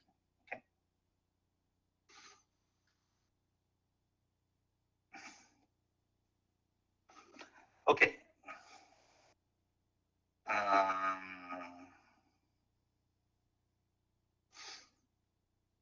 Okay, sorry. So to estimate the lambda, the first thing that we do is to propose the forward stepwise and cut estimate. Okay, and what is that? Essentially, the idea is quite simple. And so, the first I will introduce how we will do the cuts. Okay, so that's it. And then I will show you how to do the selection of lambda. Okay, so just some notation here. Okay, the p hat mn of x is just the estimator of the transition probability, but it's the estimator where you use the sample starting from M, between M and N. Okay, it's not from the 1 to N, but just starting from M. And why this?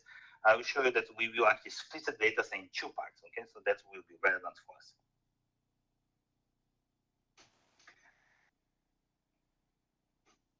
Okay, so the first estimator is defined as follows. The fourth step is the following. So we will use the first part, okay, which is from 1 to M. So let's say we have N is N of Natal. Okay. But we won't use the entire data set. Let's say that we use just the half of data sets, right? Just to simplify, N over 2. Okay. So then from X1 to M, or N over 2, so we will just build a random set, which will be our estimator, such that with high probability, we can guarantee that that contains the relevant legs. Okay. And then once we have this estimator, what we will do is that we will cut some of the unnecessary site that was included there using some adaptive threshold. Okay, so here what's important that this threshold is not fixed, but actually the threshold depends on the data set itself. So this is quite nice. And then after this, what we want is an estimator that with high probability we will recover all the, we will have only the relevant legs. Okay, okay, so how we will build actually the our a priori estimates. And actually the idea is quite simple. Essentially we will calculate correlations. Okay, so and how we will do that, essentially we will calculate so in the binary case, okay, this is just to simplify, okay, but in the binary case we can just calculate the correlation or the expectation or the normal correlation. And the first observation is that this quantity is 0, okay, once you include, sorry, so let me try to explain again better. So this ni bar JS is essentially the covariance between x0 and xj conditional on xs. Okay, so this is a conditional version. And what's interesting with this quantity is that if S already contains everything that is relevant, okay, then the maximum of this quantity for all j that is outside of S will be 0. So essentially you have a way to detect when actually you already include everything that is necessary. Essentially the idea now it's pretty simple. What do? You calculate the correlation, okay, the one that is maximized. So you will take among all possible paths, you take that site in the path that will maximize the correlation. And then if this is different than 0, you will include this in your estimated site, S hat. Okay. And now what you will do that you continue this process. So let's say that now you calculate the conditional correlation of every site except only the site that you already included, in conditional on the side that you already included in first step, okay? And just check if this is if the maximum is different than 0 or not. If it's different than 0, you continue this, okay? Until it becomes 0, the max is 0, and then you know that in principle you include everything that is necessary, okay? So there are some assumptions that we have. So we assume that the probability is full, okay? So it's positive. So every single word has positive probability in our case, okay? And this is the usual assumption that you make, okay?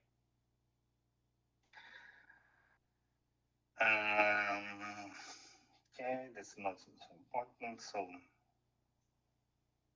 So now what we will do is that obviously because we don't know the true value of nu bar, so what we will do is that we will use an empirical estimate for the nu bar. And the empirical estimate is just the usual empirical correlation. Right? So there is nothing different here. And as I said, we will start from assuming that the S hat will be empty, and then you will include a site whenever the number of sites is smaller than L. So you fix the number of sites that you want to include. So let's say that you say that at max the number of relevant sites is L. And you know this. Obviously, in the worst case, if you don't know anything about the maximum number of sites that you think that is relevant, you will have to use D. But let's say that in principle, you know that, okay, there might be 2 or 3 or 4 relevant paths. Right? So then you fix this L, okay? And then what you will do that you will compute this quantity.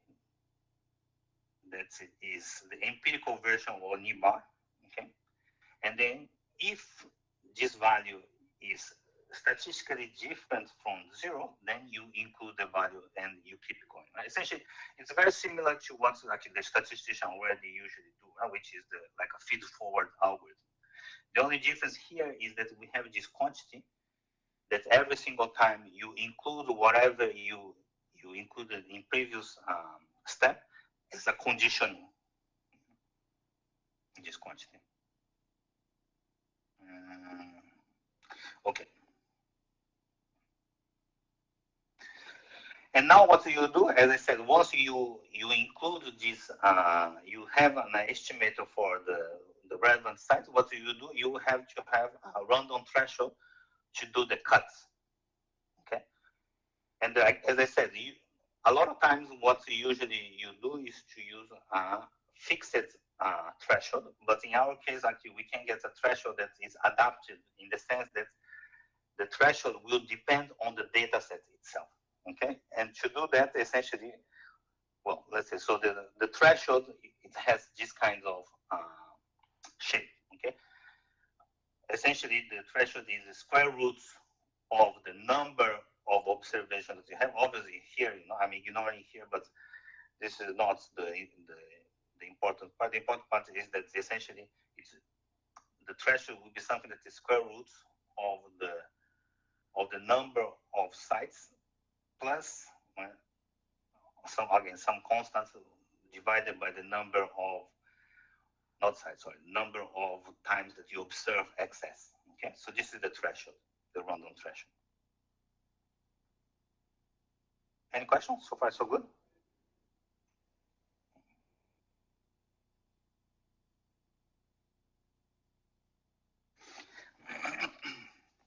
And here is the theoretical guarantee. Sorry, somebody asked something?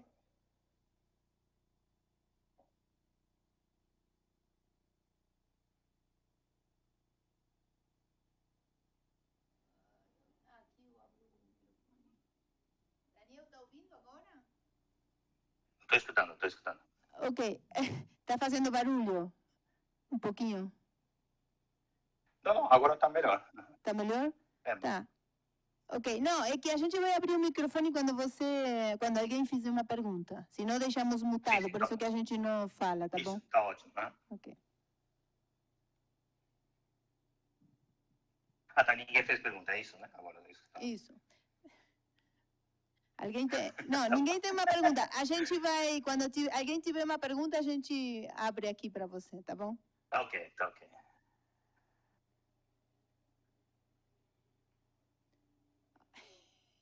Okay, so... Pode continuar, isso, pode continuar. Okay. So here is the theoretical guarantee, okay? As I said, so just to fix the idea, or maybe I show some details that are not so much relevant. So essentially the idea is the following. You split your data set in 2 parts, okay? The first part that is, let's say, it's 1 to n over 2, okay? And the second part is that from n over 2 plus 1 to n, okay? And in the first part, you will use this forward selector. Essentially, you will select the sites that are relevant using the algorithm that I just tried to explain to you. Okay? And once you selected these sites, what you will do is to now use this relevant site and assume that those are the correct ones, and then apply the cuts procedure on the second part. Okay? And using that random threshold that I discussed just now, okay? And the reason that we need to split in this way, maybe it's just a technical reason, but it's just because it guarantees some sort of independence between these two, okay?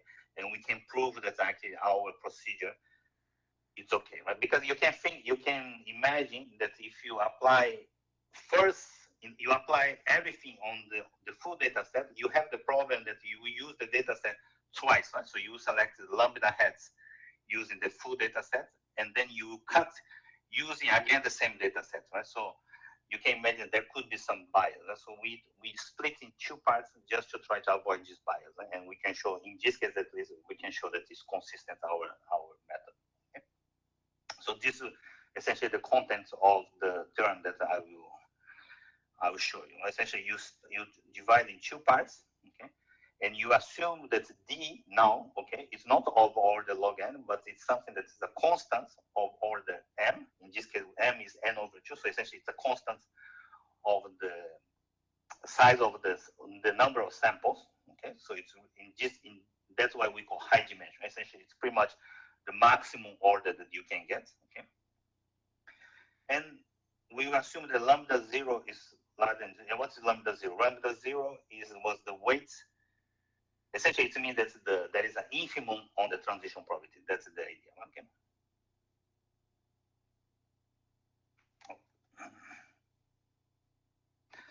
And there will be two very technical conditions, okay? That's I will just tell you instead of going into detail that I think it's not worth it. It just say that essentially it means that the dependence is weak enough, okay? So the idea is that the dependence between the present in the past, okay, is pretty weak. That's the idea, okay?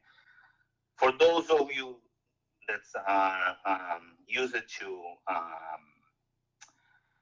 how to say this lasso type of condition, right? In some sense, one interpretation that is similar to the lasso type of condition. Essentially, it's saying that whatever the dependence between the things that are relevant and the things that are not relevant are quite weak. Okay, so that's the idea. And then we're assuming that the lambda, the number, okay, or relevant sites is less than L, which could be in principle could be D, but obviously we assume that it's much smaller than D. Okay. Then we can get consistent. Essentially, the lambda, the capital lambda hat n, the probability of the capital lambda hat n is different from the lambda, which is the true sets of relevant legs, will go to 0, given that, as I commented before,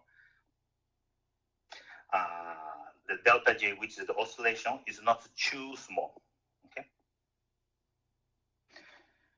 So at least in this sense, it's optimal. Obviously, we don't know if these conditions are optimal, if this dependence can be weakened. But at least from the delta J point of view, our result is optimal because we already know that if delta J is smaller than this, there is no estimator that's universal.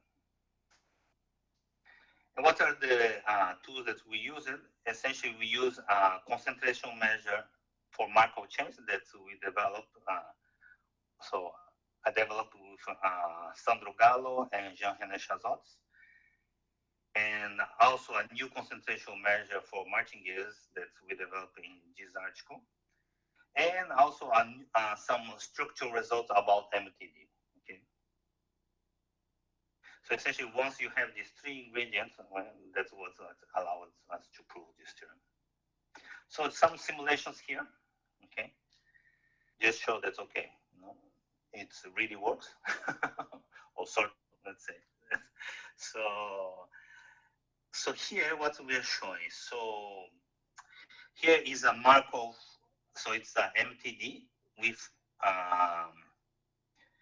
where the legs are the leg 11 and leg 21.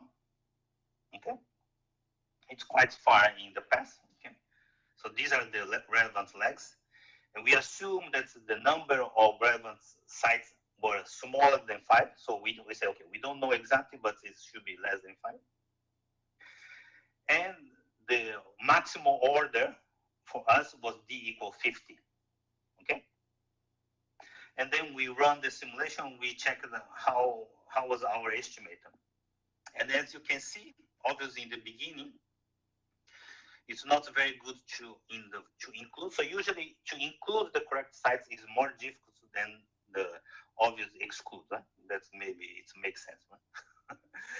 And in the beginning, obviously we make a lot of mistakes, but around, let's say, 1,000 sample size, okay, we start to include very frequently. And when we get up to 2,000, it's pretty much 100% of time that we get correct. Okay. This is another example where the maximum order was 120, and the relevance legs was 111 and thousands. Right? And this is, I think, it's something that's interesting. That in this case, again, the leg is 100. Right? It's very far in the past, but already again around the 2,000 points, you already have 100% of inclusion. Okay. And here is the situation that probably is more interesting, is where actually the maximum order is, as I said, n over 4. Right? It's not log n. Right? It's not fixed. It's something that the order of the Markov chain increase, the maximum order increase with the sample size. And again, around, and the relevant size are the sites 11 and 21. And again, what you see is that our algorithm, after like 2,000 points, essentially, you recover most of the correct 2,000, 4,000, and so on. Okay. We did several comparisons here, and let me see. So this is not so interesting. So maybe this is more interesting, because now you can ask, okay, so how well our method compares to other methods. Okay, and we test this so that we compare with a method called CTF, which now I forgot what it exactly was. I think it was I forgot. It's some tensor factorization, some method like that. Okay, and then also with best subset selection. Okay, method that we choose. Okay. And then when we compare with those methods, we can see that, so essentially our method is essentially, FSC is essentially, it's a forward stepwise with cuts, okay? And also we compare also with our method when actually, a priori, we knew what was the number of relevant sites. Eh? And this is fair, the comparison is fair because the best subset selection already assumes that we already know the number of relevant sites, okay? So you can compare the GIS1 FSC with STF, okay, and the FS with BSS, okay. And when the maximum order of the Markov chain is small, okay, relatively small, okay, our method, I would say, that works pretty much the same as CTF, which is the state of the art, okay. And when we know a priori the number of relevant sites, actually FS works like even better than best subset selection. But now when we start to increase the order, the story, okay, becomes different, because actually, so here what we show is that when we put order 50, the algorithm never converges for STF, okay, or best subset selection, but our obviously still works because it's very computationally light, and more than this, I actually correctly include all the sites, okay?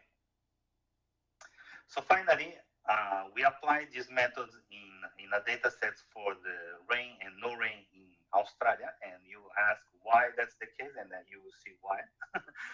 Why compare. So essentially, we applied these methods on the data sets, the binary data sets where there was rain and no rain, and then the sites that we found was the lag in the path that we found was 1, 62, and 330. Well, 330, you can kind of say, okay, it's the dependence in the year cycle, right? More or less. But 62 is something that it's kind of surprising, okay? And just for comparison, when we use a VLMC, we get 1, okay? Even when we change several parameters, essentially we always get 1. Okay, CTF is this one. Conditional tensor higher order Markov chain estimator. And also it return only order 1, okay? And then you will see here what's happening in the why actually it makes sense. Let's see. Oh, let's give me a second. I'll put full screen, I think.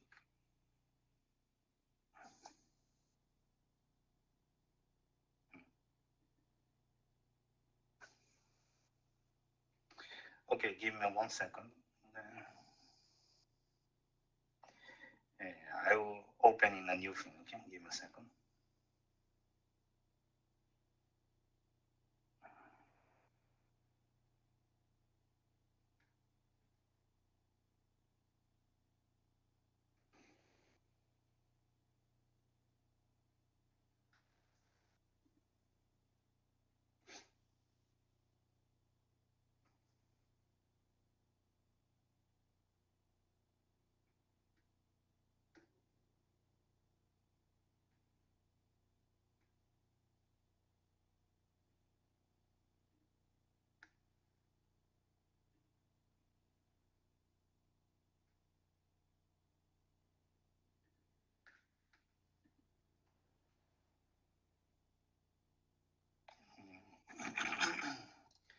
Sorry, give me a second.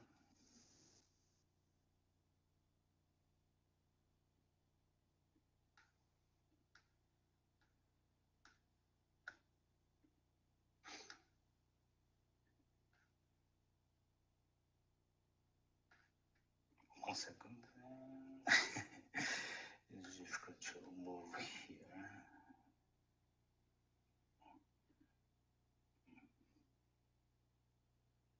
Here.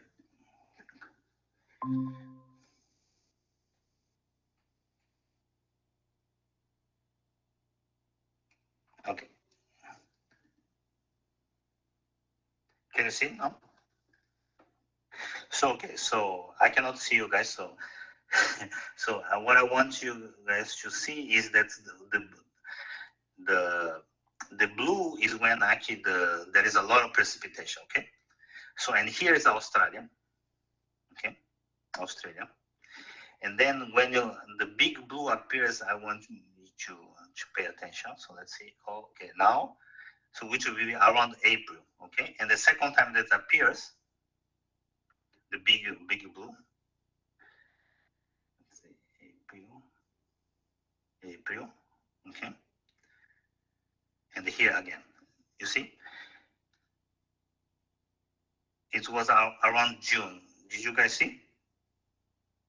Okay, and this was exactly the 62 days, and this actually is a well-known phenomenon in climatology, which is called Julian process. So essentially, and what's really interesting that our estimate will capture this around 60 days cycle, and yes. Let me just check here again. Okay, I just want to say that this was just the whole work was done it was a joint work with Guilherme, and thank you. Un minutinho, un minuto. Espera que no está ouvindo. Peraí, vamos. Okay, let's thank Daniel. Thank you, Daniel, for your talk. And okay, Guilherme is here. I don't know if you are seeing him. Okay, I just saw now. He's here, so it's the same of the photo. And there are questions. I have a question about relating your model with your algorithm with the model of Aline. Okay, maybe you didn't see the talk of Aline, but she talked about the method to estimate the neighborhood of interaction of the neurons, but seeing all the possible neighborhoods, right? So it's a not very efficient algorithm and you need a very large sample. Do you think that it will be possible to adapt your your algorithm for a network of neurons in some sense, not seeing the dependence on the past, but on the space, maybe. Yes, I think so. Because essentially the idea is as simple as could be. Where essentially what you do is to calculate correlation, and whenever the correlation, and you find the site that has the maximum correlation, and include that in your set of possible relevant sites. And now you repeat the algorithm, you search again, but now conditioning on that site, and you keep going. Yeah? And this algorithm is quite general, you know. I think it's working on most of the cases. Okay. Nice. Maybe you can see. Another question? No? Okay, let's thank Daniel again. Thank you very much, Daniel, for your talk. No problem. I think it's a very challenging task to do a talk without listening us, and it's a little difficult. But I think it was very nice. Here was okay. Thank you, everyone. So thank you very much. So we are going to finish with a okay. We are going to finish with a very short discussion. I don't know, it's a discussion on the program, but maybe if you want, okay, you are free to leave. Okay, please. I have to go, but thank you so much. Or just stay, but I think is okay. You let's go to sleep if you want. Problem. Okay, bye. No. Okay, we need to finish with a discussion. Aline, no, okay, I think, I don't know if there is some question or some comments, yeah, by the audience. Yeah, maybe. Porque é só discussão agora, a gente não precisa mais do YouTube. Okay. Isso, okay. Obrigada. Okay. So, yeah.